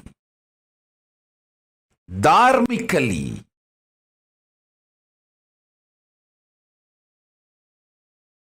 A simple human existence.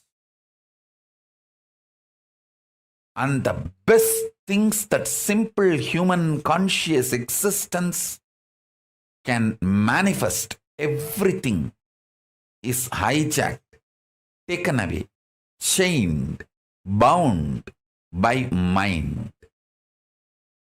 And when you start manifesting ferociousness and break the patterns, manifest powers, your mind is transformed into supermind. Bhagavan Aurobindo elaborately explains the science of making the mind into supermind. I would like to sincerely recommend all of you to read the book, The Divine Life. The whole book is about the science of transforming mind into divine, mind into supermind. So,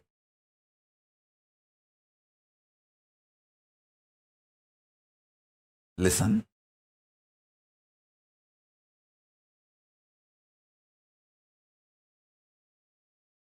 That book, The Life Divine, that explains the science more detailed, elaborate way I'll be very happy if all my disciples get that book, all my followers get that book and read. Conscious sovereignty becomes your reality just by spending your time and space to understand, cognize, realize conscious sovereignty.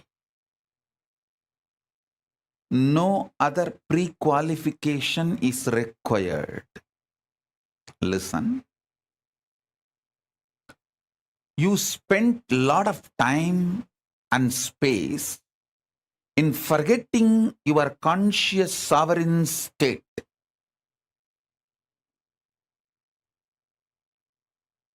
So at least 1% of the time you need to spend now. Listen, the time you spent to forget your conscious sovereign state, if it is 100 hours, now at least you need to spend 1 hour to remember your conscious sovereignty. You don't need to spend 100 hours again, because to bring ignorance, it takes a lot of time. To bring enlightenment, it doesn't take much time. It doesn't take same time. 1,000 years, your room was in darkness. You don't need 1,000 years to light that room. Just one candle is enough. One lamp is enough. The room is lit. So, you need to spend at least 1% of the time, but you need to spend time and space. Be very clear. So drop your self-doubt, self-hatred, self-denial.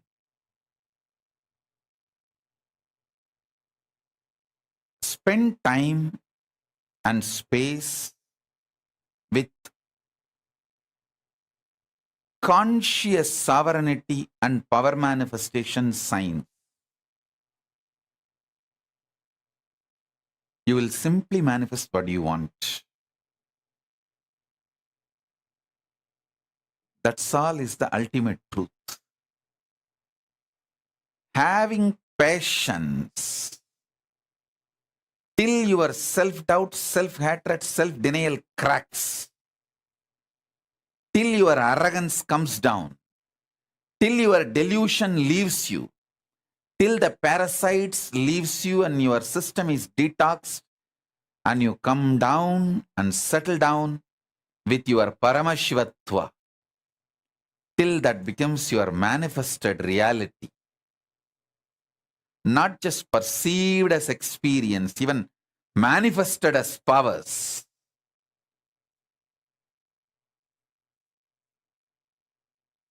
Spend time with conscious sovereignty, truth,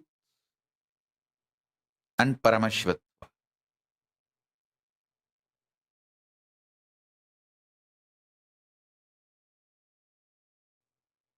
Conscious sovereignty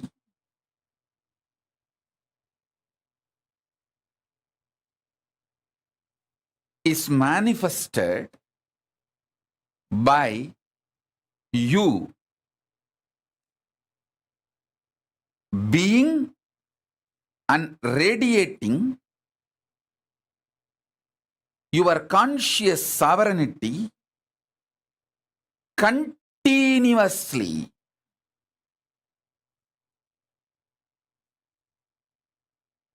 Do this Swarajya Siddhi Samyama.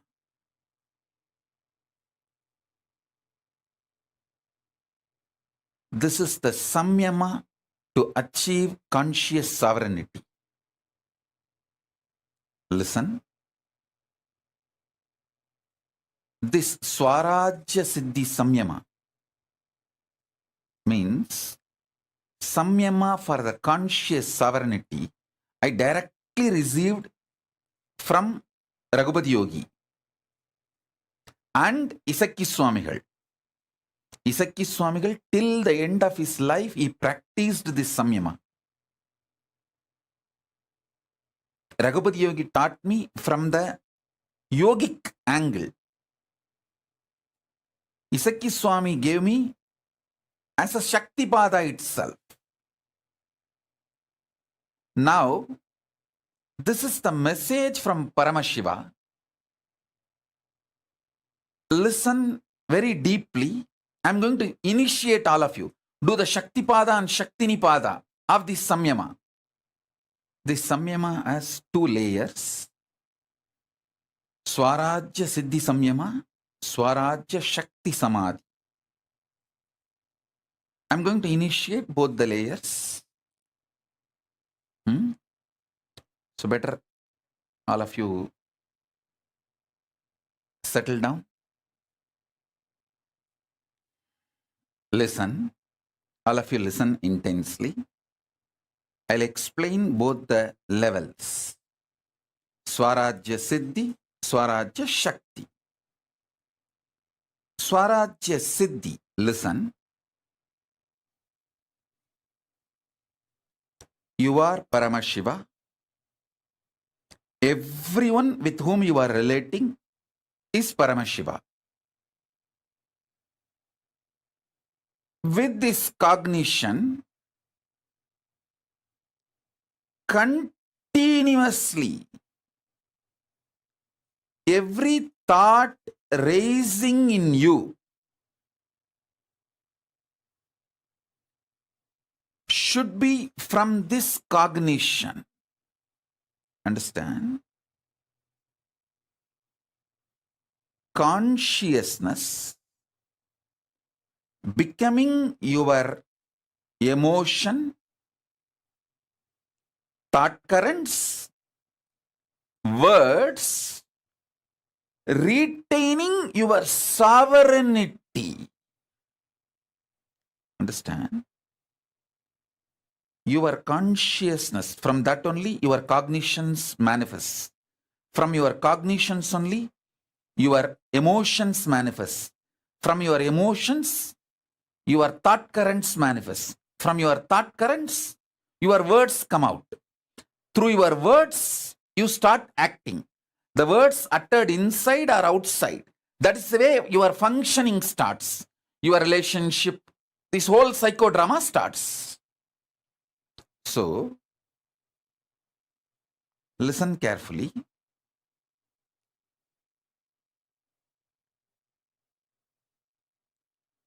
Your consciousness manifesting as your cognition, as your emotion, as your thought current, as your words, without losing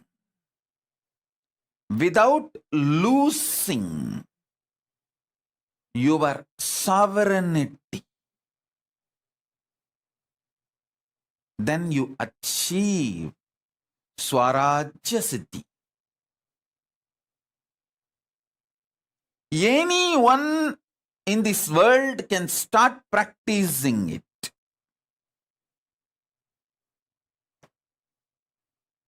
Now, I'm giving you the second layer. Swarajya Shakti Samadhi. This is the samyama. Samadhi. You need to manifest it intensely. Samadhi, which you need to manifest it intensely. For this, you need certain amount of ferociousness. Listen to the instructions deeply. Only one thing. 24/7. Remember, you are Paramashiva. Everyone with whom you are interacting is Paramashiva. And from this same space, your new cognitions, should start manifesting.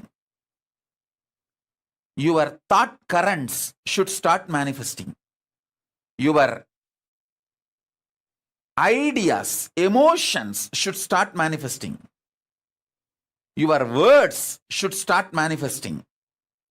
And make sure all your communication is only through writing and showing, writing and showing, writing and showing.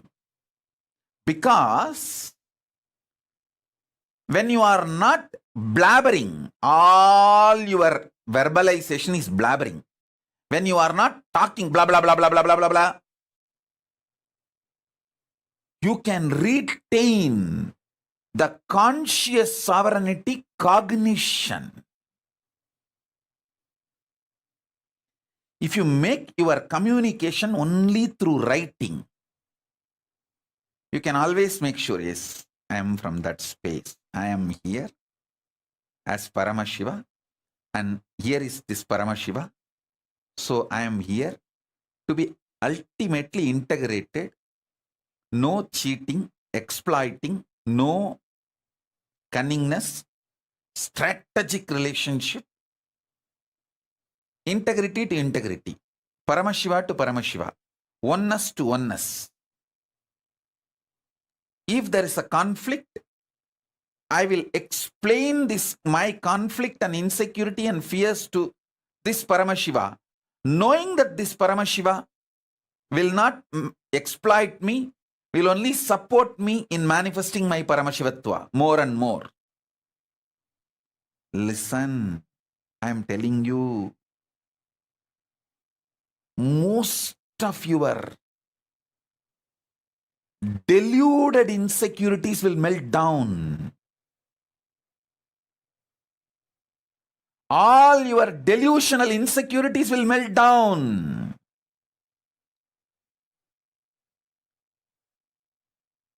You will know only the real problems and you will be able to solve it. Listen.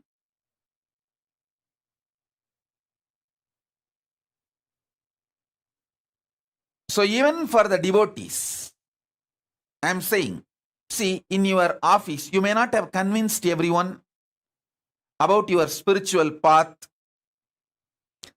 With those people, you can speak no other way. But try to retain this conscious sovereignty, cognition, and continue to speak. Keep that as an exemption. Other than those few people with whom you have not convinced your spiritual path and your connection with Kailasa and all that. With those people, no other way you have to run your life. Other than those few, with everyone who knows you are my disciple and you do everything I say, with all of them, practice this samyama. You can explain to them by writing. You can keep in one paper why you are doing what you are doing. They will be happy that you are seeing them as Paramashiva and you are very honest with them, very integrated to them. No cheating, no strategy, no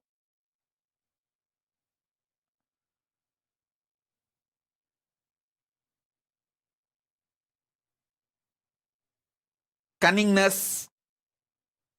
They will be very happy to have a person like you in their life, in every part. I have seen Isaki Swami constantly manifesting this samadhi. Whenever he sits in samadhi, he will do that only. He will never speak. He will have a slate and anybody comes for blessings, support, anything, he will just write and show. And clean, write and show. And clean, write and show. That's all. If you demonstrate it, the power, the whole world will start realizing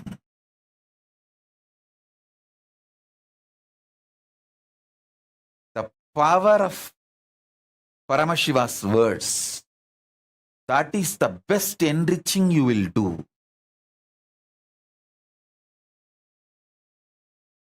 Your whole consciousness, body, mind, brain, emotions, everything will be detoxed. Paramashiva will start manifesting.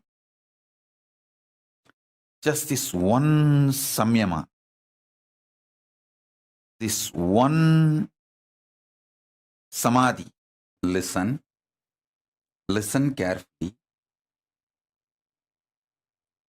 The idea, perception, experience you carry about your past, when that starts changing, your future will start changing.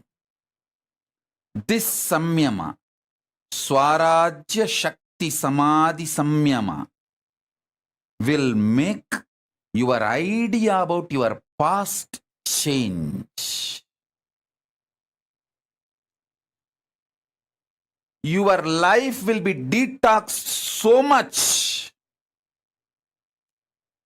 Your perceptions about past will disappear. You will feel so much of joy, ecstasy, fulfillment. I tell you, when you guys suffer, I feel so much sympathy seeing you all, because 99% of your suffering is just delusion centric. The remaining 1% is not suffering. It's a sport challenge, joy of life.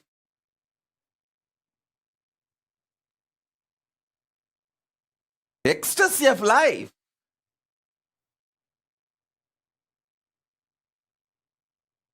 So, when your perception about the past changes, past just drops from you, it will never be a heavy load on you. It will no more be a toxic around you, making your present and future toxic.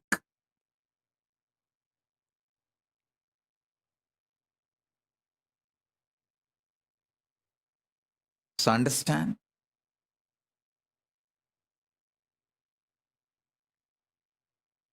I bless you all.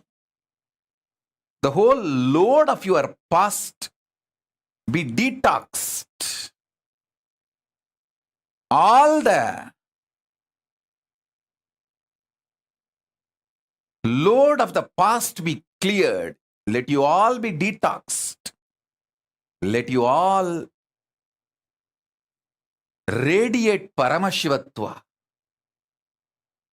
Let Paramashiva Paramborul, ultimate, manifest in all of you. Listen. Listen to this statement very deeply. You will have conscious sovereignty now. Before this satsang is over, you will experience conscious sovereignty, because it's not difficult and it's not easy, it is simple.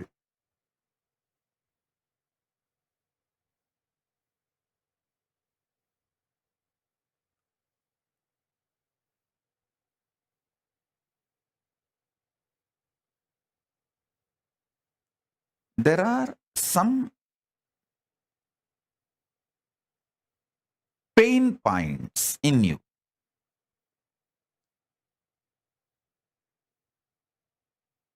Like you feel, yes, I know change is inevitable, so I have to accept change. Okay, as long as this money is there in my life, I will enjoy. This person is there in my life, I will enjoy. When I am not able to handle the pain I have to go through to keep this money or keep this person, when it becomes high maintenance, I will drop. All this kind of a very vague strategies, thought currents. Take all this into consideration in front of you. What you firmly like, what you firmly hate, what firm greed. Come what may, I am not going to leave this person. I am not going to leave this luxury. I am not going to leave this habit. That kind of a firm attachment or some firm hatred. Come what may, I will never see this fellow again. Come what may, I will never go to that place again. Firm hatred, firm attachments are strategic hatred and strategic attachments. As long as he is good to me, I will be attached to him. When I feel he is not good to me and to my interest, I will throw him. I may even want to kill him. I may even want to discard him, not only from my life, he should not even be there in the whole world. But all these kind of strategies, cunningness, all these kind of ideas, take everything into consideration in front of you. This whole thing is not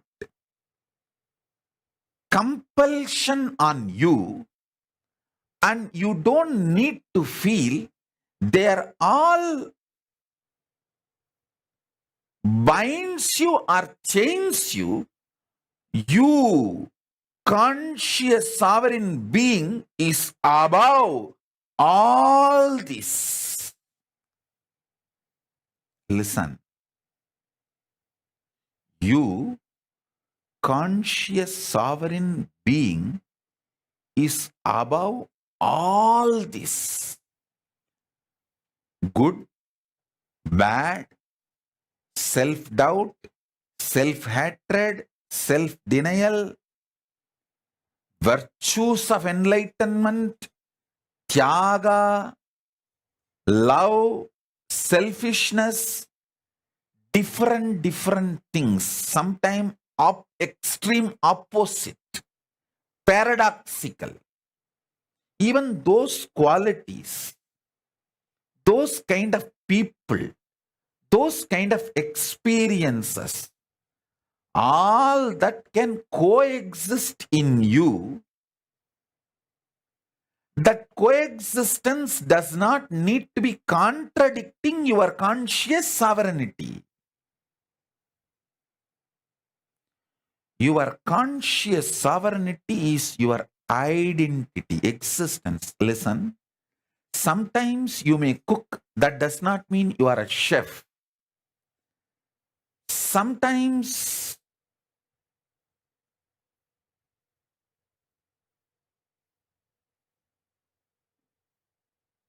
you may speak, that does not mean you are a speaker.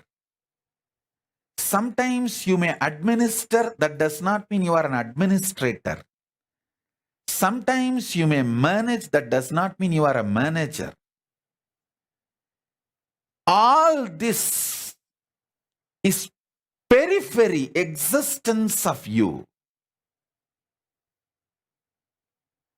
The quantum existence, the actual existence of you is conscious sovereign being who plays with creation, maintenance, destruction, delusion, liberation. It is you who is playing all this.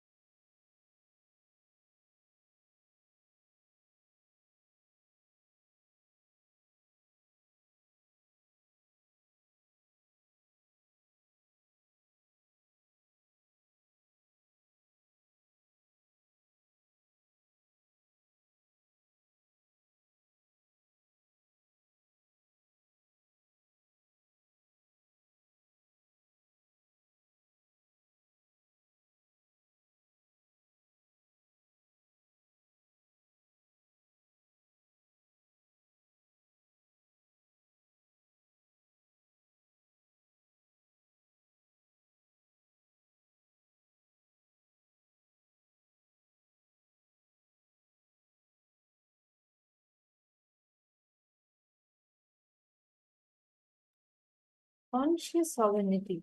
Knowing that you're consciously sovereign. Having the understanding that your consciousness and that consciousness of you, your existence, its consciousness is the most precious thing in the world.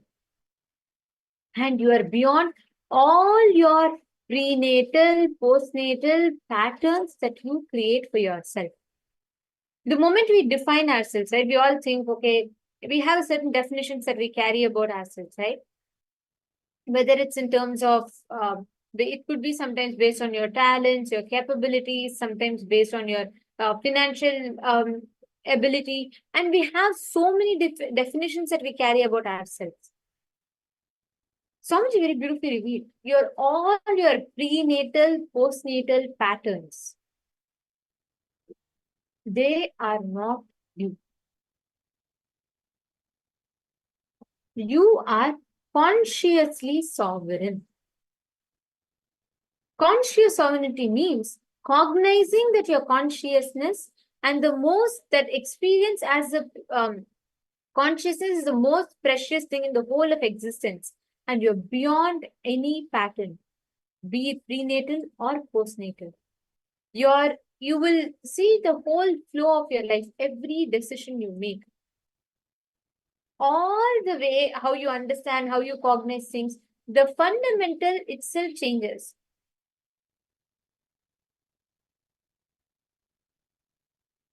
Okay, I see various different answers. People have posted clicks, people have posted, that's beautiful. How many of you are understanding? Can I request each of you to type out? When Swamiji uttered the word conscious sovereignty, based on what Swamiji revealed, I request each of you to post, what did you understand? What do you understand as conscious sovereignty? Can I request each of you to please post? Please take a moment and I request each of you to post, what is conscious sovereignty according to you? What do you understand? When Swamiji says conscious sovereignty, what do you click with? What does it ring in you as? Ma Lita, Ma Kerry, Ma I Alex, Ma Shulni Durga, Ma Mangai Prabhakar. Can I request all of you to share? Ma Kamen, Ma Kalahandrika Nanda.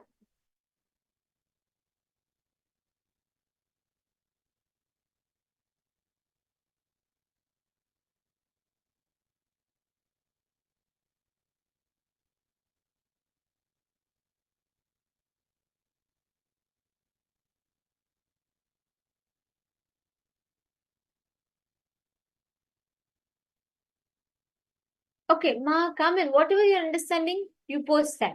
How do you understand that? When Swamiji is saying, the moment Swamiji is saying conscious sovereignty, what is it land in you as? How do you understand? How do you look at conscious sovereignty? See, like Swamiji said, right, that your patterns don't bind you. Your definitions of right, wrong, good, bad, your fear, your greed, your pain, your pleasure, nothing will bind you. And you will experience the truth of your consciousness. And you will not be bound, you will not be distracted by any other definitions that you carry by yourself. And sorry.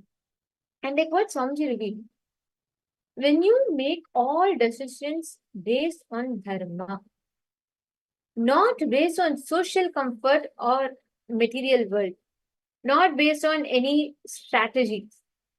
When you make your decisions based on dharma, the right, like if you understand what is right, and instead of choosing the easy way out, when you make all the decisions based on that, you will start manifesting the conscious sovereignty.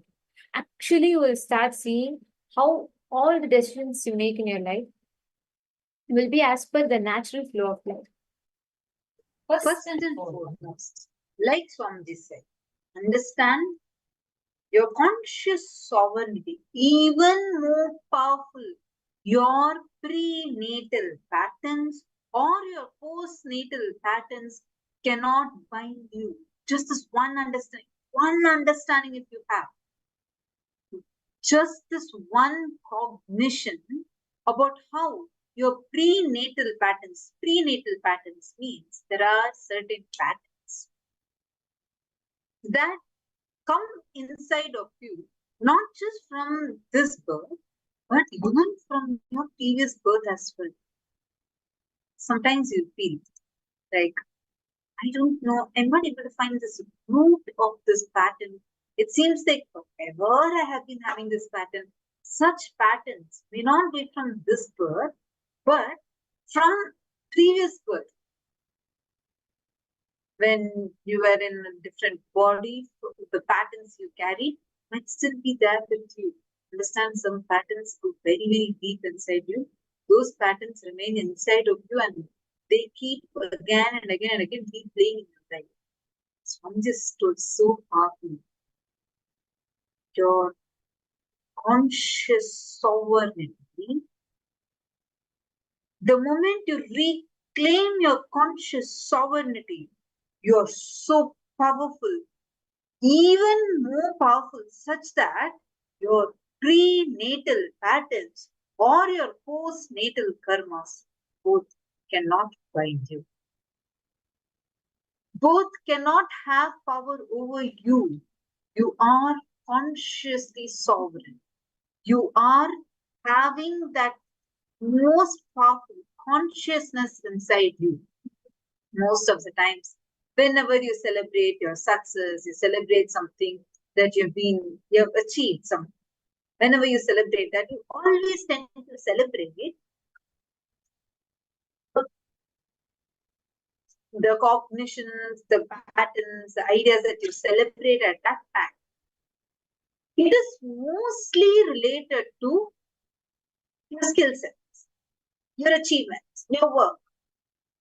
But if you shift from celebrating that and move to celebrating it because you are conscious, the moment you just have this shift,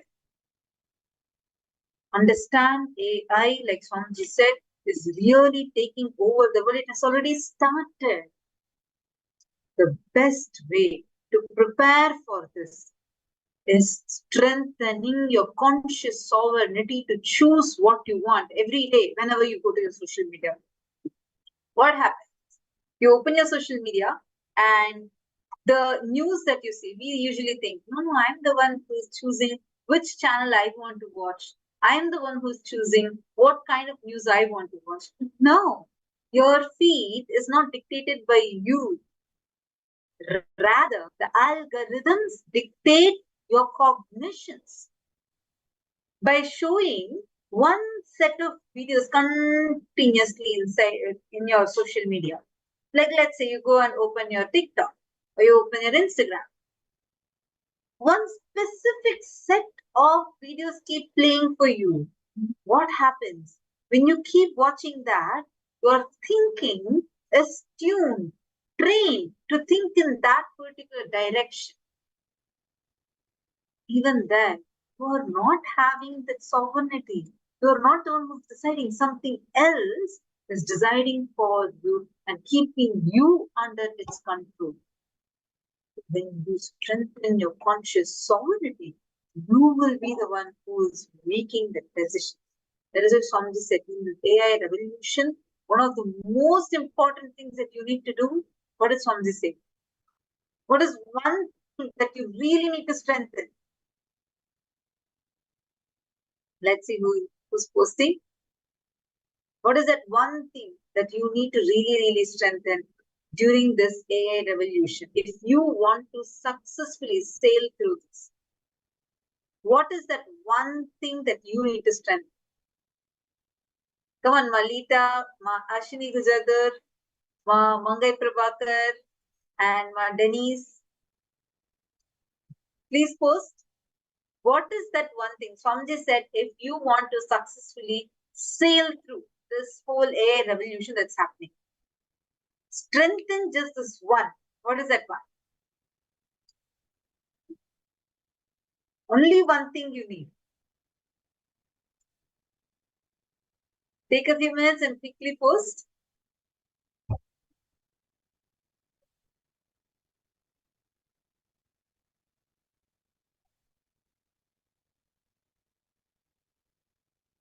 conscious sovereignty. That's absolutely right. I, Alex, sorry, could you just put your name here, ma? Only see you as I, Alex. Yes, that is absolutely right. Conscious sovereignty and focusing on the source of the first person, which again strengthens your conscious sovereignty.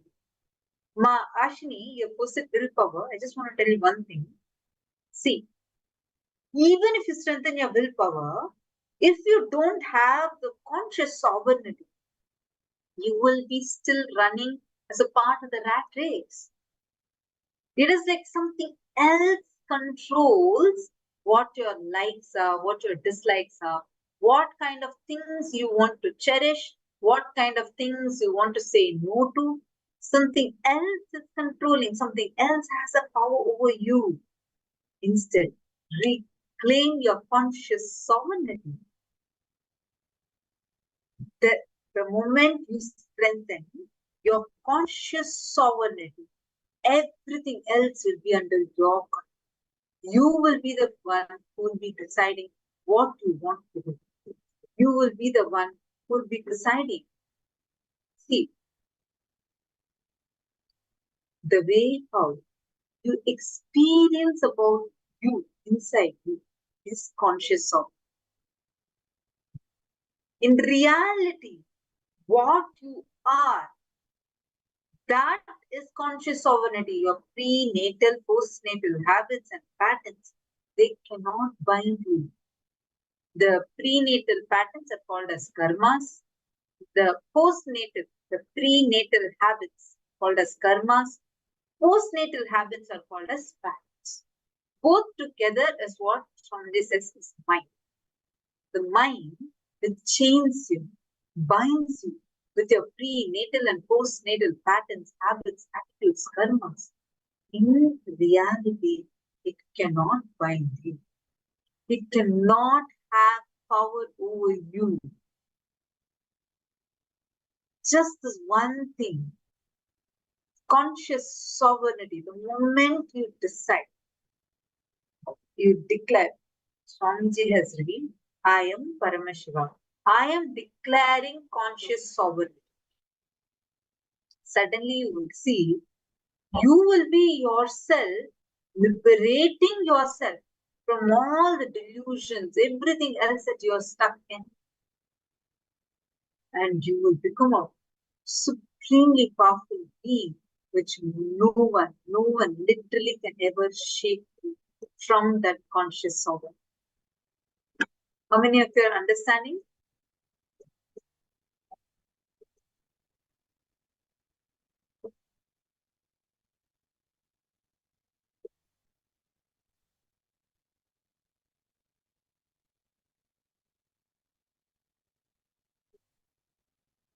Swamiji also gave us all the Swarajya Shakti Samyama. The Swarajya Shakti Samyama is a very powerful Samyama that Swamiji has given, where every one of us, actually we all did this. Swamiji gave the Swarajya Shakti Samyama. Swamiji said, for all the Kailasavasis also to do. I remember we all used to be writing, if at all we need to communicate, we'll be writing and a paper and showing, but absolutely no talking. And this is very, very, very powerful. So any one of you want to take this up, you can take this up. And Swamiji has also given specific diet that you can follow, which will help you powerfully reclaim your conscious sovereignty. Now, let us all enter into power manifestation. Declare your conscious sovereignty. It's a declaration we need to make. With that declaration, we are going to be entering now into power manifestation. The power that you're going to be manifesting, your ability to apply this conscious sovereignty, being consciously sovereign and using that ability to manifest and to see anything that is happening. See, when you cognize your consciousness, and that part of you is the most precious, the same consciousness that you are in is the same consciousness that people around you are in. And You will be able to know exactly what is the what is the exact thoughts in another person's head, or you'll be able to identify precise details. So now what we're going to be manifesting is the power of mind reading, but a little differently. This round, you're going to ask your partner to scan, they're going to visualize any incident in their inner space, and you're going to scan that incident. You're going to identify what is the exact incident that your partner is visualizing.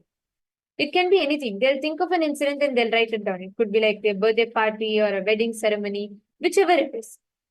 Once they write it down on a piece of paper, you're going to scan and identify what is the exact incident that they're thinking about. Can I request every one of you here to please connect to a partner? Actually, for this round, I would recommend if you all could call your friends, someone who is near to you, some friend of yours, and they can think of any incident that they want, right? They'll not tell you, they'll not give you any hint or clue.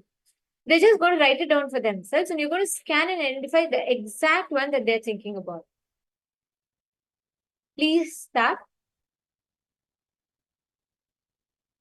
Chant the Mahavakya, and please take a few minutes, reach out to your friends and request for their consent. And once they say okay, you can start scanning and sharing all the details that you're seeing through the third eye.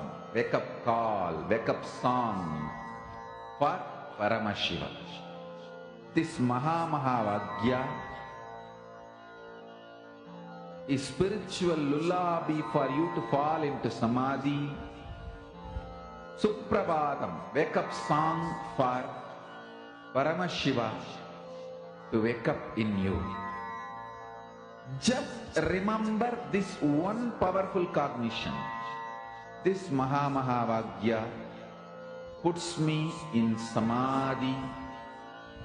This is spiritual lullaby for samadhi.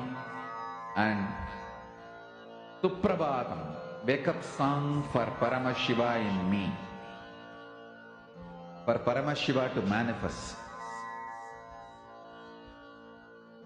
With this one spiritual powerful cognition, chant this Mahavagya.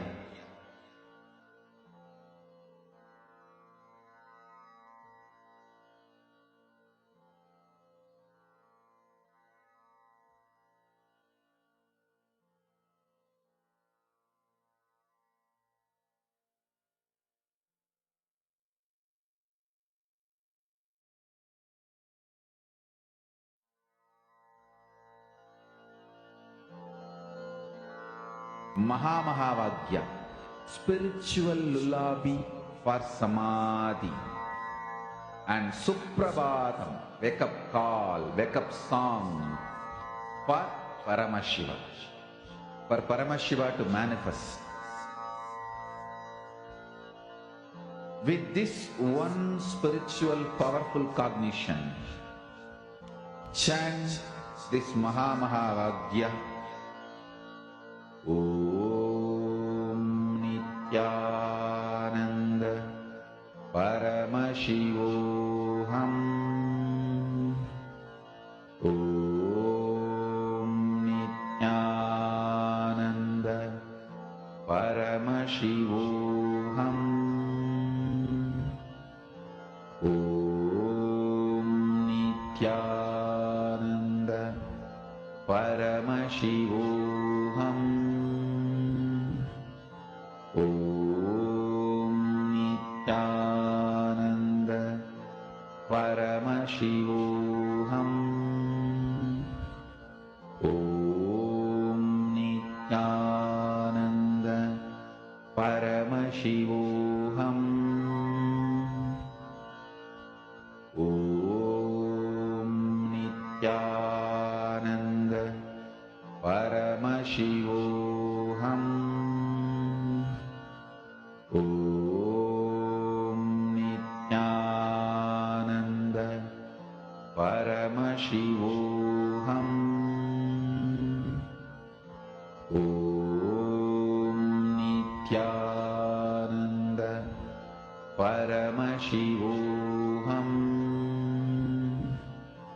Om Nityananda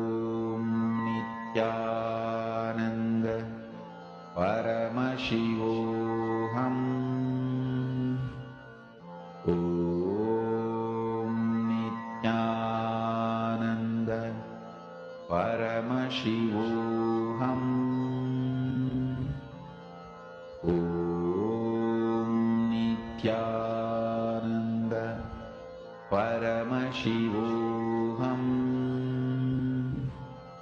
Om Nityananda Paramashivoham.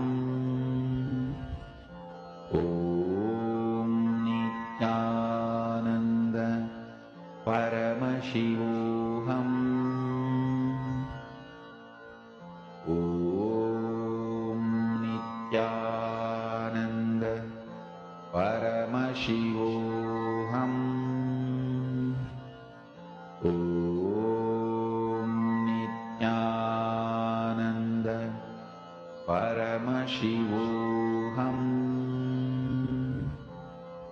Om Nityananda Paramashivoham. Om Nityananda Paramashivoham. Om Nityananda Paramashivoham. Om Nityananda Paramashivoham.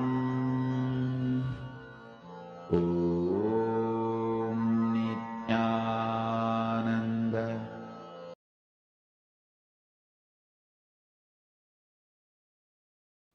Today's Kriya, cure for anger. This is again given to Durvasa by Shiva. First, Egapadasana, the first step.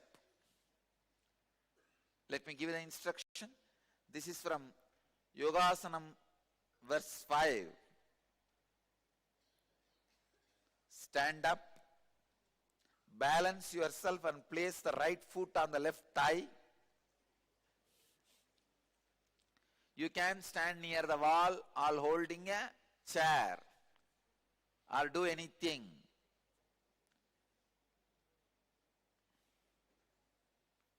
Touch the knees with respective hands. Right knee with right hand and left knee with the left hand. Try to.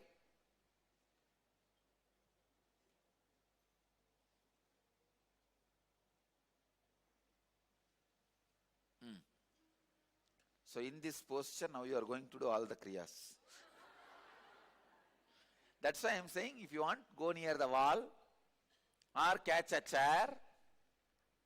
Anything is okay.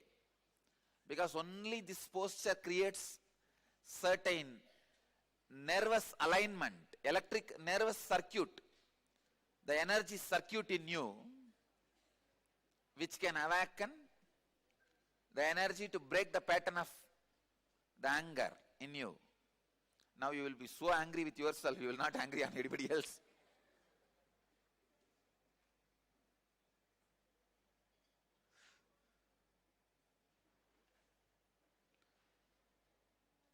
"30 seconds in this posture.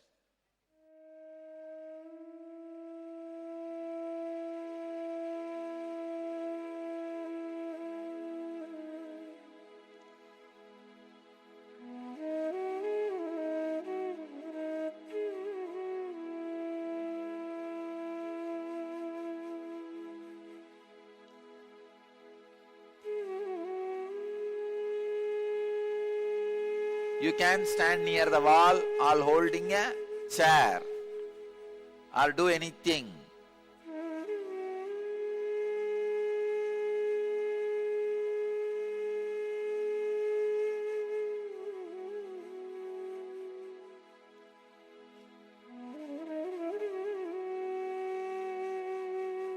"30 seconds in this posture.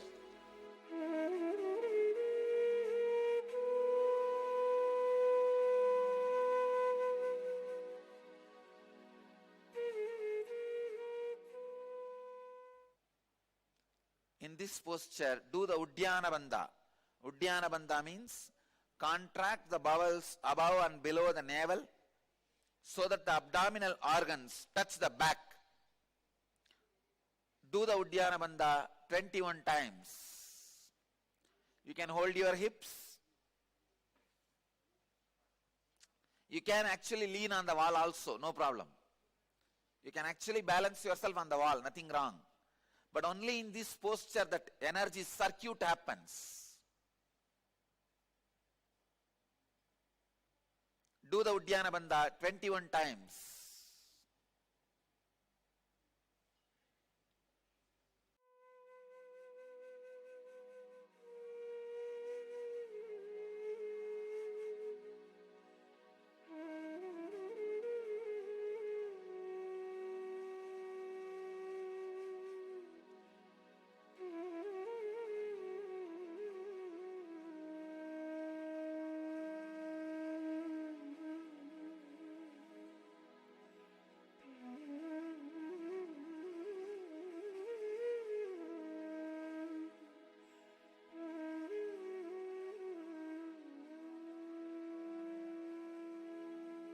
Uddiyana Bandha means contract the bowels above and below the navel so that the abdominal organs touch the back.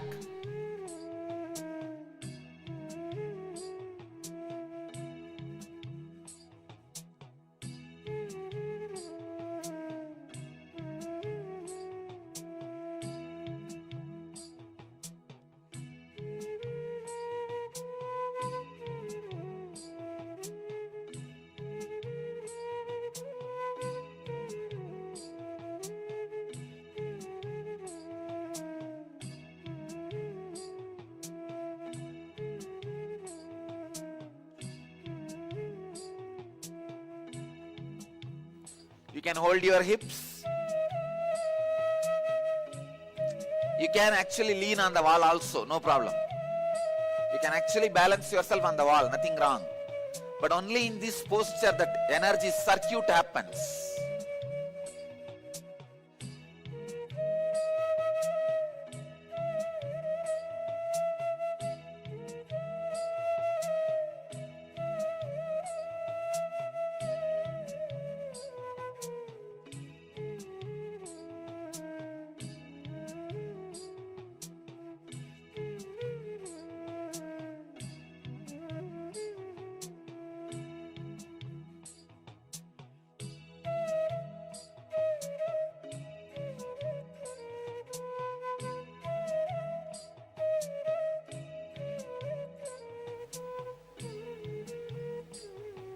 Do the Uddiyana Bandha 21 times.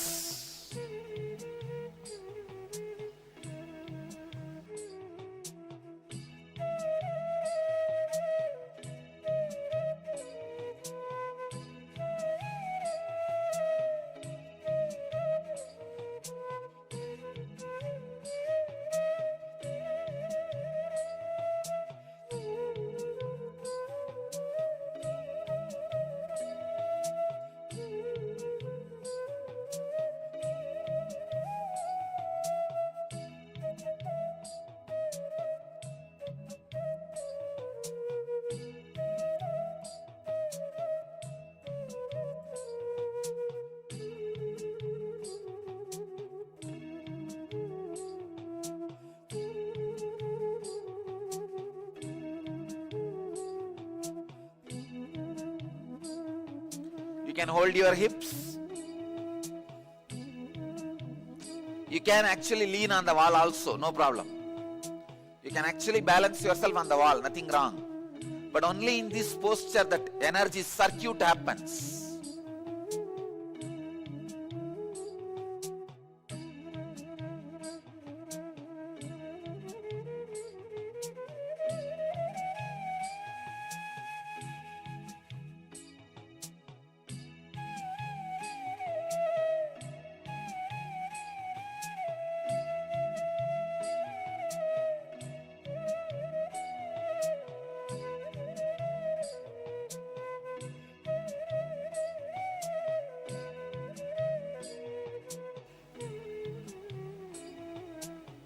Do the Uddiyana Bandha 21 times.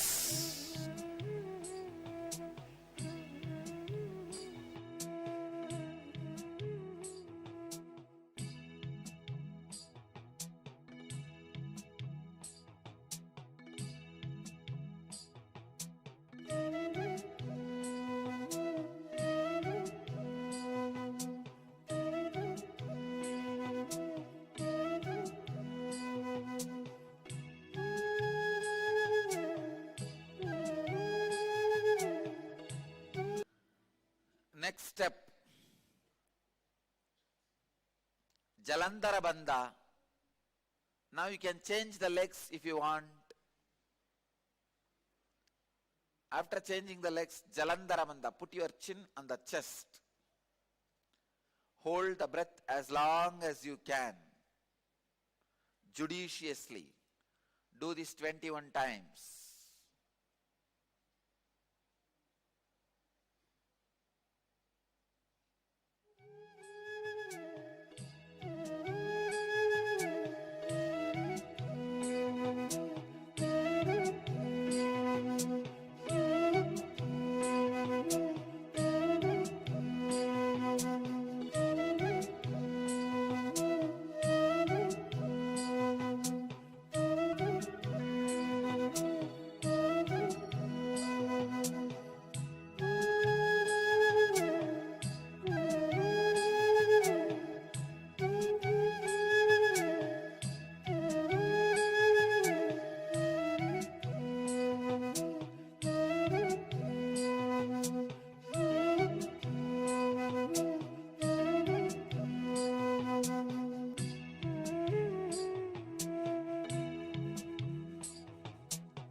Put your chin on the chest.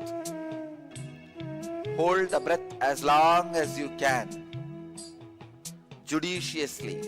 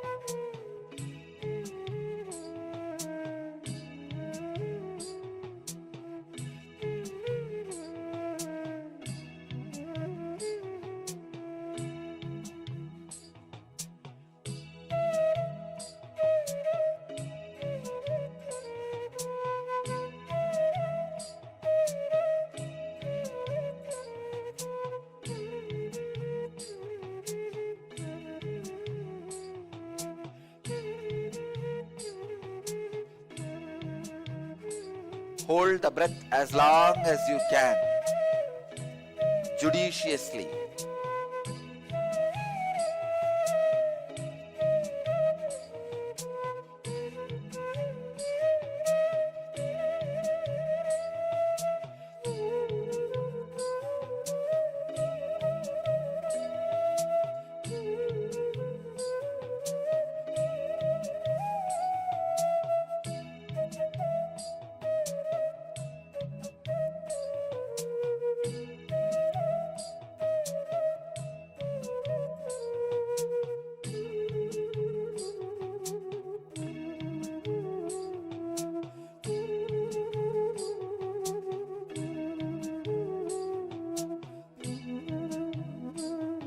Do this 21 times.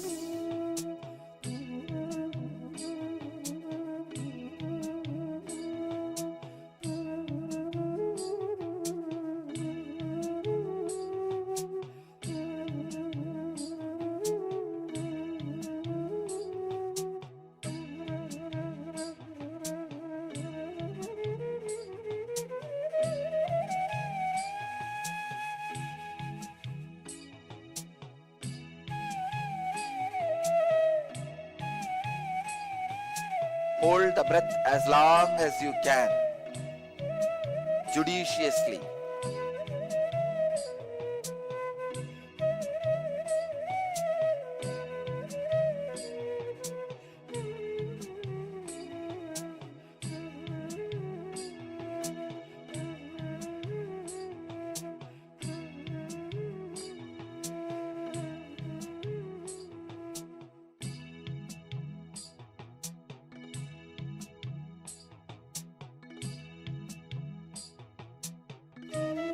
Do this 21 times.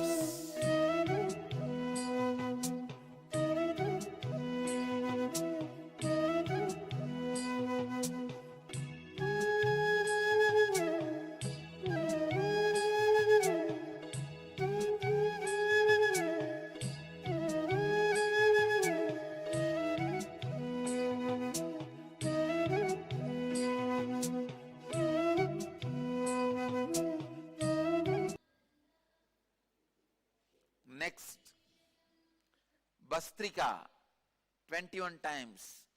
Bastrika, let me give the instruction. Inhale like the bellows of the ironsmith and fill your stomach and blow the air out through both nostrils quickly with bellowing sound. Do this 21 times.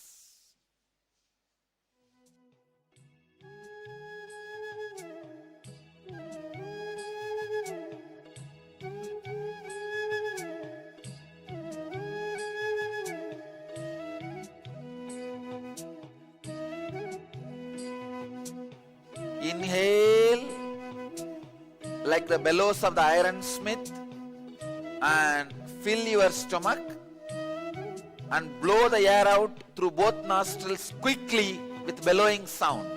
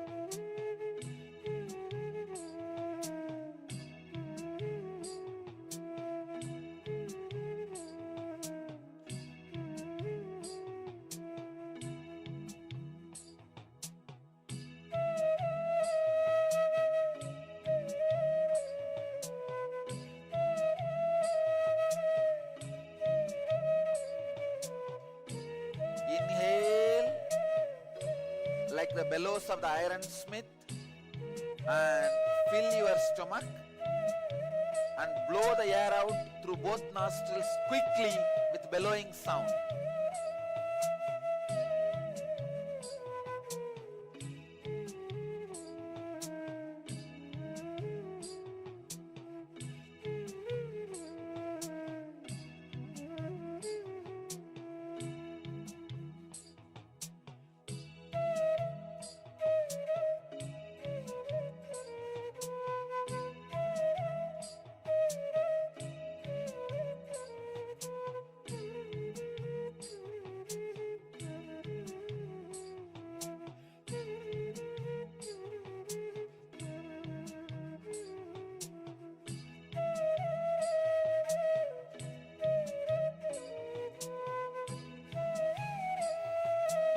Do this 21 times.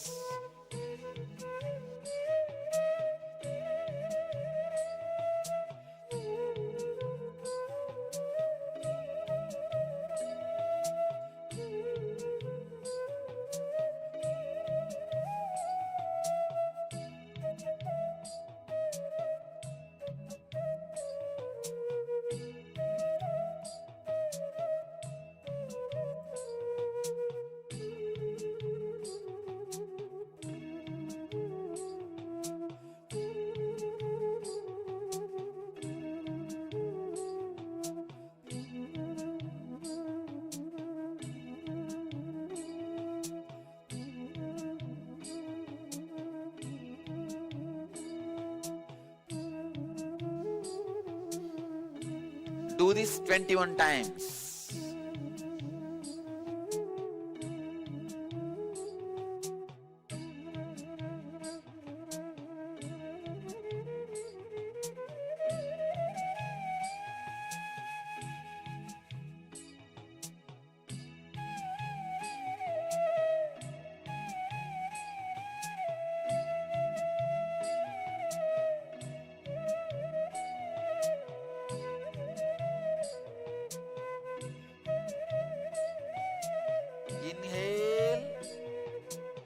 like the bellows of the ironsmith and fill your stomach and blow the air out through both nostrils quickly with bellowing sound.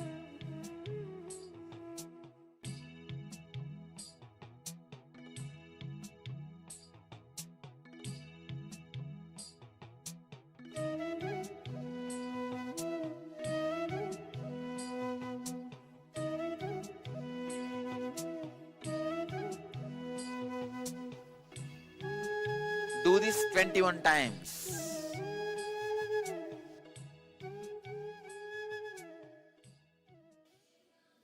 Next step, Shitkari Pranayama. Shitkari means press the lower teeth and upper teeth and open the lips comfortably. Suck the air through the gaps in between the teeth. Be aware of the sound produced. After inhaling, close the mouth and exhale through the nose. Start. Do this 21 times.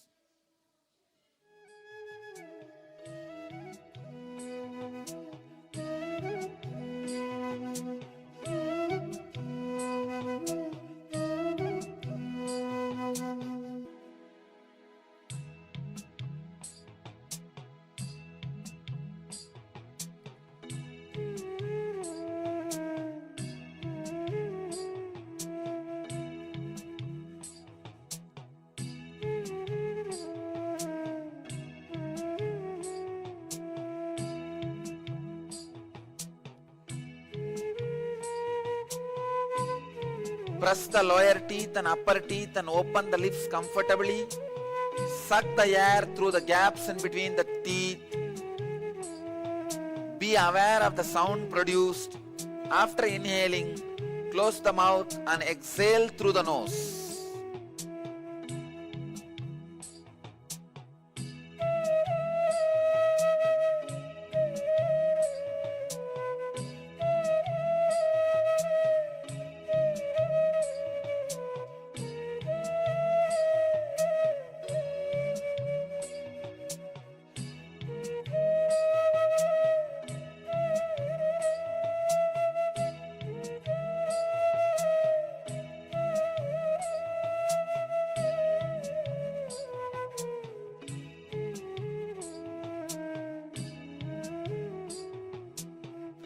Press the lower teeth and upper teeth and open the lips comfortably. Suck the air through the gaps in between the teeth. Be aware of the sound produced. After inhaling, close the mouth and exhale through the nose.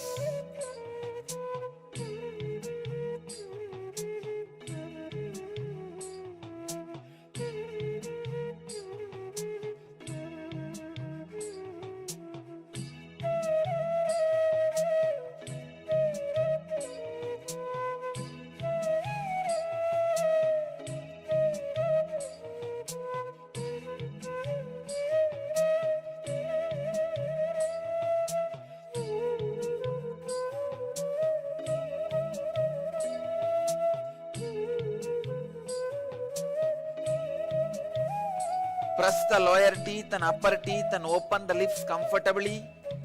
Suck the air through the gaps in between the teeth. Be aware of the sound produced. After inhaling, close the mouth and exhale through the nose.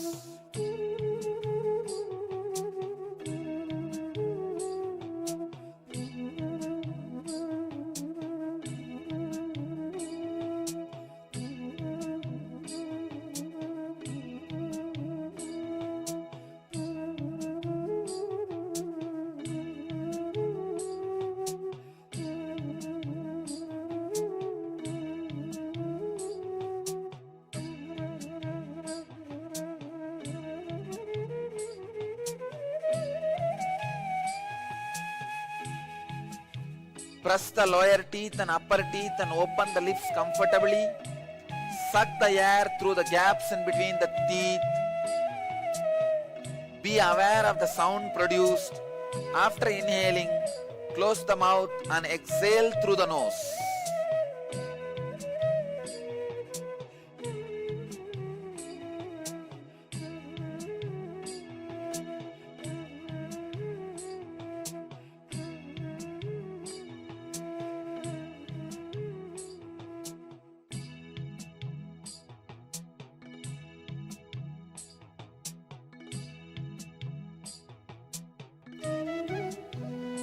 Do this 21 times.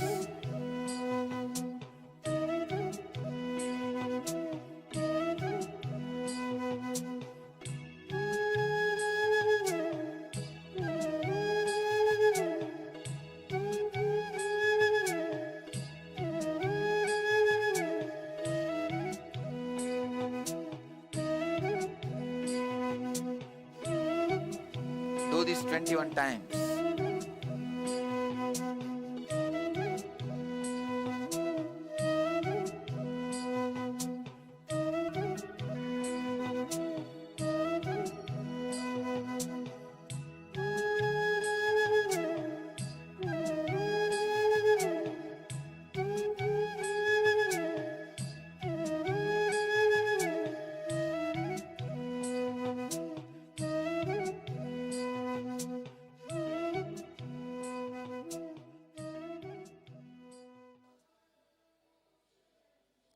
Next, Shitali Pranayama. Shitali means protrude your tongue as much as possible. Roll the sides of the tongue like a tube. Now inhale through the tube formed by the tongue. And for a moment hold the breath. Exhale through both nostrils. Do this 21 times.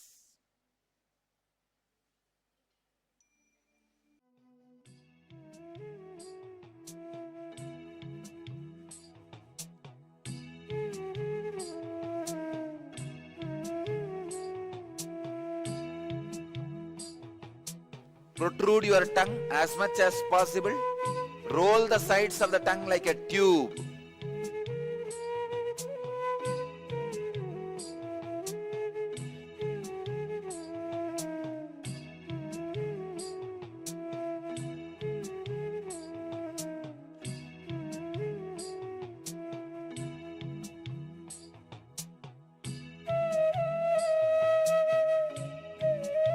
Now inhale through the tube formed by the tongue. And for a moment hold the breath. Exhale through both nostrils. Do this 21 times.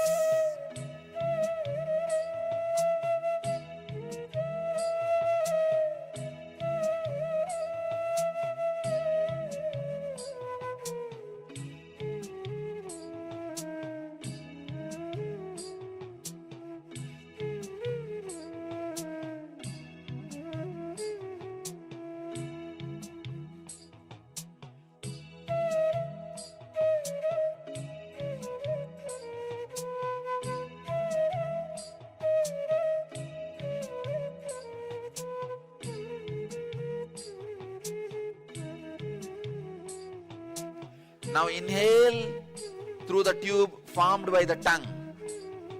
And for a moment hold the breath. Exhale through both nostrils. Do this 21 times.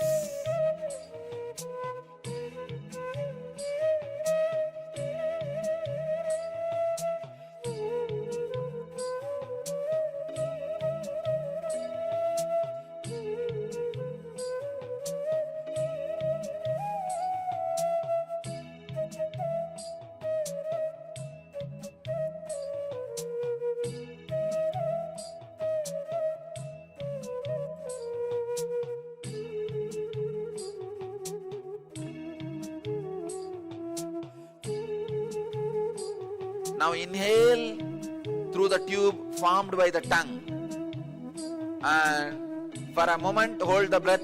Exhale through both nostrils.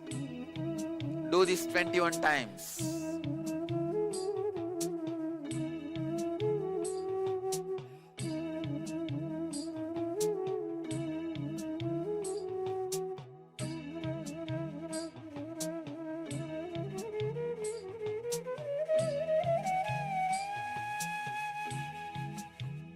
Protrude your tongue as much as possible. Roll the sides of the tongue like a tube.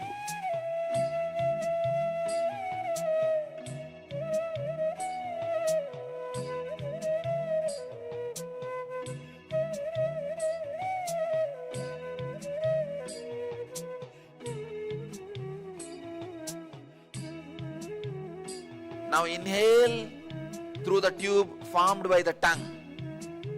And for a moment hold the breath. Exhale through both nostrils. Do this 21 times.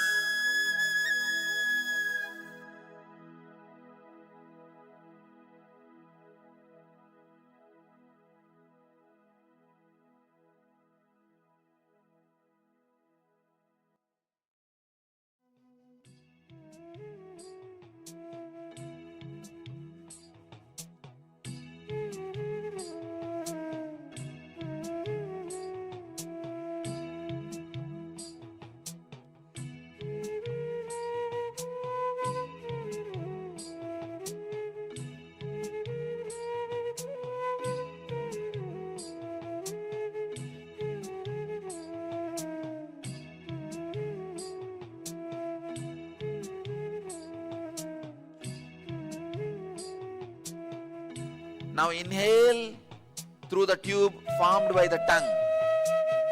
And for a moment hold the breath. Exhale through both nostrils. Do this 21 times.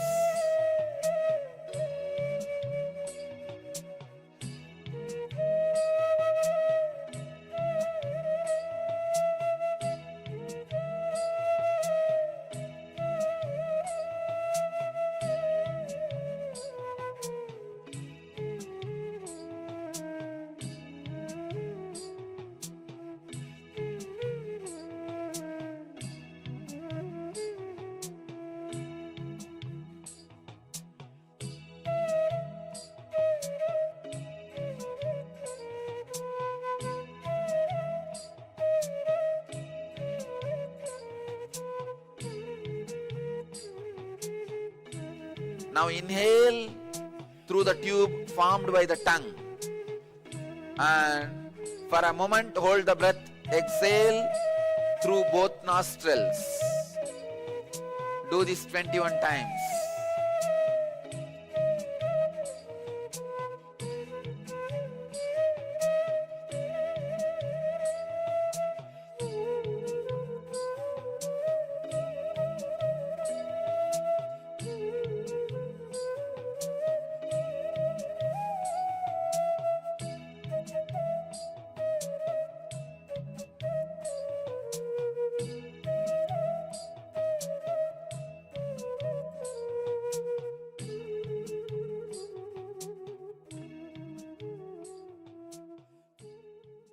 Let you all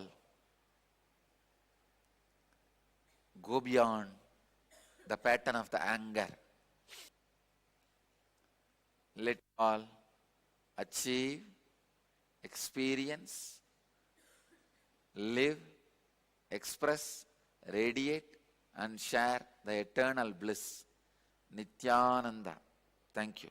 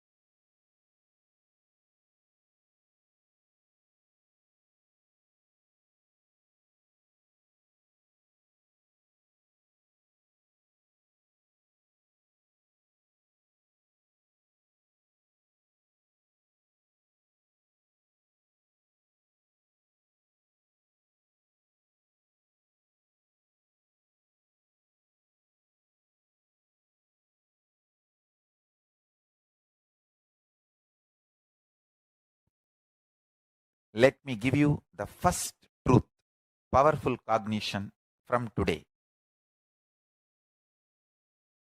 It got revealed into me in Tamil, so I'll recite as it is, then I'll translate. Agachar budamayum, purachar budamayum, paramborul nilaye yena, paramborulukkul nirundu, நீரு Hindu. That's a word got revealed. நீரு இந்து. தன்னை தன்மயத்திற்குள் இருப்பார்க்கே தான் தானே வெளிப்பட்டு தன்மய சக்தியெல்லாம் பொங்கி பிரவகிக்கும். Let me translate in English. Understanding the inner dependency or outer dependency for your existence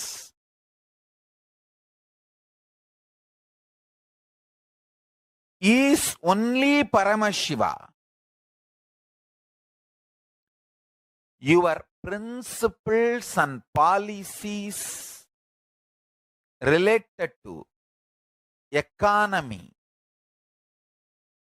your life's goals, your life's relationships, how you want to live, how you want to die, what you call as a success, what you call as failure.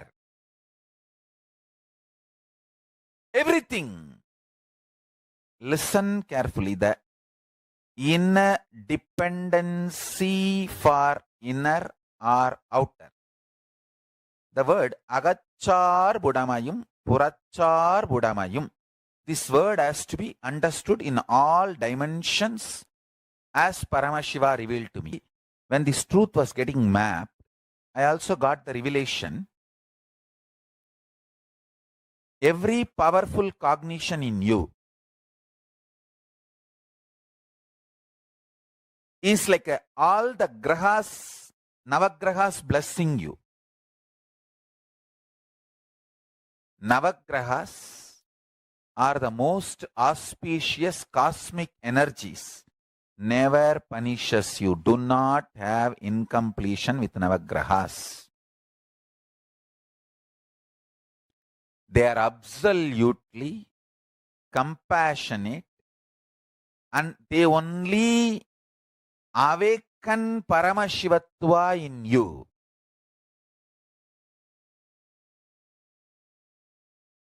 They only manifest Paramashiva in you. Listen carefully.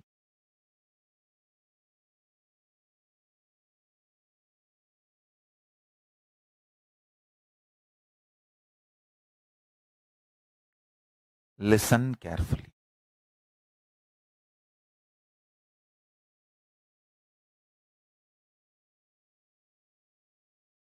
If you align your ideas about money, ideas about power, ideas about relationships,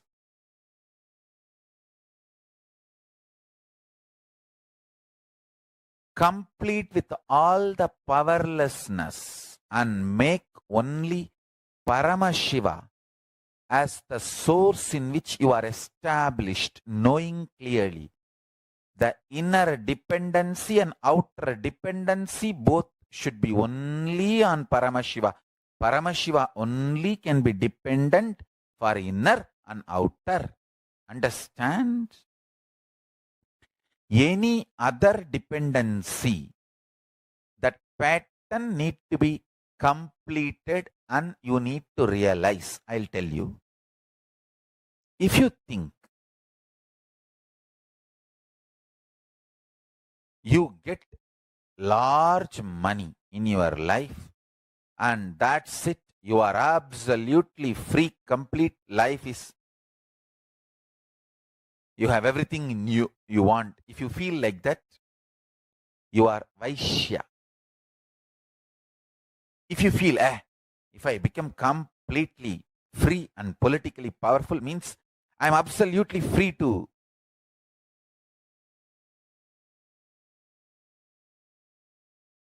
be a leader and head, then I am absolutely the Lord and God. If you think like that, you are Kshatriya. If I have all my pleasures, 4 meal, 1 good flush working toilet, and physical other pleasures, whatever I want, then I am absolutely comfortable, complete with the life. If you think like that, you are Shudra. Only a person who understands my inner dependency and outer dependency, both are Paramashiva. The highest consciousness, that super consciousness, is Brahmana. Understand? More and more inner and outer dependency gets centered on Paramashiva. You will see more and more power manifestation in your life. I tell you,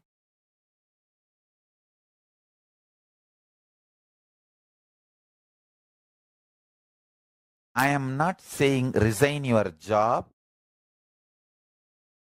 divorce all your relationships. I am only saying, let you be centered on Paramashiva. Let all that external things not be your centers. You not be dependent on any of that. If you are centered on Paramashiva, you will manifest so much of powers. All of the external, internal dependency things will be under your control. I tell you.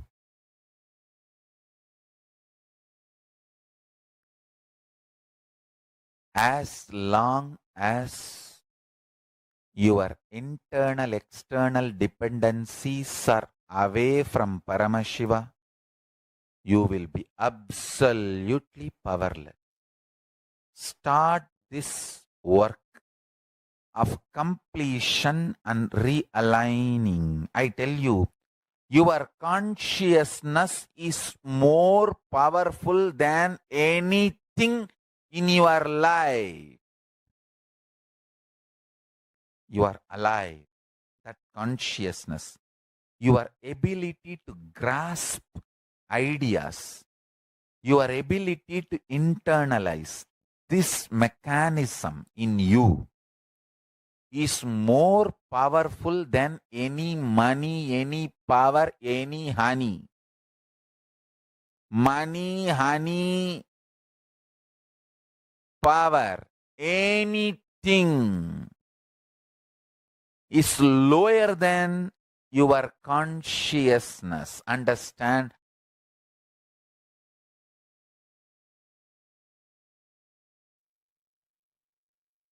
Paramashiva's message directly from Mahakailasa.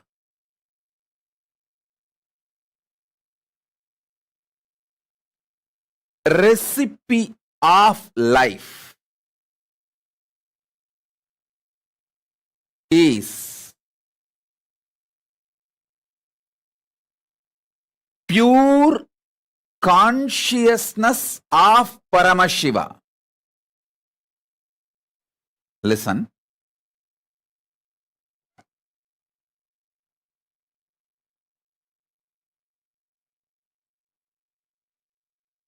Making DNA or RNA.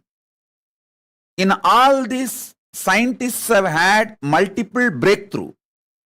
But till now, no human science is able to decode the recipe of life. Understand? DNA, RNA, many other things related to life. They are able to decode. No one is able to decode life itself. The reason is Paramashiva, when he cooked life, when he made life, the core component he used in the recipe of life is his own consciousness. Listen. This is the best, greatest news ever you can have. So, listen. This is the core truth. First statement, understand, Paramashiva's, his own consciousness, he puts it as a recipe of life. That's a core component. The pure truth I revealed now. Paramashiva made his own pure consciousness as the core recipe of life. Then he added other many things. But the core recipe of life is his own consciousness. This is the pure truth. Now the applied truth, listen to this very carefully. Listen to this very carefully. First, this is the greatest news, best news. Second, listen. Eternal bliss, Nitya Ananda, is one of the core innate quality of Paramashiva's consciousness. Understand one thing. My inexhaustible activism comes from absolute fulfillment and bliss, not from any discontentment. See, discontented fellow will be active but cannot have a large vision which can go on expanding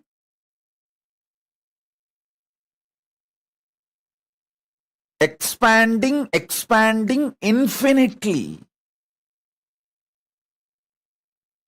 Listen to this truth. The vision I carry never tires me, frustrates me. It is like a huge energy, inspiration for intense activism, an eternal bliss, the pure bliss.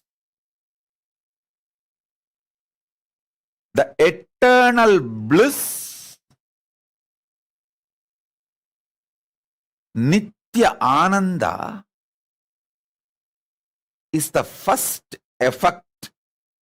The moment you cognize Paramashiva's consciousness is the recipe of your life. Please understand, if you are alive, be very clear, the core recipe of your life is Paramashiva's own consciousness. He put himself, he was cooking, things were not working out, the life was not happening. He just took himself and put it. Immediately life happened. That's all. Visualize. He was cooking, trying to cook life. So many components he added, but life was not happening. It was coming out like a sakra pongal, puliyodare, or so many other things came out, but life was not happening. He just smiled and put himself, his own consciousness. He just took his consciousness and put it. Immediately life happened. Listen.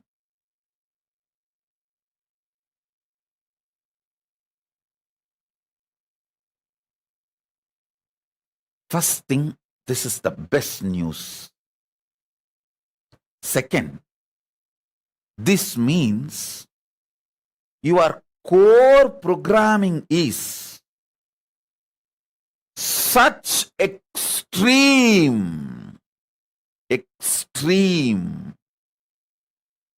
infinite, unending, Satchit Ananda Nityanandam. Sat. You know, you are programmed for truth. Sat. That is your core. Till you manifest that, you won't rest.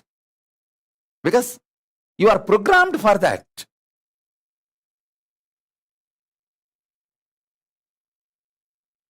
Chit, consciousness. By your very nature, you are aware you exist.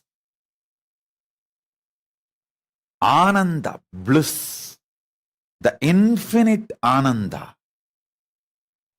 When you are intensely, continuously talking to God or Guru inside you, you go on awakening powerful cognitions inside you. You cannot stand in front of Paramashiva and talk silly things. You yourself will feel shy. Practicing the presence of Paramashiva inside you by continuous conversation with him will automatically make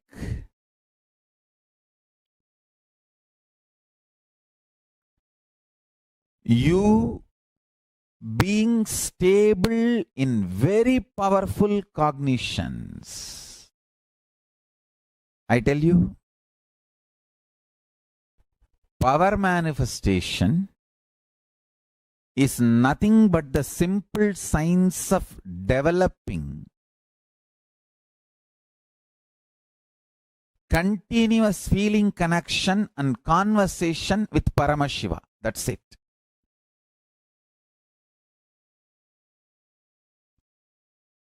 "24 hours continuously having conversation, dialogue with Paramashiva inside you. Continuous 24 hours dialogue with Paramashiva makes you constantly stay in powerful cognitions, and that Sahaja Samadhi becomes your reality. Sahaja Samadhi becomes your reality. Sahaja Samadhi becomes your reality. Life is all about stamina to take the risk. Unclutching and tasting ultimate peace will give you tremendous strength to take risks.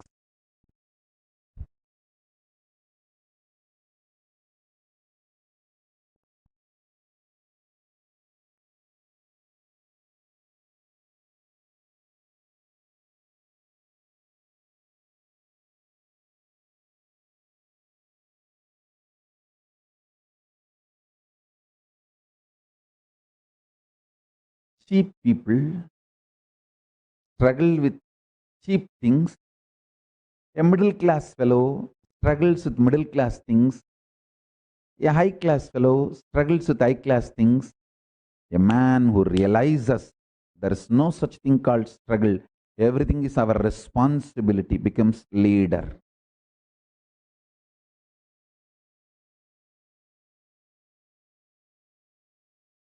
Becomes leader.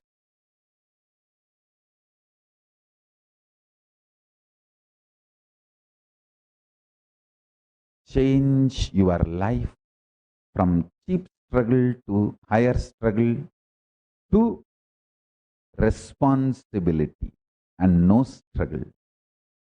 From cheap struggle to higher struggle, from higher struggle to no struggle, only responsibility.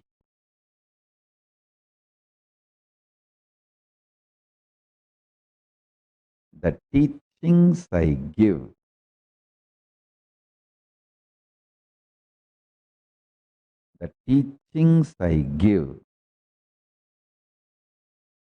for my own kids are the essence of Paramashiva's teaching.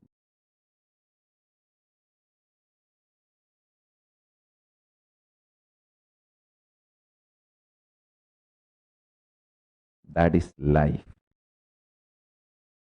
This is the ultimate truth.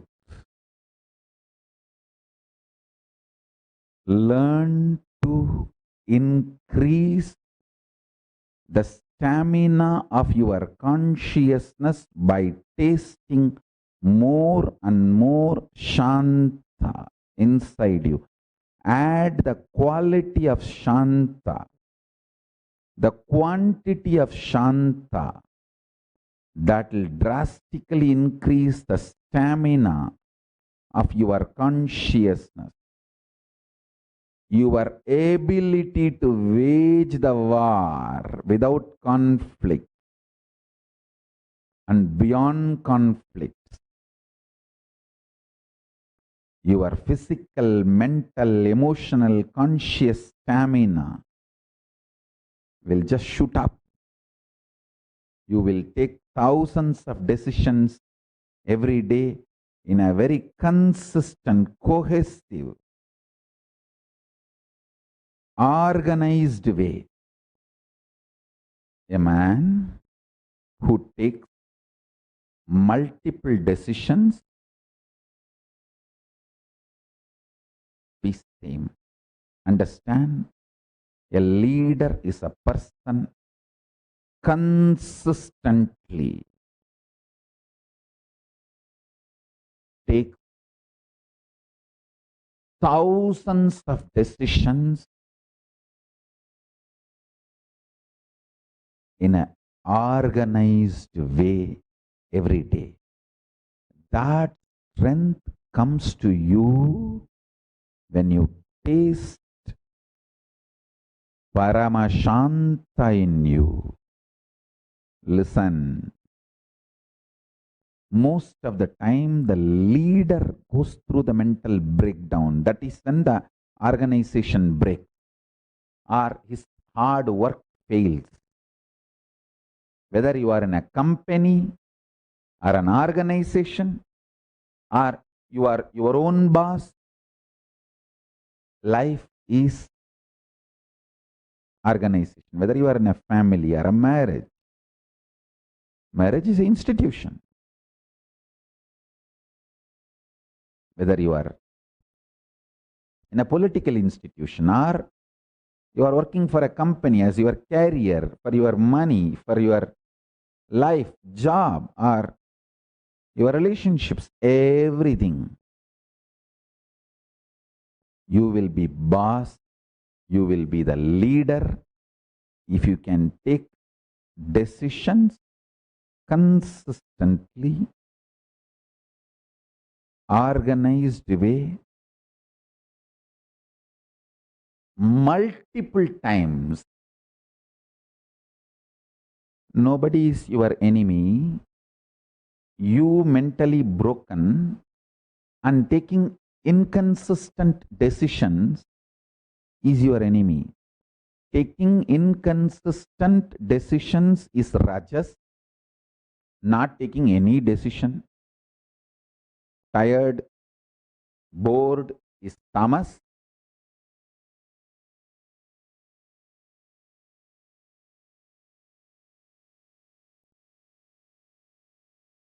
Absolutely consistent, established in Paramashanta, going on making thousands of decisions in a very consistent way is the quality of a leader. I am producing enlightened leaders for the future of Kailasa. So for them, this is the teaching I give. Experience more and more Paramashanta, unclutching. So your stamina raises. Your physical, mental stamina shoots up. And you are very consistent, integrated to you. Integrated to you. Integrated to you. Being integrated to you makes you leader.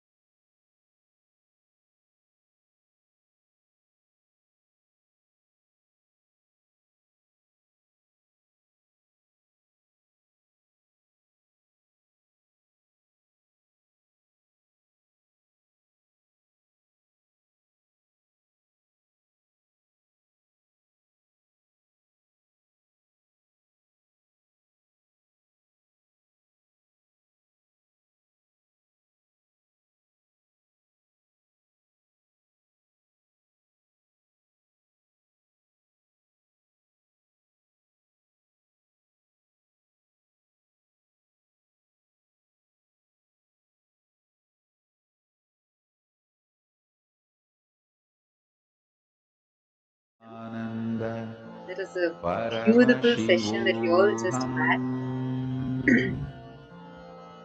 where Swamiji gave a very, very, very important revelation, important truth over here. Let your internal and external dependencies be only on Paramashiva and not on anything else. If something is able to convince you that no, you need to be dependent on this, you need that to survive, or what are you going to do? You need money, you have to be dependent on it, you need this, you need that. Understand that is what is binding you and forcefully tying you with delusion. But when you put all your internal and external dependencies completely surrendering to Paramashiva and not on anything else, you will manifest amazing breakthroughs in your life. You will manifest extraordinary abilities. You will have the best life just by this one cognition shift, one declaration. Let all my internal and external dependencies be only on Paramashiva and not on anything else. I request all the participants here to take a few minutes and please share. What did you understand from this powerful session that we just had?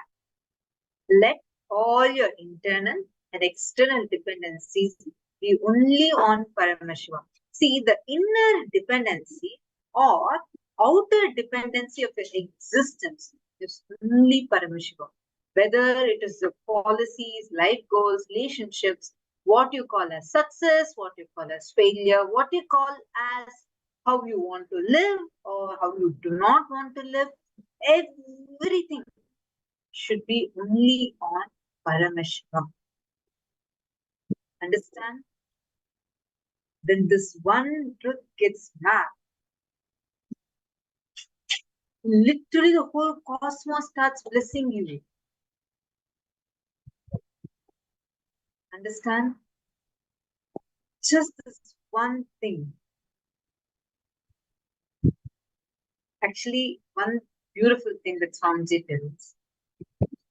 When you just understand Swamiji's love, that unconditional love that Swamiji has.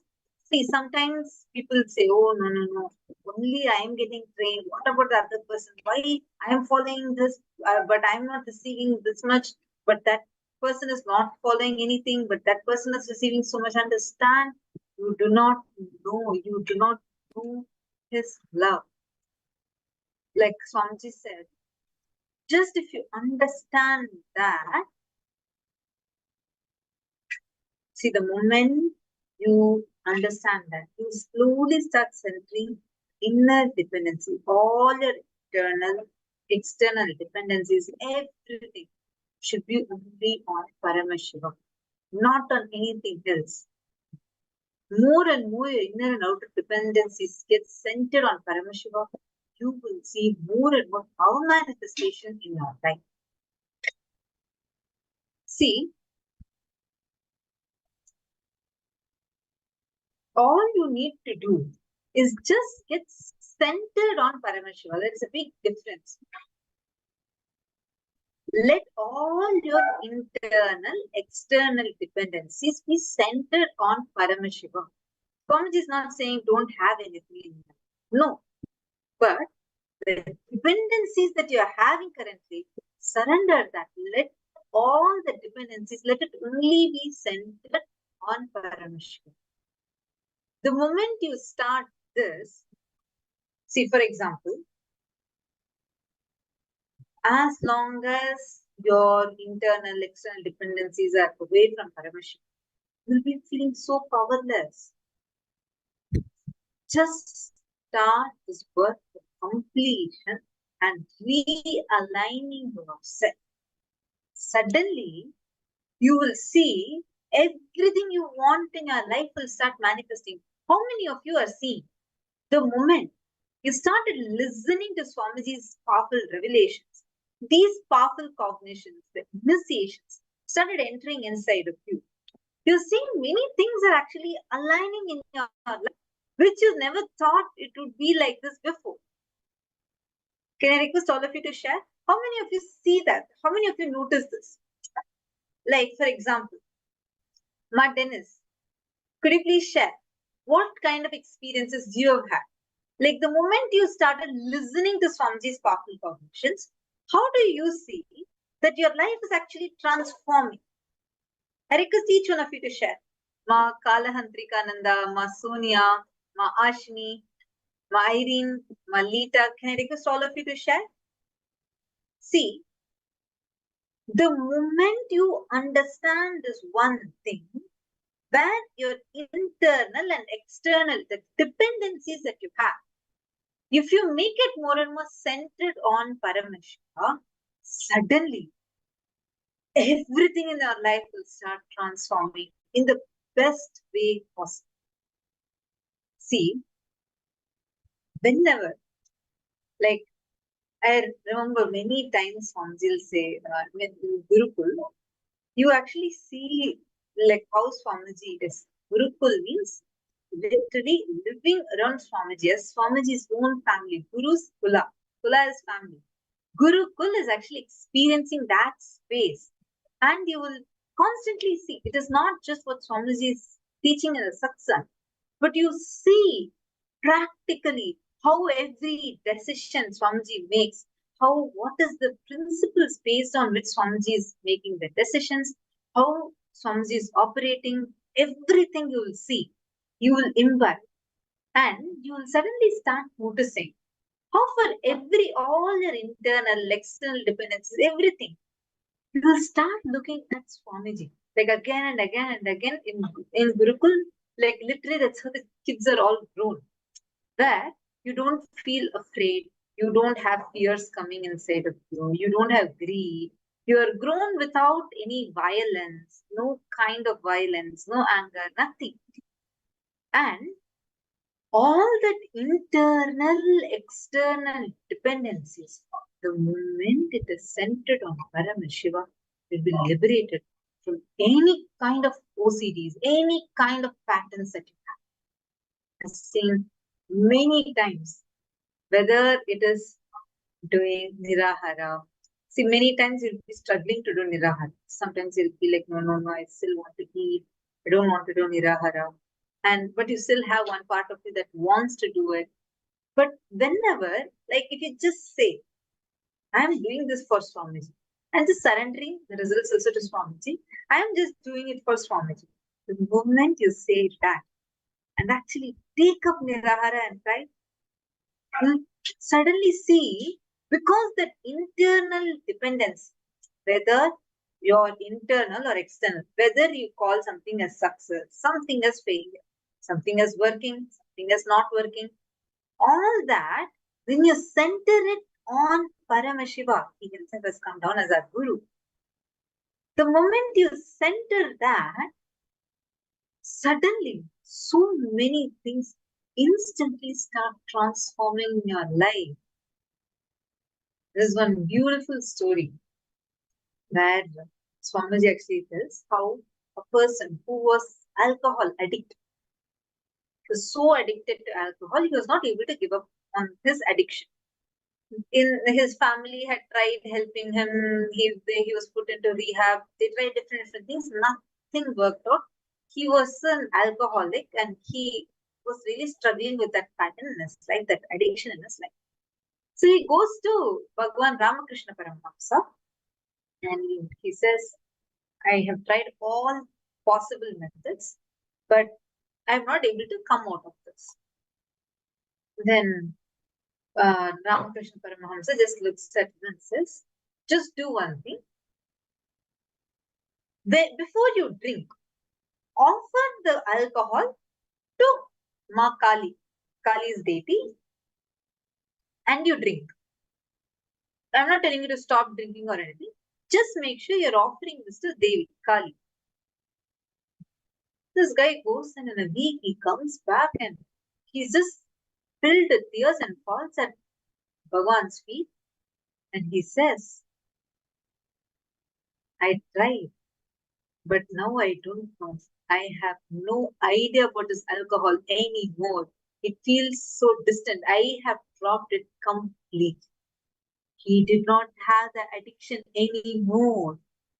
Understand? He says he completely dropped it. The addiction just disappeared from his life. Why? Because all he had to do was that internal or external dependency, he just surrendered it, centered it on his Ishtadevata, Devi Kali. Wow. That one thing was more powerful than any of his patterns. Before, when he is offering to Devi Kali, he's thinking, no, no, no, she's my goddess, my mother. How can I offer this to her? Then immediately the intelligence gets awakened. It lasts. If you can't offer it to her, how are you putting that into your body? Just that in that one surrender awakened the intelligence in him, and the guy who was struggling for years together to fight his addiction just dropped it. Understand? Every one of us has this power. So all you need to do is center whatever you feel as your internal external dependence. Center it on Paramashivoham. That is all is needed. How many of you are understanding this? Can I request all the participants to please share?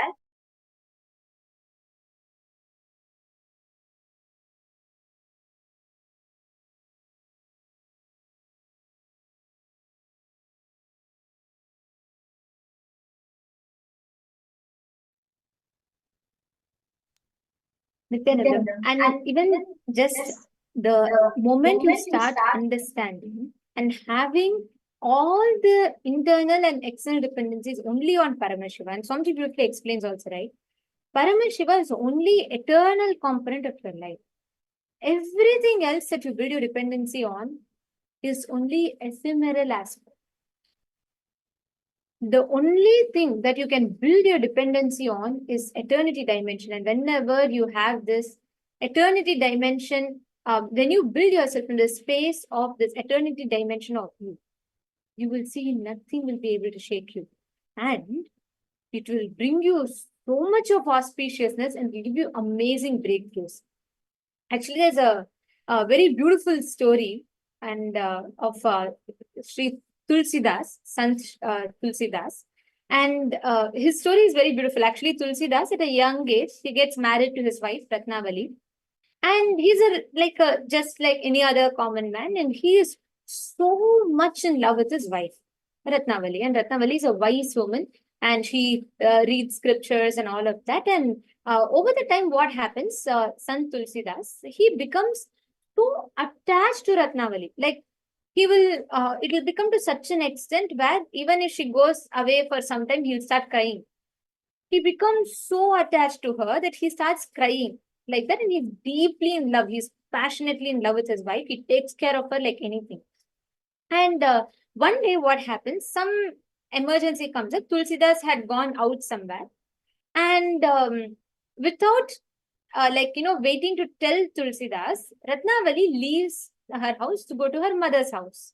So she has no time to inform Tulsidas, so she leaves to her mother's house. And Tulsidas, as soon as he comes home, he is like finding out that his wife is not there. And then he's like heartbroken. He doesn't know what to do. And he's so much madly in love. He depends on her so much. For him, it's impossible. Like the story tells, he cannot see anything in this world other than like his quest for wanting to go back to his wife. So it is like, there's a heavy storm, heavy rain, it is flooding, the rivers are flooding. It is so bad, and the wife's mother's place is on the other banks of the river. And Tulsidas sees no day, no night. He doesn't see any, he doesn't see there's a flood, nothing. He sets out of his house. He forgets about everything. He goes out of his house in search of his wife, and he starts traveling towards her mother's house. And the story goes that when he's crossing the river, right, it is flooded and he can't just like that cross. So he doesn't know what to do. And he's so crazy about wanting to see his wife. He sees a dead body floating in the night and he uses the dead body as the boat and he crosses the river. And then he goes to his wife's place and there's a snake dangling. He thinks that is a rope and he climbs on that using the snake as a rope. All this while not knowing anything what is happening. Only thing he can see in his life is his wife right now. And she is not there with him. And he climbs using the snake as a rope and he gets inside and he's shocked to find out and only he's relieved to see his wife. He sees his wife sleeping there peacefully, undisturbed.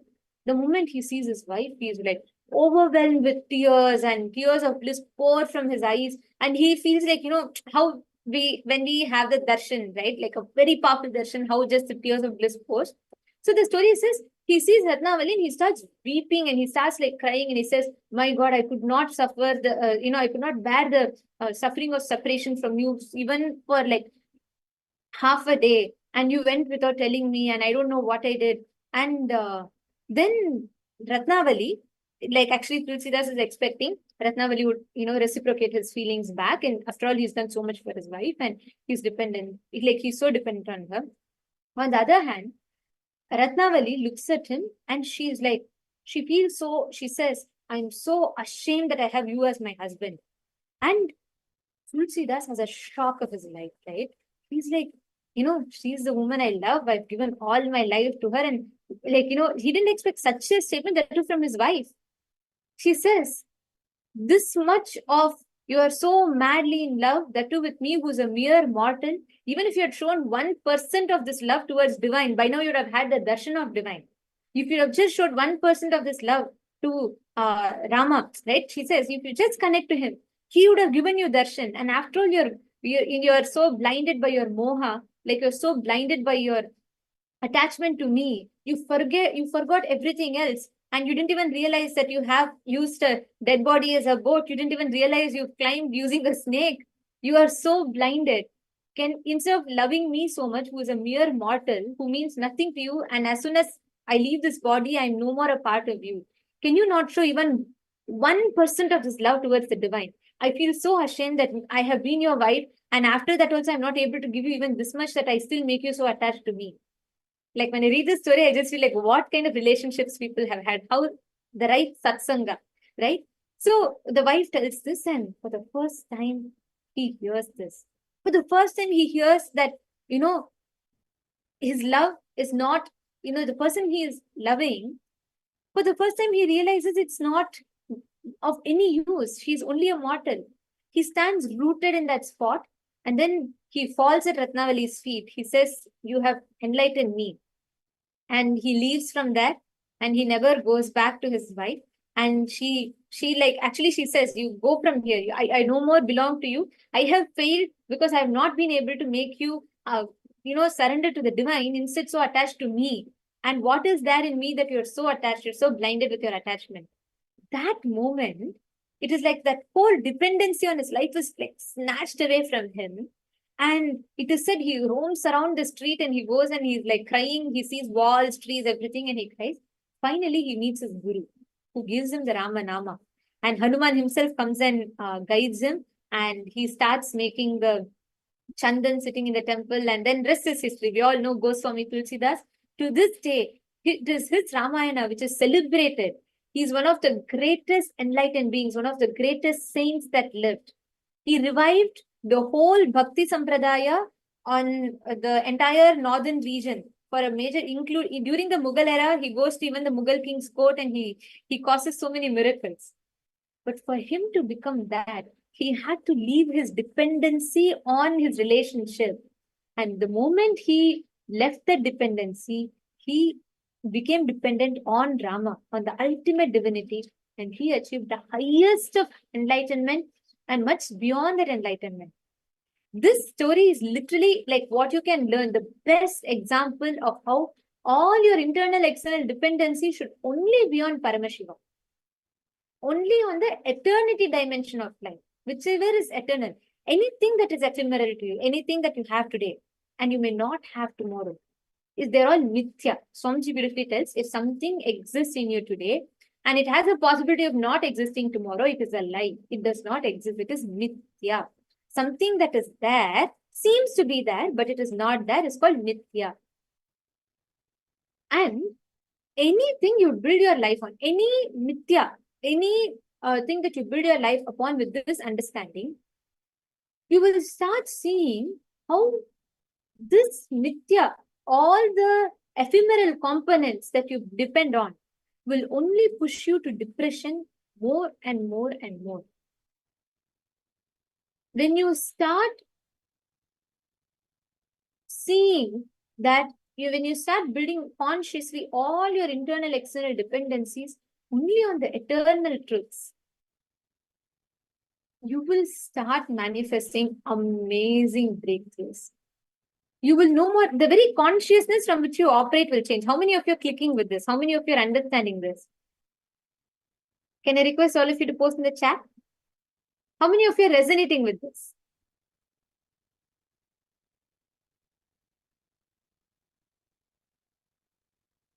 If you just bring this powerful cognition in you, and if you just start building all your internal external dependencies only on the truth, the eternity dimension of you, which is Swamiji, on Paramashivoham, then you will start manifesting amazing things. You will see, even if something is taken away from you, you will not have, it will not even cause the slightest of pain in you. You will again and again and again, you will be able to rebuild. Like if you see Swamiji, right? No matter how many times he's being attacked, he's being persecuted, what he poured his life on and built, when that is being taken away, even that does not shake Swamiji.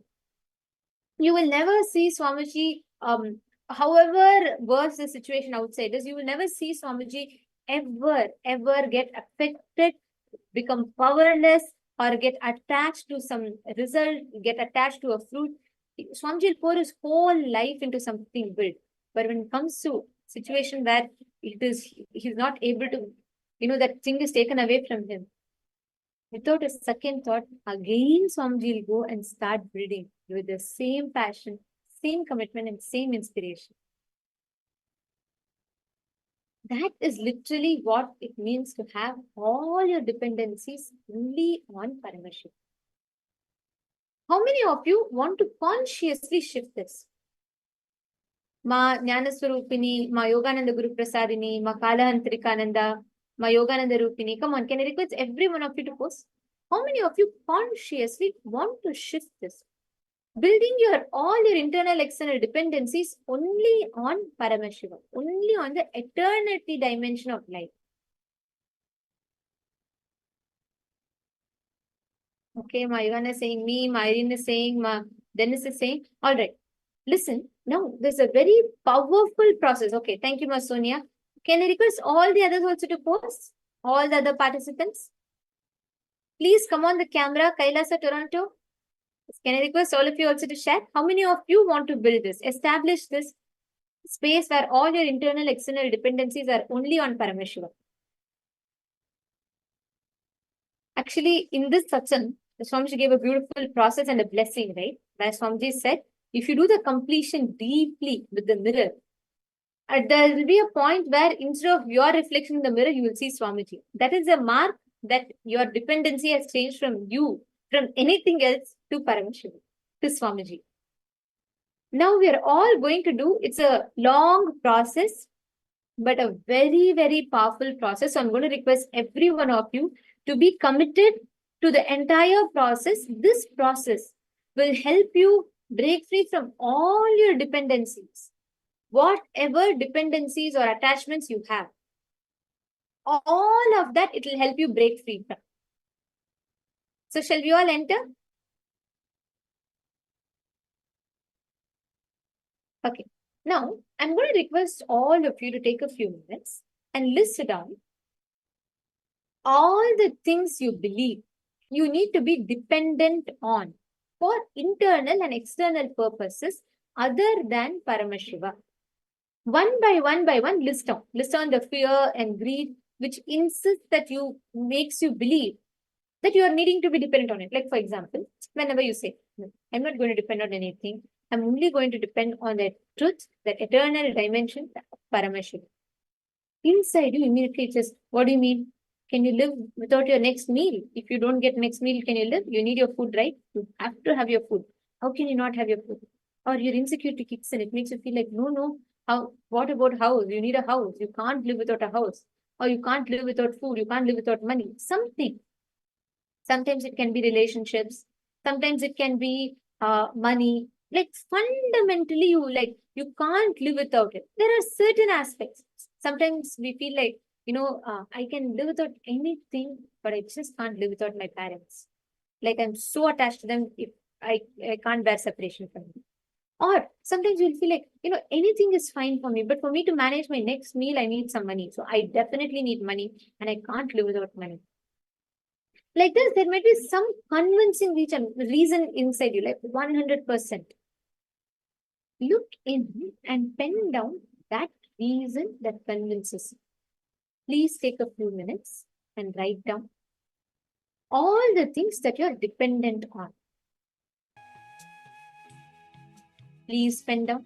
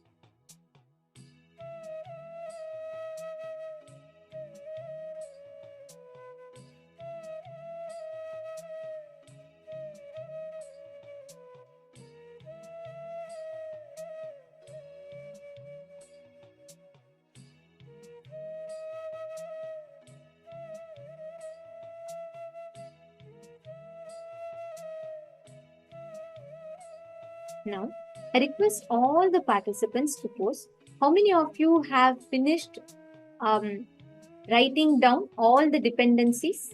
How many of you have finished writing down the exact thought patterns that stops you?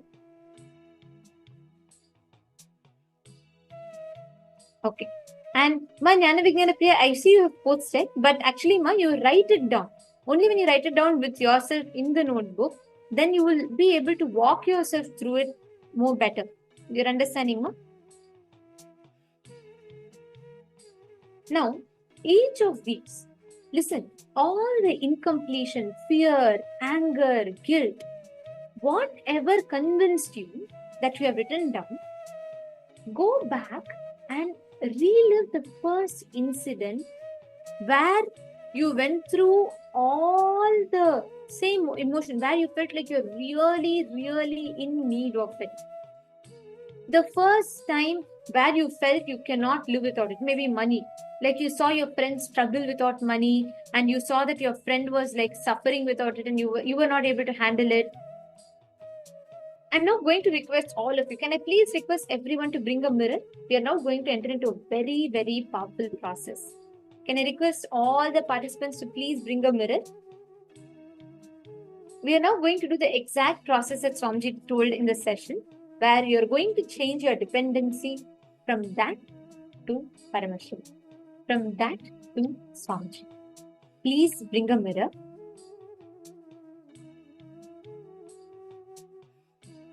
Whatever you have written down, right? First step, relive in your inner space deeply. And when I say that, which means you're going to keep your eyes open. See, when you close your eyes and you try to relive, it's very easy that you can get distracted in your thoughts. What we're going to do now is we're going to do the completion process with the mirror by reliving in the mirror. Like you're going to see it on the mirror and you're going to see the whole incident. You're going to lock your eyes with your reflection on the mirror. Are all of you with me so far?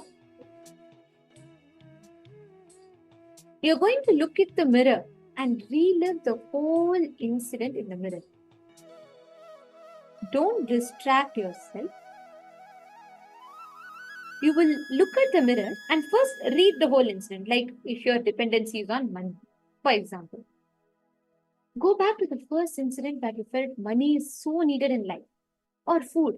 Maybe when you were young or something, right? And you starved without food and you felt like whatever is there or not, but food has to be there and you just can't run.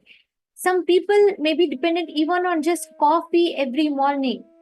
Like it's not, there's nothing big or small about it. Please understand, anything you depend on is a dependency. Alcohol, smoking, or even coffee, a cup of coffee, or money, food, anything you're dependent on.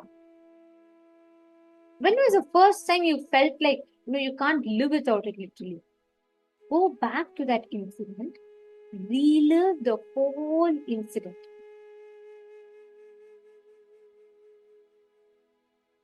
Lock your eyes with your reflection in the mirror. Start reliving the whole incident, that whole pattern. See that incident in the mirror, go on visualizing, reliving at least 5 times. And listen carefully. At one point, you will see as you relive, your reflection on the mirror will start getting blurred. And you will see Swamiji's reflection in the mirror when you open your eye. When you see it. That means your completion is done. Literally, the moment where you forget your individual identity and you see your cosmic identity, Swamiji in front of you on the mirror, that is a scale to know that you have exactly relived and you have done the process successfully. If you all have understood, can I please request you all to put yes in the chat? I'm going to request every one of you to confirm that you have understood.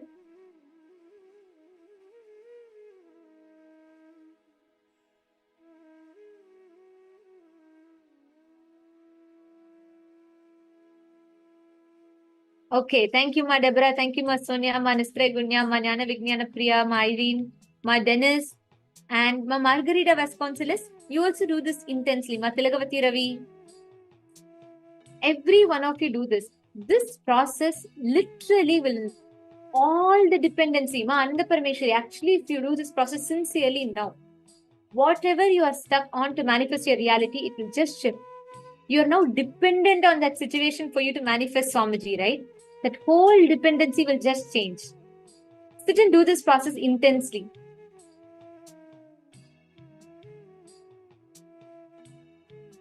Chant the Mahavakya and look at the mirror and lock your eyes. And after a few minutes of chanting the Mahavakya, intensely start reliving the whole incident in you powerfully. Please start. I request every one of you to do this with utmost sincerity.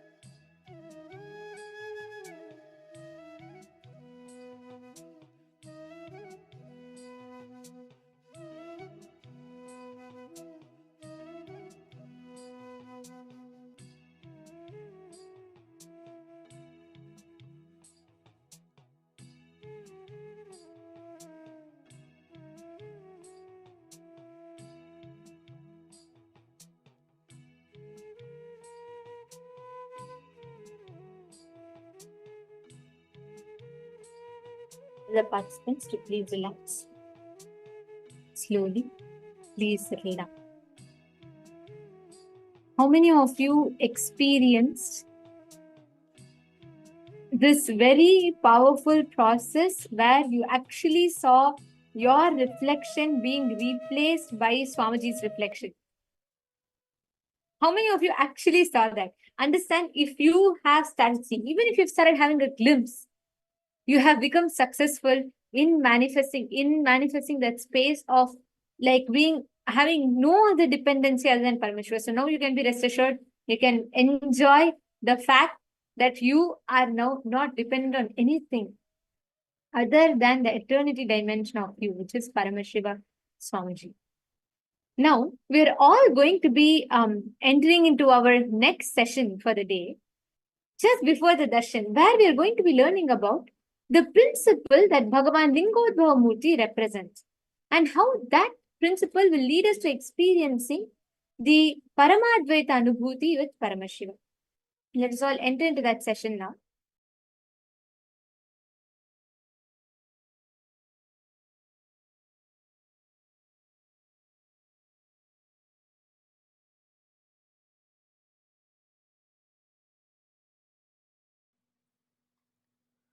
All you need to enjoy the powers and superconscious mutation of 64 manifestations of Paramashiva is to have the right knowledge about all that 64 manifestations. You need to understand Paramashiva as he introduces himself. Listen, you just need to know what is swimming and see somebody is swimming, then simply your muscle memory starts manifesting swimming.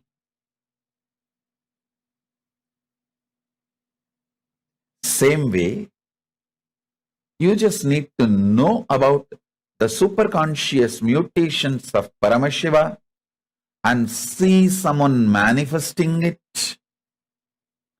Your muscle memory, bioenergy, all will just pick up.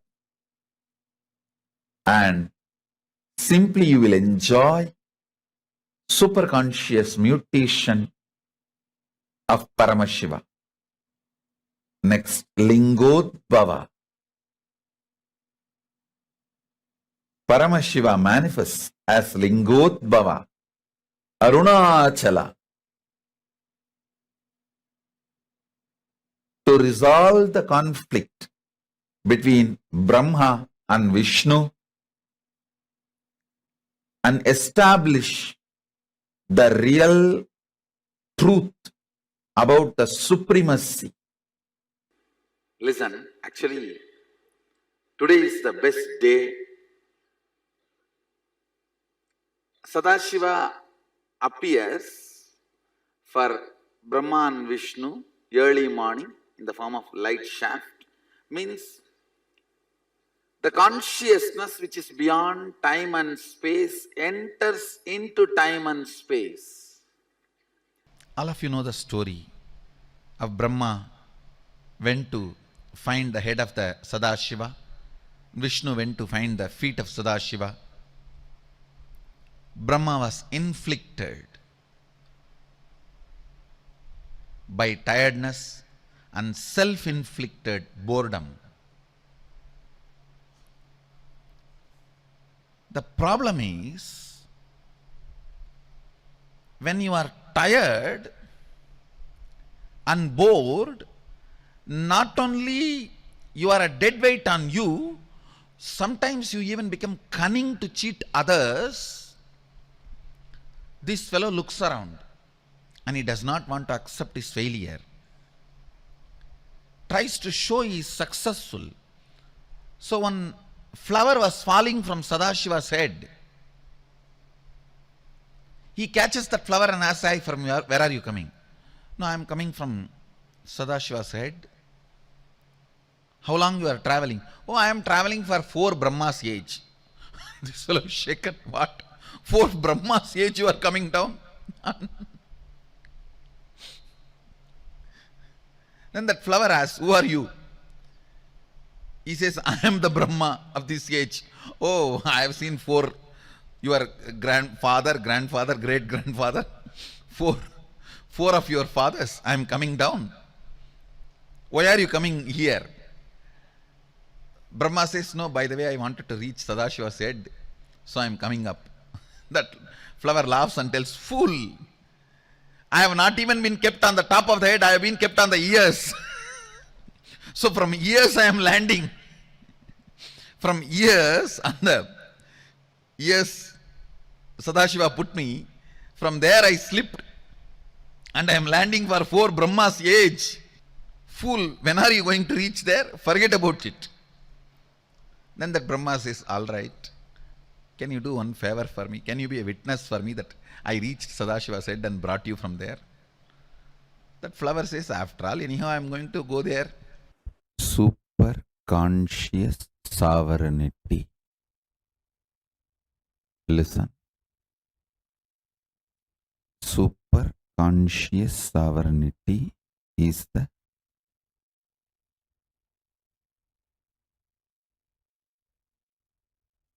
principle, superconscious DNA of Paramashiva will be manifesting today in all of you. Listen. Superconscious sovereignty. Let me explain. Listen intensely. What I am going to say now, the superconscious sovereignty, you don't need to practice. I'm just going to put this like a golden light bomb ball inside you. It'll just start manifesting. Listen to this. Your super consciousness is the most supreme, and your super consciousness makes all the patterns, the self-doubt, hatred, denials, or anything restrictive in you, makes all of that irrelevant. Your superconscious sovereignty does not fight with your problems. It just makes your problems irrelevant.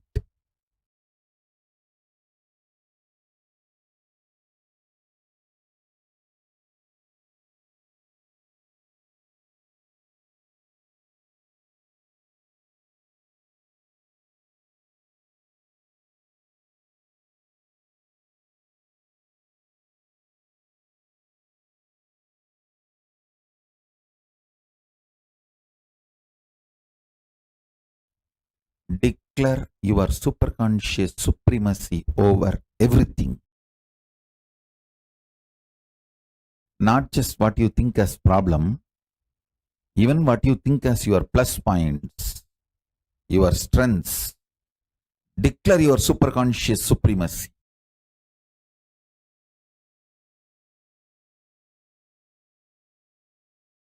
As Paramavatara of Paramashiva, I'll make it happen for all of you.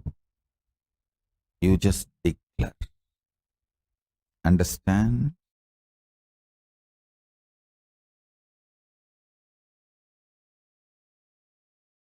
When you are declaring, because I am asking you to declare, you are just doing Paramashiva's will. You will simply manifest it. I ask you to declare your superconscious sovereignty, your superconscious supremacy over everything.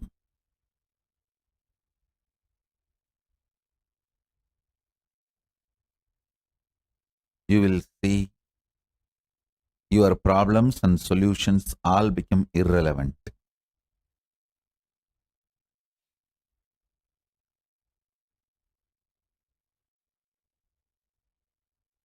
Understand? tons of things which you did not even know,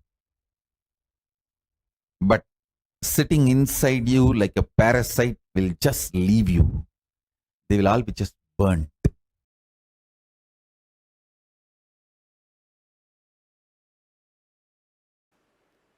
Let's enter into 9th verse of Isavasya Upanishad.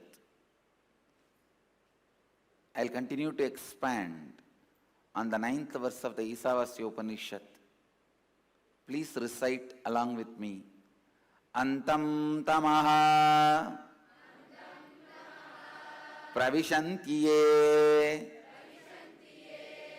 avidyamupasade tato bhuya ivate tamaha yavu vidyayamrataha.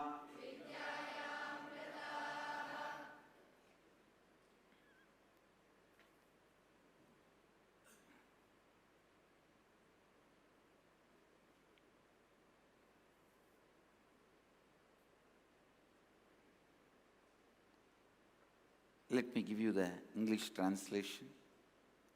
Those who worship avidya, the ignorance that veils the true knowledge of truth, consciousness, enter into blinding darkness characterized by the absence of perception, but into greater darkness of ignorance than that.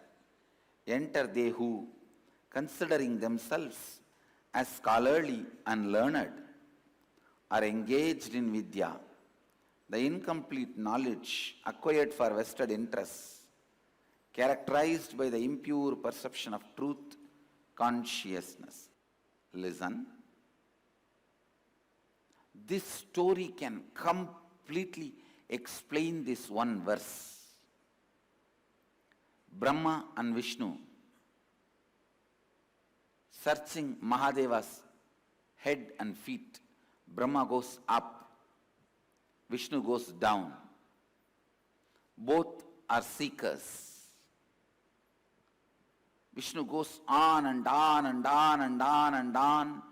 At one spot he feels enough, tired, bored.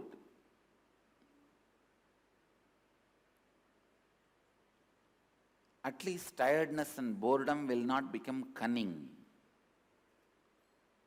He comes back and says, no, I am not able to do, forget about it.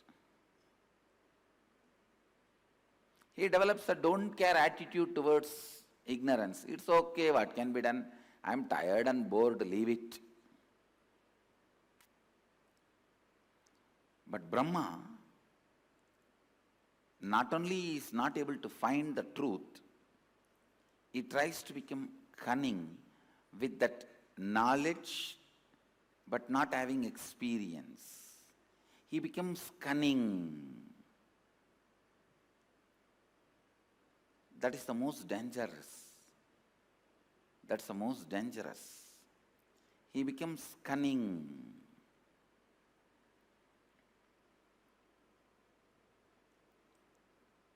He gets engaged in vidya, the incomplete knowledge acquired for vested interests, characterized by impure perception of truth, consciousness. Listen.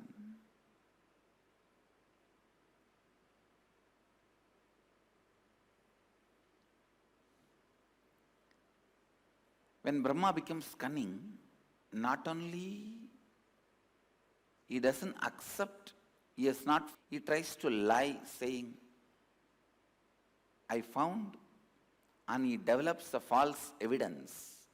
That is false rituals, false techniques.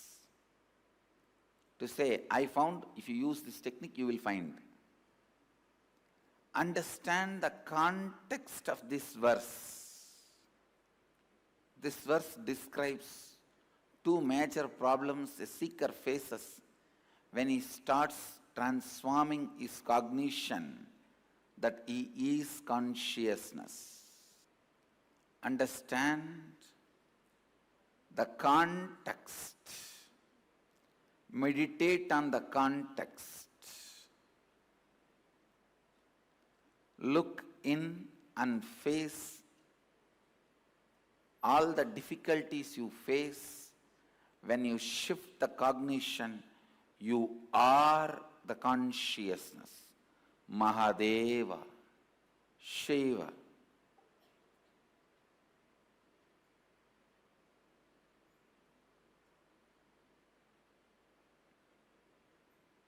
Look into the context.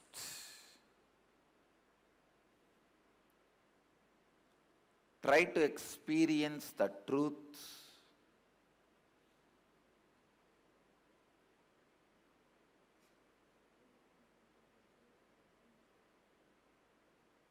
Again and again and again, if you search for the context,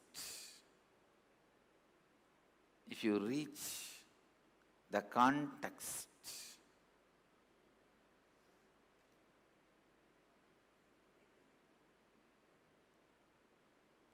you will understand what Upanishads mean by this verse.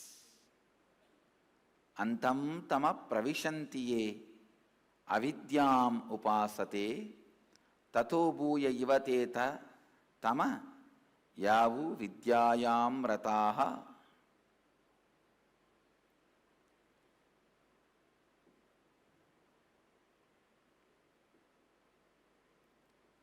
Some of the major difficulties, problems you will face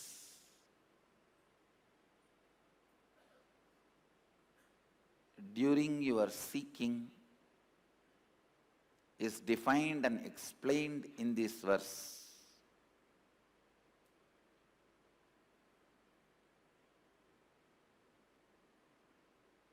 Your mind will try to encourage you to become a false guru.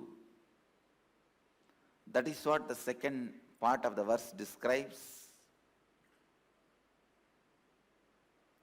Engaged in Vidya, the incomplete knowledge acquired for vested interests, characterized by the impure perception of truth and consciousness.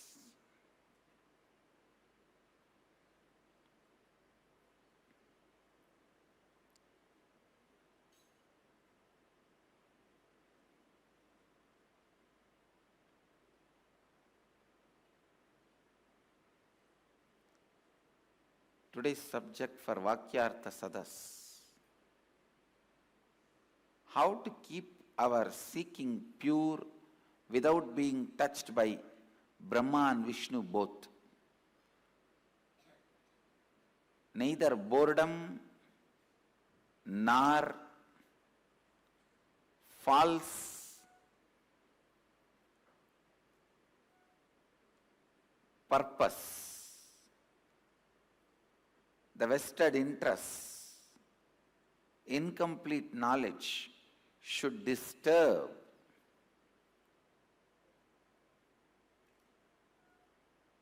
our contemplate about this,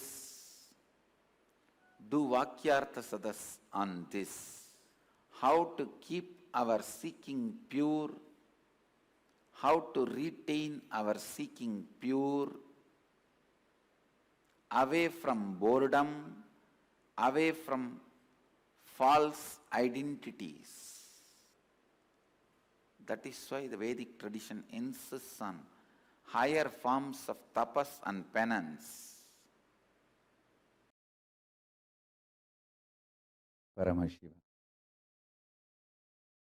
I am here intensely, powerfully manifesting and available to all of us.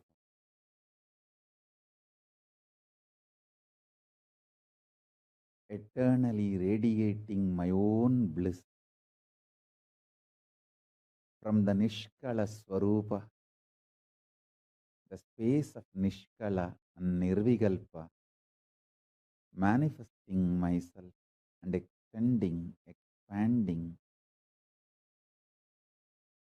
as everything I am here, available to everyone.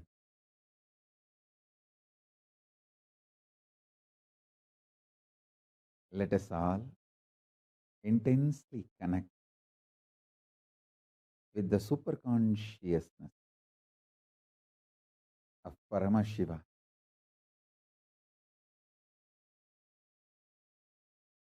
Settle down, start listening intensely. I will open my very core, my very being to all of you through this powerful cognitions, understandings. Decide to come to these powerful conclusions along with me.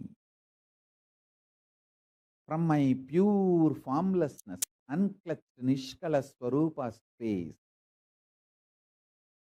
I manifested and continue to manifest everything that exists.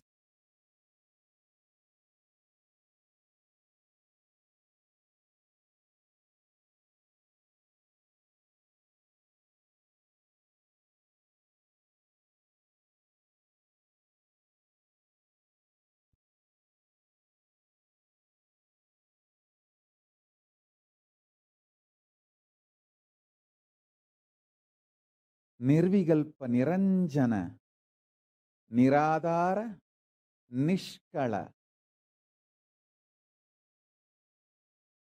Swarupa. From that space, I manifested as everything that exists.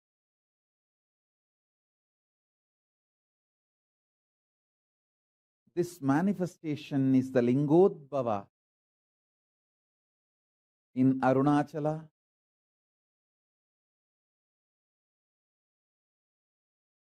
this is the day. Again and again, I am intensely available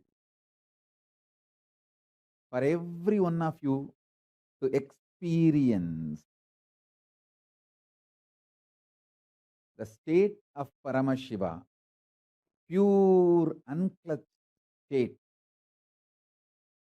the space of Paramashiva, where powerful completion exists, where Parameshwara manifests as everything.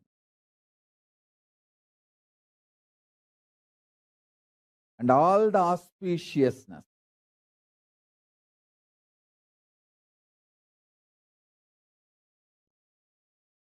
The powers of Paramashiva manifest as Parashakti,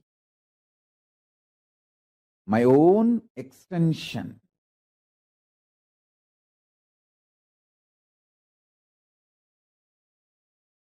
Being of Paramashiva, alive, living entity. Understand? If you think your qualities are stronger than your identity, you will see Paramashiva also as the quality and less identity.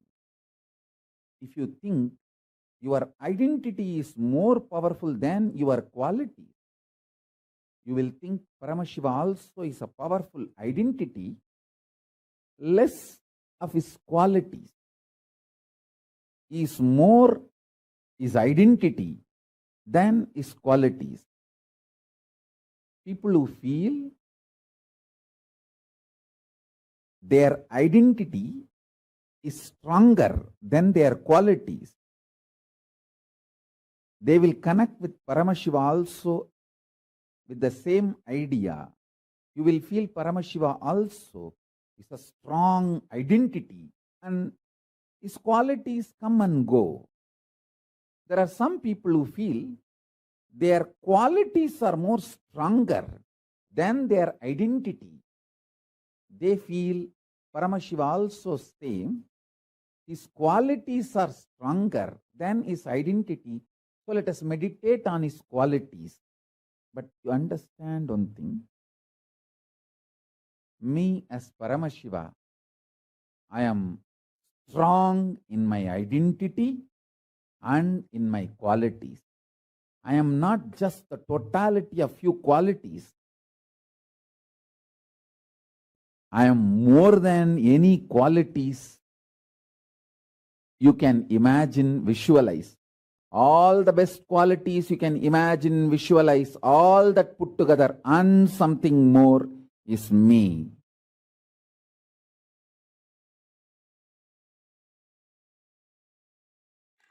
See, the whole Hindu cosmology is explained in this today's celebration. Sadashiva declares, let me become many to celebrate myself. Actually, morning Brahma and Vishnu were blessed and asked to make the one into many. Evening, even Devi became one. The whole thing becomes one. In every field,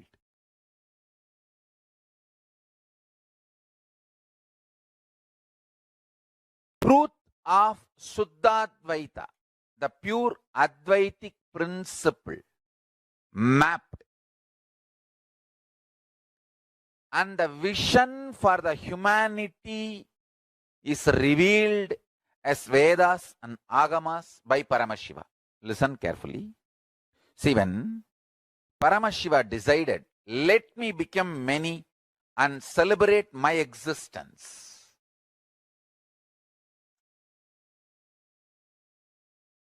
he became many. This whole manifestation of the universe happened.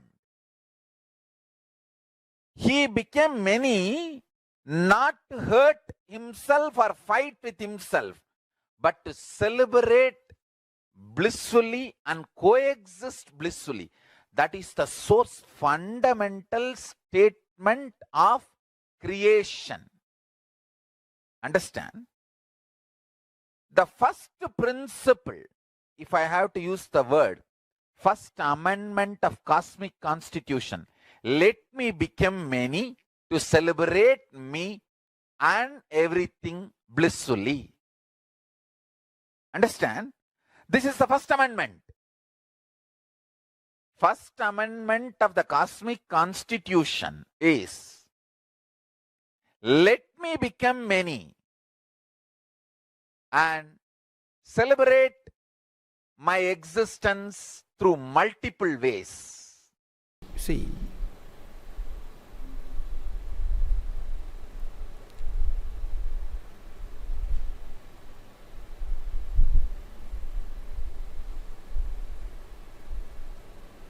Vedas clearly describe how these multiple dimensions manifested.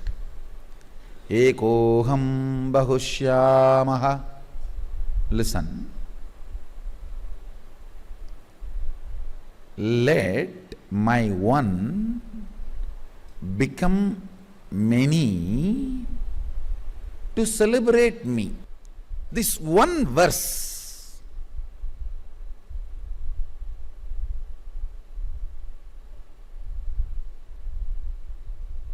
if you are in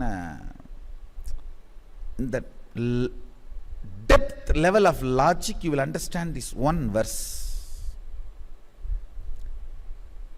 Let my one become many, not my oneness. Understand? Oneness never becomes many. Aham.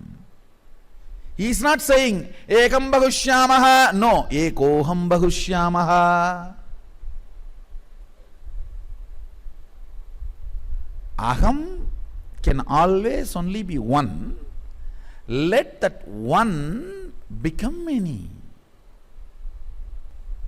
Listen to every word I am talking, because I am going to give you solution for almost all your problems based on this one fundamental principle.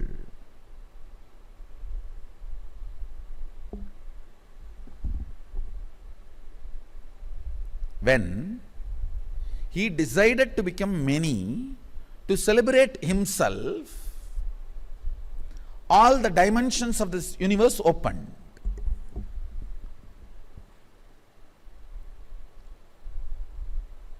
Understand, your whole life is nothing but you deciding. See, at one point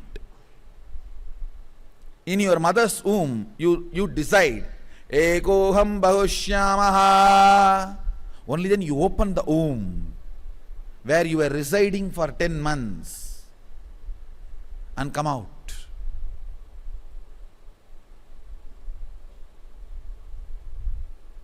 But after that, everything is mess. That is different.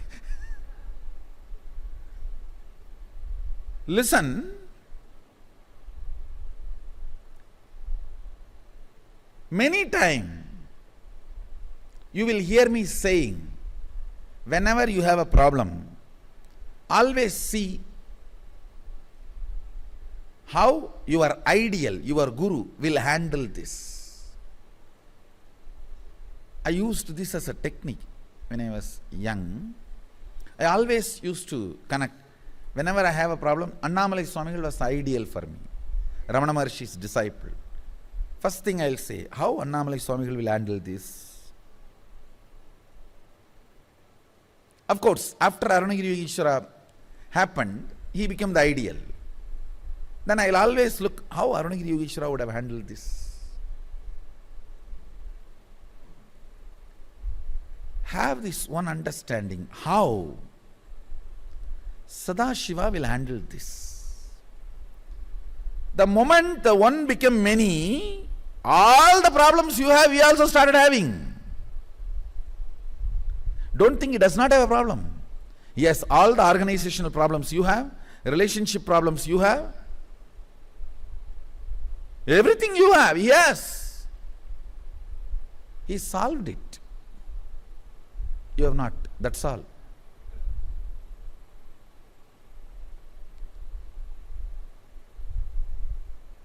If you understand this one principle,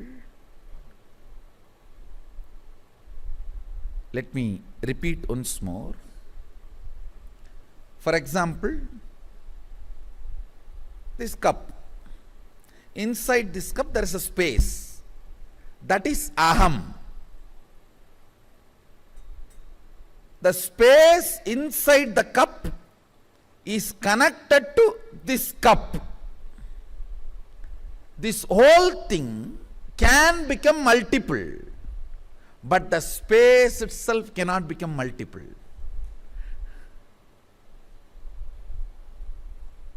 Anything which has become multiple, as the source of oneness inside them. Listen carefully. Anything which has become multiple, as a source of oneness in them, oneness has not become many, only one became many. Aham associated with oneness, one associated with oneness has become many, but continue to be filled by the oneness. My message for you today is radiate your Shiva consciousness now. Please understand, the emphasis on the word now.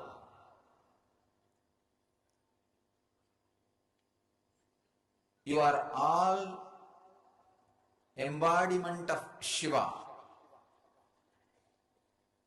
You are all by your nature Shiva. In every one of you, Shiva is radiating himself. He is available. He is present. Start radiating Shiva consciousness from now. we have so many questions. How can that be?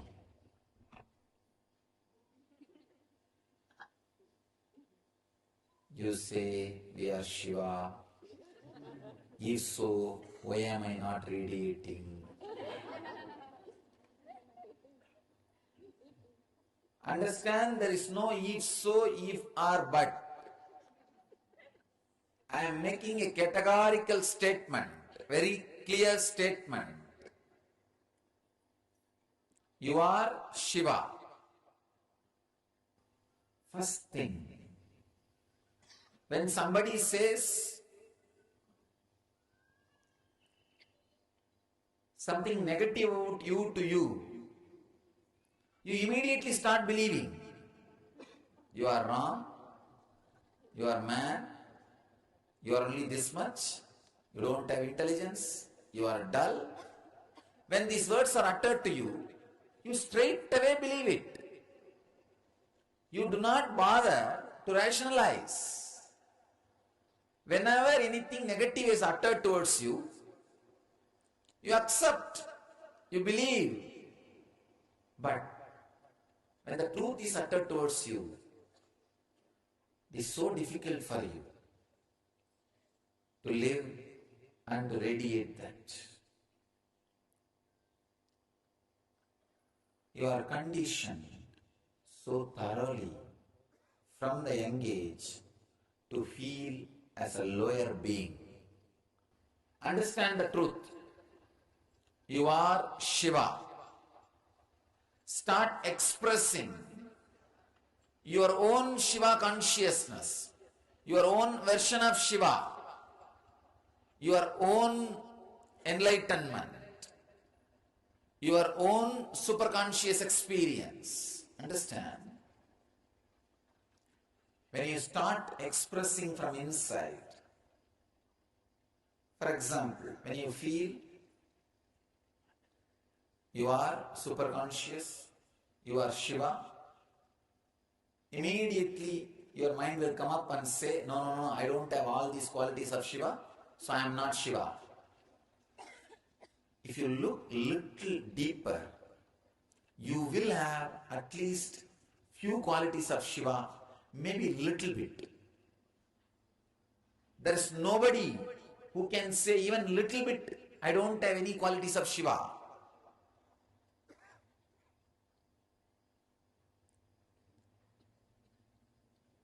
Everybody will be having at least one quality of Shiva, at least one bit. Start from there. Start living that great quality. Start expressing that great quality. When you express one great quality in your life, the first thing will happen to you is confidence. Let that confidence be your base and start the different auspicious qualities of Shiva. Start expressing from inside. You will see you are radiating enlightenment. Please understand. Start radiating your own enlightenment. Do not have somebody else's enlightenment. Now the big problem is when I say you are Shiva, you are enlightened, you start thinking, why am I not like Buddha? Why am I not like Mahavira? Why am I not like Krishna? Why am I not like Ramakrishna? Understand, Shiva does not want more than one Buddha. He does not want more than one Krishna. He does not want more than one Ramakrishna. If he wants only Gautama Buddhas, he can just create a Buddha industry, like a car companies. Assembly line, every minute one car comes out. No difference, no change, not only in the dimension, even in the color. Just not even 1 inch is different. Every minute one car comes out. He could have created a Gautam Buddha company, Gautam Buddha industry. So every minute one Buddha will get assembled with the same dress, same hairstyle, same size, same shape, he comes out. No, Shiva is not interested in creating a car company or an enlightenment industry.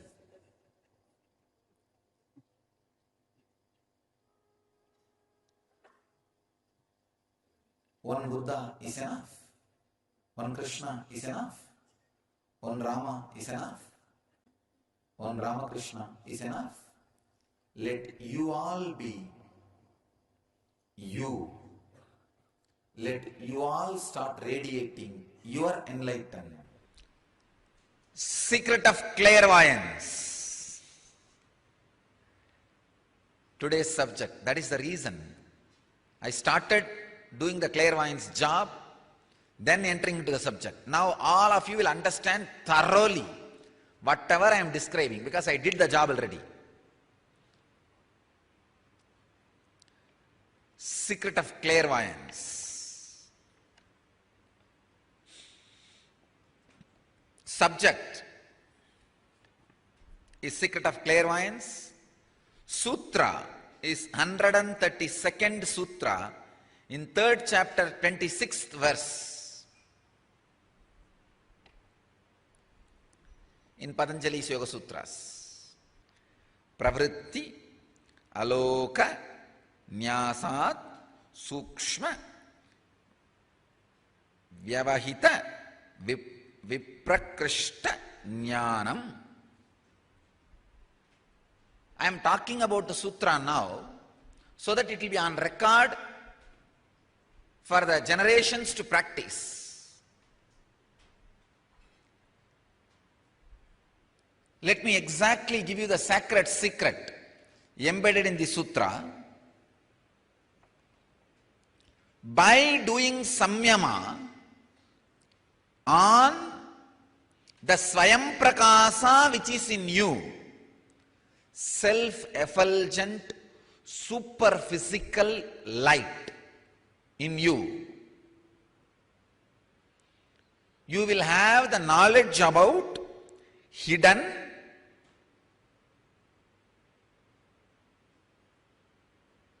distant and subtle.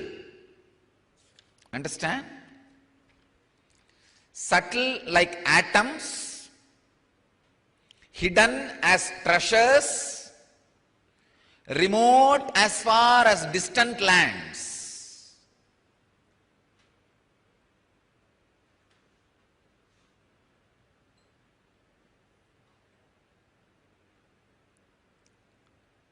The sacred secret is do samyama on the superphysical, self-effulgent light in you. In every one of you it is there. That light is responsible for your skin shining. There is a superphysical, self-effulgent light in all of you which is shining in your eyes, which is shining on your skin,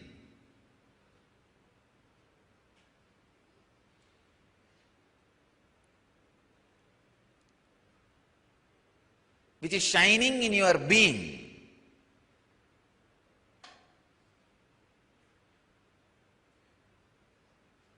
Do samyama on it. How to do samyama on it? Two ways you can do samyama on it. One, sit in front of mirror.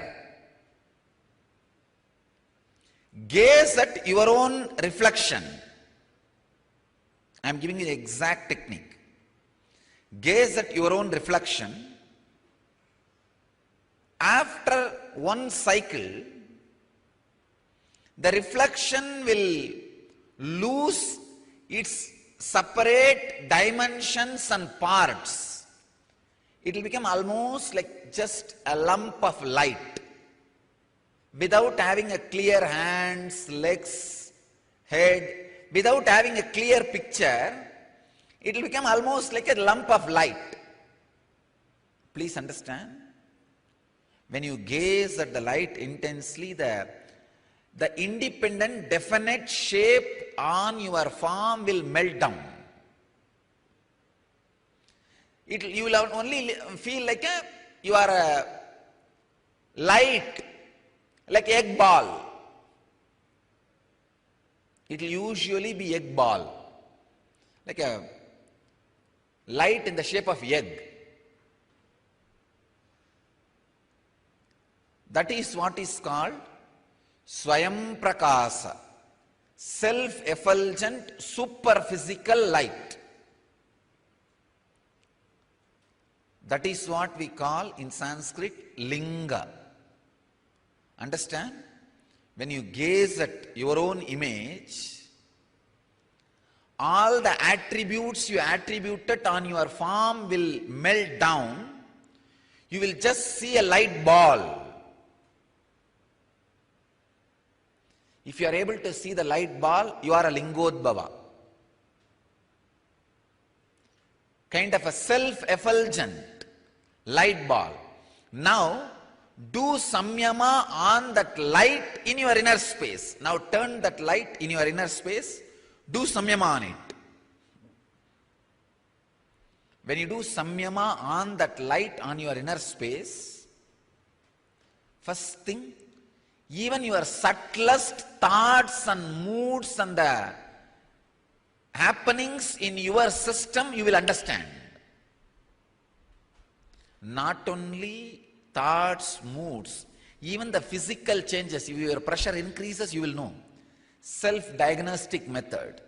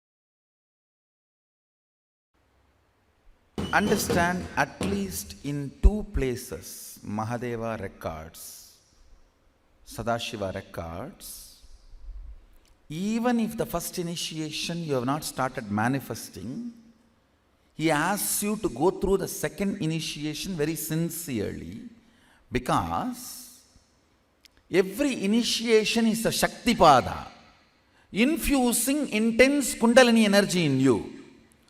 So with the load of more initiations, the first initiation will start opening up, will start happening. Understand, it is like this. It is like this. When more and more initiations are happening, the frequency gets intensified. Very beautifully he explains. Sometimes I wonder, what a detailed explanation. He says, the land where initiation is happening should be beyond the territory of any king. I was wondering why he should bother so much about that. Then later on he explains, I understood, if it is under the territory of some king, always the fear and greed of king's ideology. See, if the king is of same ideology, the greed to impress him, and if the king is from different ideology, fear of what will happen if he comes to know. Understand? To that detail he is going. Every doubt possibly human mind can conceive, he is answering. He is answering. And beautifully he says, even if the earlier initiations have not yet become anubhuti or anubhava, experience, he also beautifully describes these two words, anubhuti and anubhava. Anubhava is an experience. Anubhuti is your being coming to conclusion, cognitive shift because of this experience. See, I initiate you and you manifest powers. It is anubhava. Because you manifest the powers, you come to the conclusions about you, life, God, Sadashiva. Hey, if I am manifesting this power, this science is right. Then what this science says about my soul is right. What this science tells about God is right. What this science tells about the world is right. Coming to those conclusions, cognitive shift is anubhuti.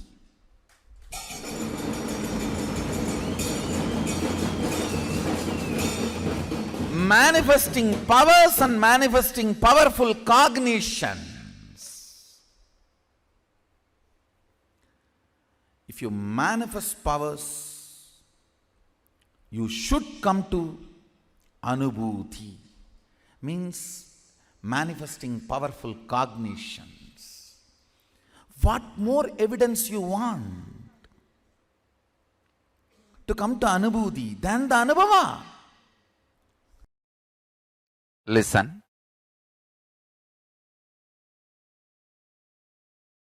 Life is all about how many times you remember powerful cognitions and experience liberation, and how many people you help to remember powerful cognition and manifest enlightenment. That's all. That's all. This is direct gift from Paramashiva. Smaranat mukti. Remembrance liberates. Understand? The more and more people you support to get powerful cognitions, the more and more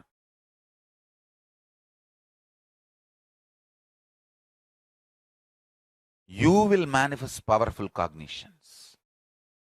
Paramashiva says, when you make one person have Sivadiksha, whatever japa he does, the punya he gets and the same punya you also get.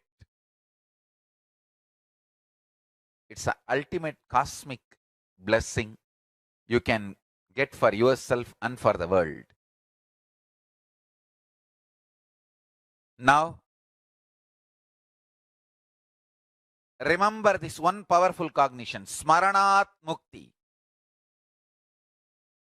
Remembrance liberates. Remembering right cognitions at right time liberates, empowers, enlightens.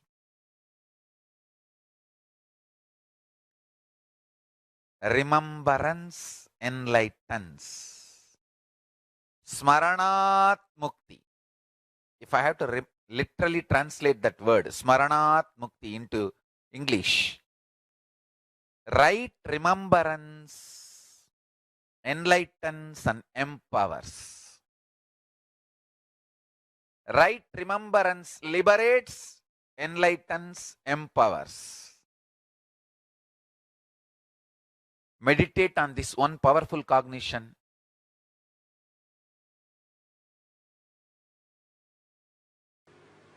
I tell you,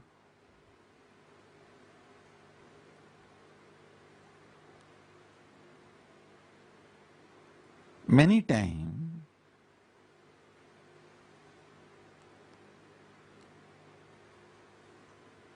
you go on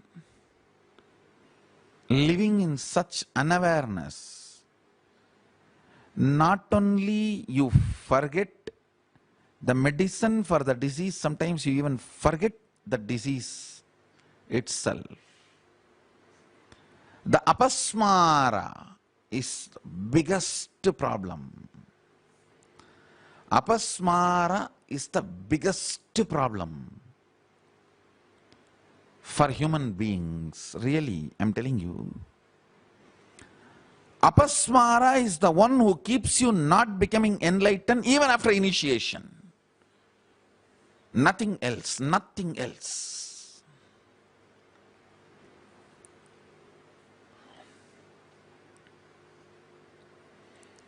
After initiation, if you are not manifesting powers, some powers are, the intensity of the power manifestation is coming down, or if you are not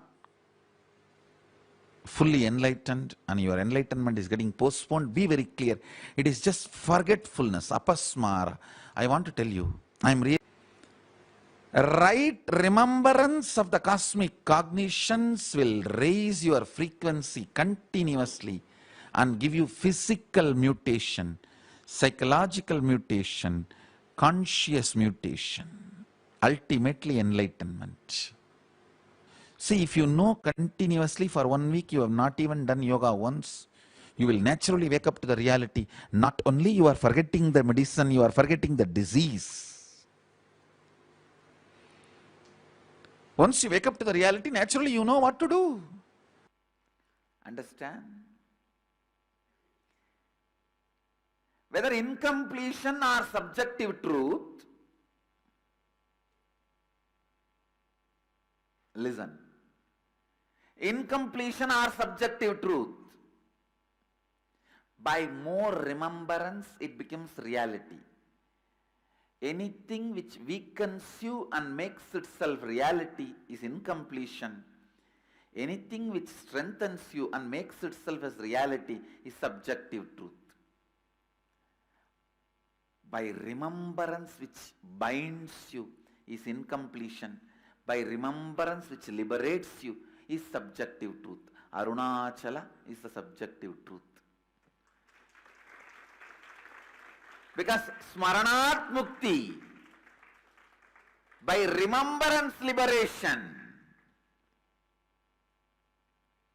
by remembrance liberation, smaranan mukti, just by remembering anything that grows in you and strengthens itself and strengthens you and becomes reality. I tell you, all our Puranas are all subjective truth. When you say, when Puranas say, Krishna just picked up the whole Govardhana hill with his little finger,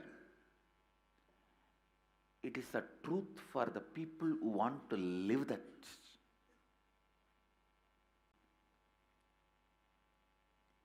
When I say Arunagiri Yogeshwara appeared and gave me Kavi and initiated me, it is a subjective truth. It is truth for the people who want to live it. When I say I gave the food and Ganesha ate, it is subjective truth. It is truth for the people who want to live it. All Puranas are subjective truth.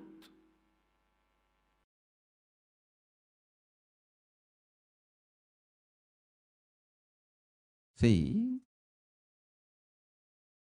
remembrance or forgetting, both are mental activity. Remembrance or forgetting, both are mental activity. Both are just interference. Your consciousness is beyond both, beyond remembrance or forgetfulness. So understand, decide your consciousness which is beyond forgetfulness or remembrance is Paramashiva, is there in you alive. With this clarity, declaration, cognition, live your life. Life is really too simple. Nothing need to be done other than altering your cognitions to higher cognitions and letting the higher cognitions to manifest through you. It is all about integrity to powerful cognitions, involving with powerful cognitions, interested in powerful cognitions. You need to know you are constantly manifesting with what you were involved or you are involved. If you are involved with Paramashiva, I tell you, all you want as your life, all your visions, imaginations, fantasies put together, how your life should be,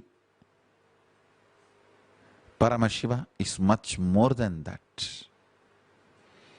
Your allegiance to Mahadeva, your integrity to Mahadeva will purify all your wants, imaginations, fantasies and desires without causing emptiness or feeling cheated or loneliness or aloneness or the fear of not feeling satisfied.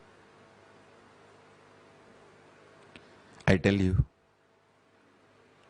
stand as a matured being in front of Paramashiva and request him, offer your consciousness to him and request him.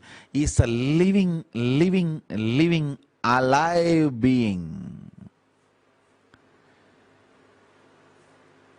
Don't think what you declare consciously goes in the air somewhere. No. He is reverberating in your very consciousness. When you declare Mahadeva, Paramashiva, I do not know how you look or how you appear or how you are felt, but I know by me being aware of me, I know my higher side also is alive just like me. I know you are that higher side and I am surrendering me to you who is my higher side. Please manifest. When I know I exist and this world exists, I know as a source of both you exist. Because the karya, expression exists, the karana exists. So I offer my being to the karana. O karana, please manifest. This is what I call precisely integrity, allegiance, connection, surrender, feeling connection, offering yourself, worship, arpana, all these words. The essence of all these words is this: knowing the source, Paramashiva, is as vibrant, as you feel you, as you remember you, the frequency with which you are able to remember and feel about you, your gunas, your characters, your fears, love, your greed, what all you consider as your ingredients, the frequency with which you are able to feel you and your ingredients, Paramashiva, is more alive than that frequency. So decide to declare your integrity to him, not faith. Faith is too shallow, too stupid word. Your integrity to him, asking him, Prabhu, you manifest through me. I am serious. I am very sincere. I am really interested in you manifesting. I am really interested in you opening yourself in me, through me. This declaration of integrity, this involvement, this interest is all needed for your new future to be built by him, your new future to manifest as his power manifestation. Understand?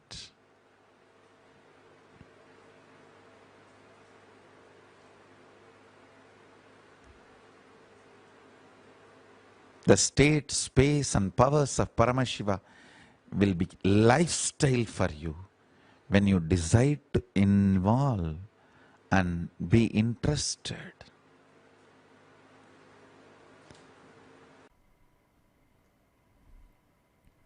Listen, I can give you very powerful support. Every day for next 11 days, every half an hour, it's for your personal purpose. Don't show it to anybody. Record your mood, how you feel, what you are doing. Like whatever time you wake up, just click, woke up at this time. And then what you did. Every half an hour, what you are doing and how you are feeling. You can have 5 maybe color mark. Red, depressed. Yellow, alive. And green, active. And maybe this Brahmachari's Kavi color, inspired. And then Sannyas Kavi, alive.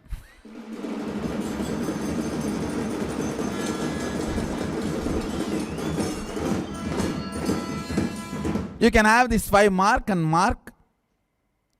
Don't show it to anybody, only for you. 11 days. Then you will understand how confusion is given such a priority to you. Almost whole day you are worshipping confusion devata. Om confusionaya vitmahe, confusionaya dhimahi, confusion prachodayat, confusione namaha, confusione vaushat, confusione swaha, confusione swata.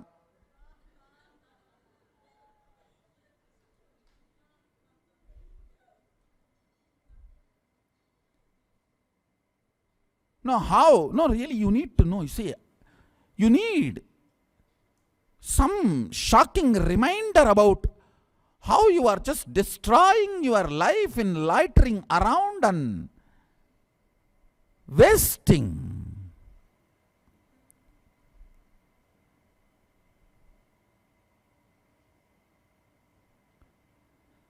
Confusion angushtabhyam, confusion darshanabhyam, confusion madhyamabhyam.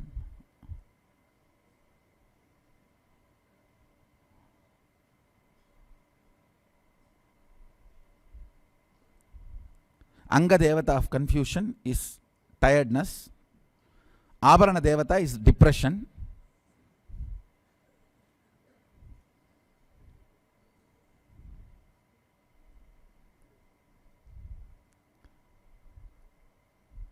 Parshada for the confusion is non-integrity.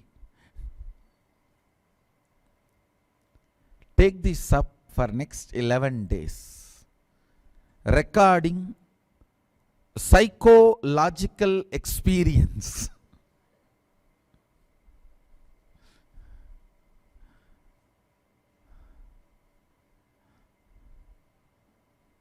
of you from the time you wake up to the time you go to bed. Every half an hour, just record what you are doing and how your mood is.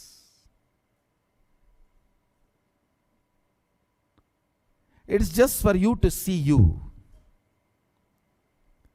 Within 11 days you will understand where you are heading. Just if you know where you are heading, simply you will align yourself. That's all. Smaranat mukti. Remembrance is liberation.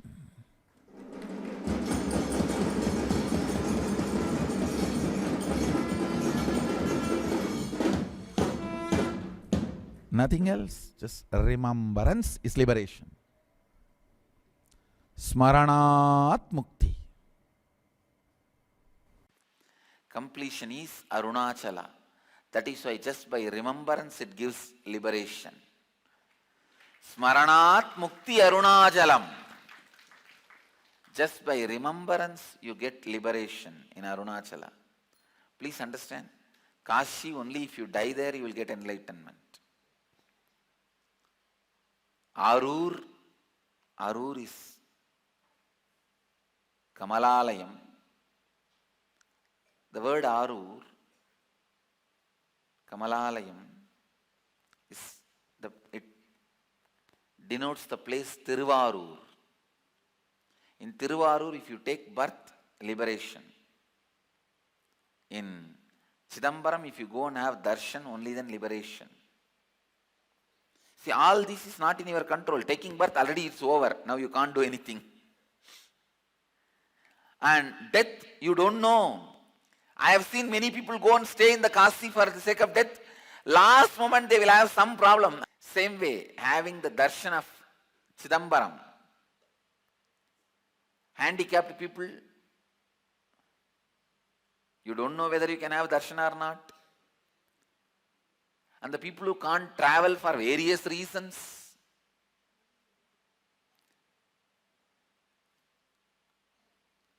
People who can't come into this country for various reasons.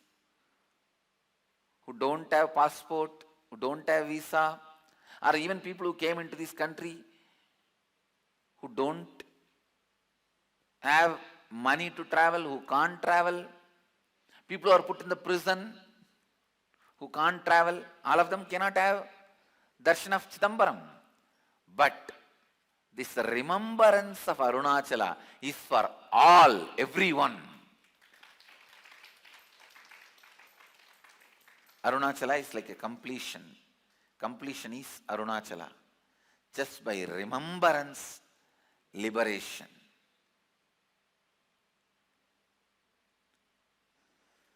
Smaranat Arunachalam. Just by remembrance, liberation. Understand, completion also. Just by remembrance, it can complete you.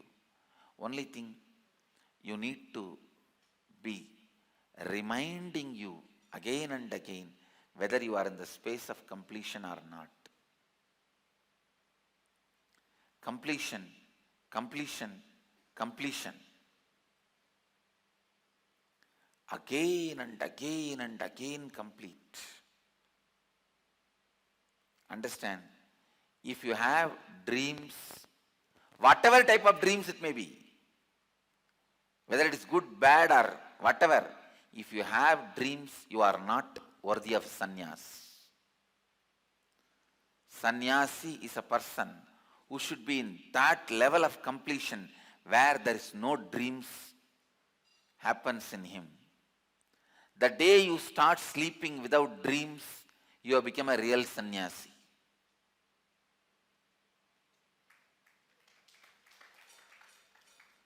Dreams are nothing but the incompletions expressing in your inner space when you are unconscious. Understand? I am defining. Incompletions expressing when you are unconscious is dreams. Incompletions expressing when you are conscious is thinking.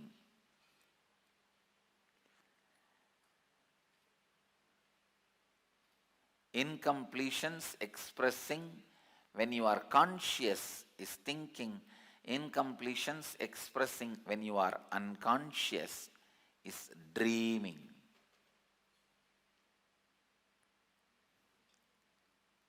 Completion, completion, completion. I tell you, just by completing with your past lifestyle, you can get out of all the sufferings of the past. Just by declaring completion with all the past mental setup, you can get out of all the side effects, after effects, impact of the past over you.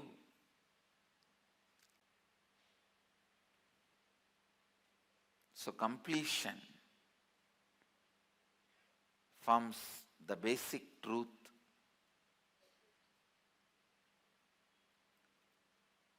Completion forms the basic principle.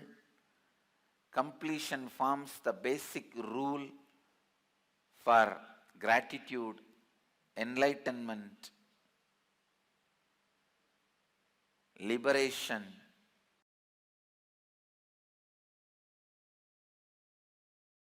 Every time you behave ferociously with your patterns and break, you manifest at least one power of Paramashiva. Listen.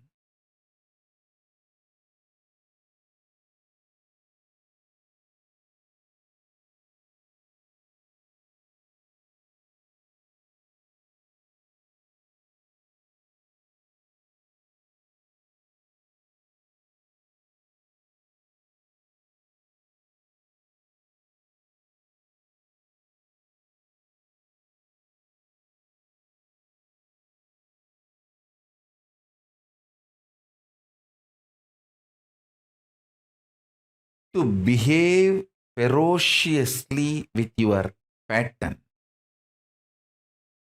you don't need anything other than feeling connection or trust on me, because the trust you have on me will naturally manifest as the courage to execute my words.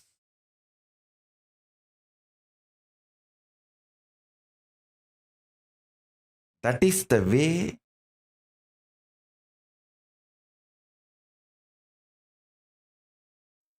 I manifest.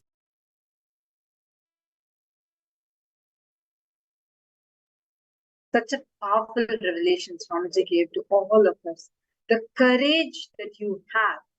See, just the trust that Paramadvaita that Swamiji is giving us, the trust that you have, a connection that you have with Swamiji, that is all is needed to have the courage to go and execute the words that Swamiji is giving you, and you would be highly successful.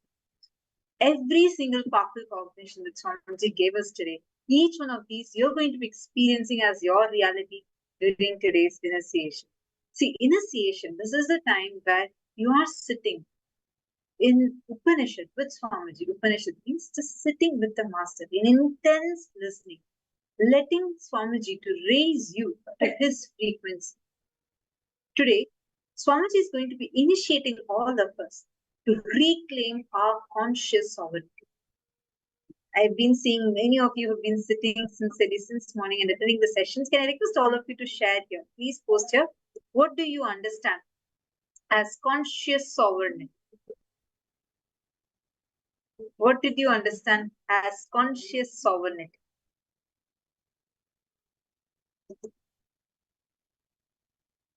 See, understand, the moment you declare and reclaim your conscious sovereignty inside you, you are actually creating a very, very, very powerful impact. Bhagavan Lingodbhava, who represents the Paratva of Paramashiva, the conscious supremacy, will start manifesting through you. Conscious sovereignty, that you know that you realize you are powerful and you can never be violated. All the auspicious qualities can radiate through you because your consciousness, you are sovereign. Because you are consciousness, you have the ability to declare and reclaim your conscious sovereignty, where nothing else from outside is controlling you. Nothing else from external is dictating terms on you. You decide based on what you want to be. You are your intention to be, nothing else. Even your own physical, physiological, neurological, psychological ups and downs are not you. They cannot stop you. Just today's each of these powerful combinations that Swamiji revealed to us, you are going to be experiencing them as your own experience. How many of you understood this whole Lingodbhava story? See, Lingodbhava is a very, very, very powerful, very beautiful story that Swamiji has revealed to us, where Paramashiva appears as a light. See what happens? Brahma and Vishnu, both of them start fighting with each other as to who is the ultimate, who is supreme. And suddenly, Paramashiva manifests as a huge, unending light shaft. And he says, whoever reaches any one of my end, either my head or my feet, then you will be declared as the ultimate. So the quest starts. Brahma, who represents the incomplete knowledge, he starts flying up. Vishnu, who represents wealth, he takes a Varaha Rupa and starts digging the ground, trying to reach Paramashiva's feet.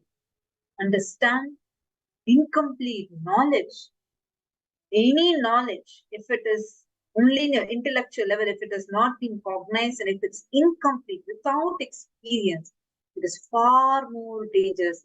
At least, well, at one point, you will get tired. That tiredness finally your ego will be beaten and you'll finally realize that there's something more ultimate and you'll surrender. But incomplete knowledge will never let you. Listen to this carefully. So both of them are fighting and Paramashiva gives this. So one goes up, Brahma goes up, he starts flying upwards, and Vishnu starts flying, Vishnu starts digging the ground and starts going downwards. So as Brahma is going up and up and up, eons pass by. Thousands and thousands of years, actually millions and millions of years pass by. He's going up, up, up, up, up. He's not reaching any end. Suddenly, he notices, he understands, intellect, incomplete knowledge and intellect. This always gives you a false ego. You always hold on to a false ego and you will not be ready to give up that ego. On the other hand, Vishnu is digging. At one point, he realized it's not going to reach anywhere. He takes a bell and ties it. At whichever point he reached, he ties that bell at Paramashiva's ankle, actually in Paramashiva's calf muscles. He ties it. He ties a bell, leaving that as a witness till where he is reached, and then he surrenders, saying, I understand, you are the ultimate. and I surrender to you. The moment he surrenders, immediately he gets enlightened. He realizes his own Paramashivoham, his own ultimate, the conscious sovereignty in him. But on the other hand, Brahma is flying, flying, flying, flying, flying. Suddenly he sees there's a flower that's falling down. Gets elated, and he goes and asks the, who are you and where are you coming from? He says, oh, I'm falling from so first Brahmas, where are you coming from? He says, so I'm coming from Paramashivoham here. It's like, oh, how long have you been coming down? He says, the flower says, I have been coming down for 4 Brahma's ages. This Brahma gets shocked. The flower says, I've seen not just you, I've seen 4 generations of you before you, your father, grandfather, great-great-grandfather, great-great-great-grandfather. I've seen all of you. And Brahma gets really shocked. Says, you've seen all of them. Do you think I can reach till Paramashiva's head? Flower laughs and says, hey, what do you think? I am still only falling from Paramashiva's ear. I have not even reached his head. And I've been falling for God knows how long. And the flower asks, who are you? He says, I am this age, is Brahma. And Brahma says, all right, just do a small favor. Incomplete knowledge and intellect always to protect its ego to any extent. Brahma convinces he convinces the flower to lie, say one lie. Just tell that I reached Paramashiva's head and I saw you there. And flower says, all right, anyways, I'm going to go. So fine, let me agree to this and I'll just say one lie. What big thing is there? That is why disciple to disciple relationship is very, very wrong. Whenever to protect your false ego, if you do anything that is not integrated to the Guru, be very clear, you are having disciple-disciple relationship and it will always lead you to destruction. So, both of them now come and Brahma says, I have already reached your head. So Parameshwara asks, who has reached? Vishnu says, so Prabhu, I have not reached your feet. I tried and then I realized that it's unending. I cannot reach just by digging the ground. And I surrendered to you. He surrenders, he experienced that. Brahma, on the other hand, says, not only I found your head, I even got a witness for that. And he gets this flower and shows a false witness. The moment he shows the false witness, Paramashiva literally becomes Kala Bhairava. And he removes the 5th head of Brahma and gives him enlightenment. And he gets a curse saying that from no more you'll be worshipped anywhere in the planet, except for one place. Actually, if you see, Brahma will not have temples, except for there's only one Brahma temple in the whole world. Brahma is not worshipped because of this curse. And on the other hand, the taranpu, the flower that was used, gets a curse. Actually, it's a very good smelling flower, but you will not use it anywhere else. He'll get a curse and he'll say, no, you can't be used for the worship anymore. So you'll actually not see this flower being used in any Shiva temples. And then both of them realize, they immediately apologize, they complete with Paramashiva. And the moment they complete, Paramashiva accepts their completion, immediately Brahma experiences enlightenment and Paramashiva grants the boon to the Taran, to that flower, saying, I will exempt for one day, which is on Shivaratri day, you can be used for my worship. Actually, that Lingodbhava only became the Tiruvannamalai hill and standing even to this day as Arunachala hill. And right after this whole thing happened, all the Devatas celebrate Paramashiva in that form of that huge Jyoti. It's a shaft of fire not even light, huge fire. That's why we have the Deepam festival celebrated. Then he says, all the devatas request, if you are just in this form of thing, how do we worship you? Then Paramashiva gives threefold promise. He says, I'll be available to all of you in the form of Arunachaladatil, Arunachaleshwara Linga, and the Guru Parampara. I myself will come down as a living incarnation, and we all have Swamiji who was born exactly there, within the temple premises in Tiruvannamalai. Understand? That is the darshan we are all going to be having today. We are all going to be experiencing the darshan of Bhagavan Lingodbhavam. So let us all get ready now. Just understand, today's darshan can give you the direct experience into experiencing conscious sovereignty. And when you connect to Paramashiva, manifesting in his ultimate form through Swamiji of Lingodbhavam. This form, like she was just sharing the story, it is so powerful. When you connect to this form, you will realize neither your wealth nor your intellect can lead you to the ultimate. Only understanding that conscious sovereignty. Conscious sovereignty means, like Swamiji revealed, understanding that your consciousness and that is the most precious happening in the cosmos. That is conscious sovereignty. And we're all going to be experiencing this as the very experience of today's darshan. And now we're all going to be preparing ourselves for the darshan. I would like to request all the participants to please come on the camera and please settle down. In today's darshan, Swamiji will be initiating all of us with the conscious sovereignty, Paratva, the conscious supremacy, to experience a conscious supremacy in life. Today, due to the intense samadhi of the Supreme Pontiff of Hinduism, we will all be receiving an alive darshan of Lingodbhavam. We will now be chanting the Dhyana Shloka of this very manifestation of Paramashiva. Please close your eyes.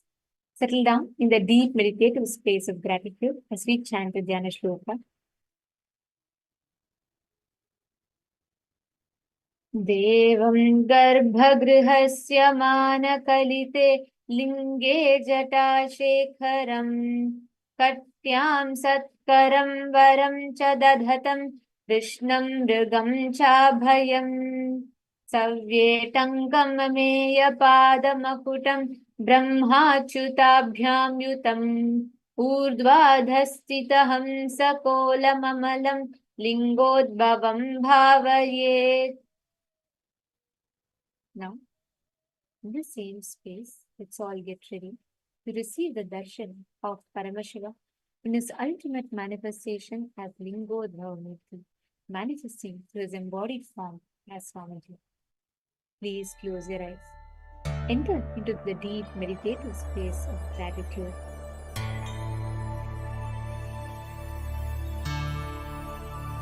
Prepare your whole inner space with the deep gratitude.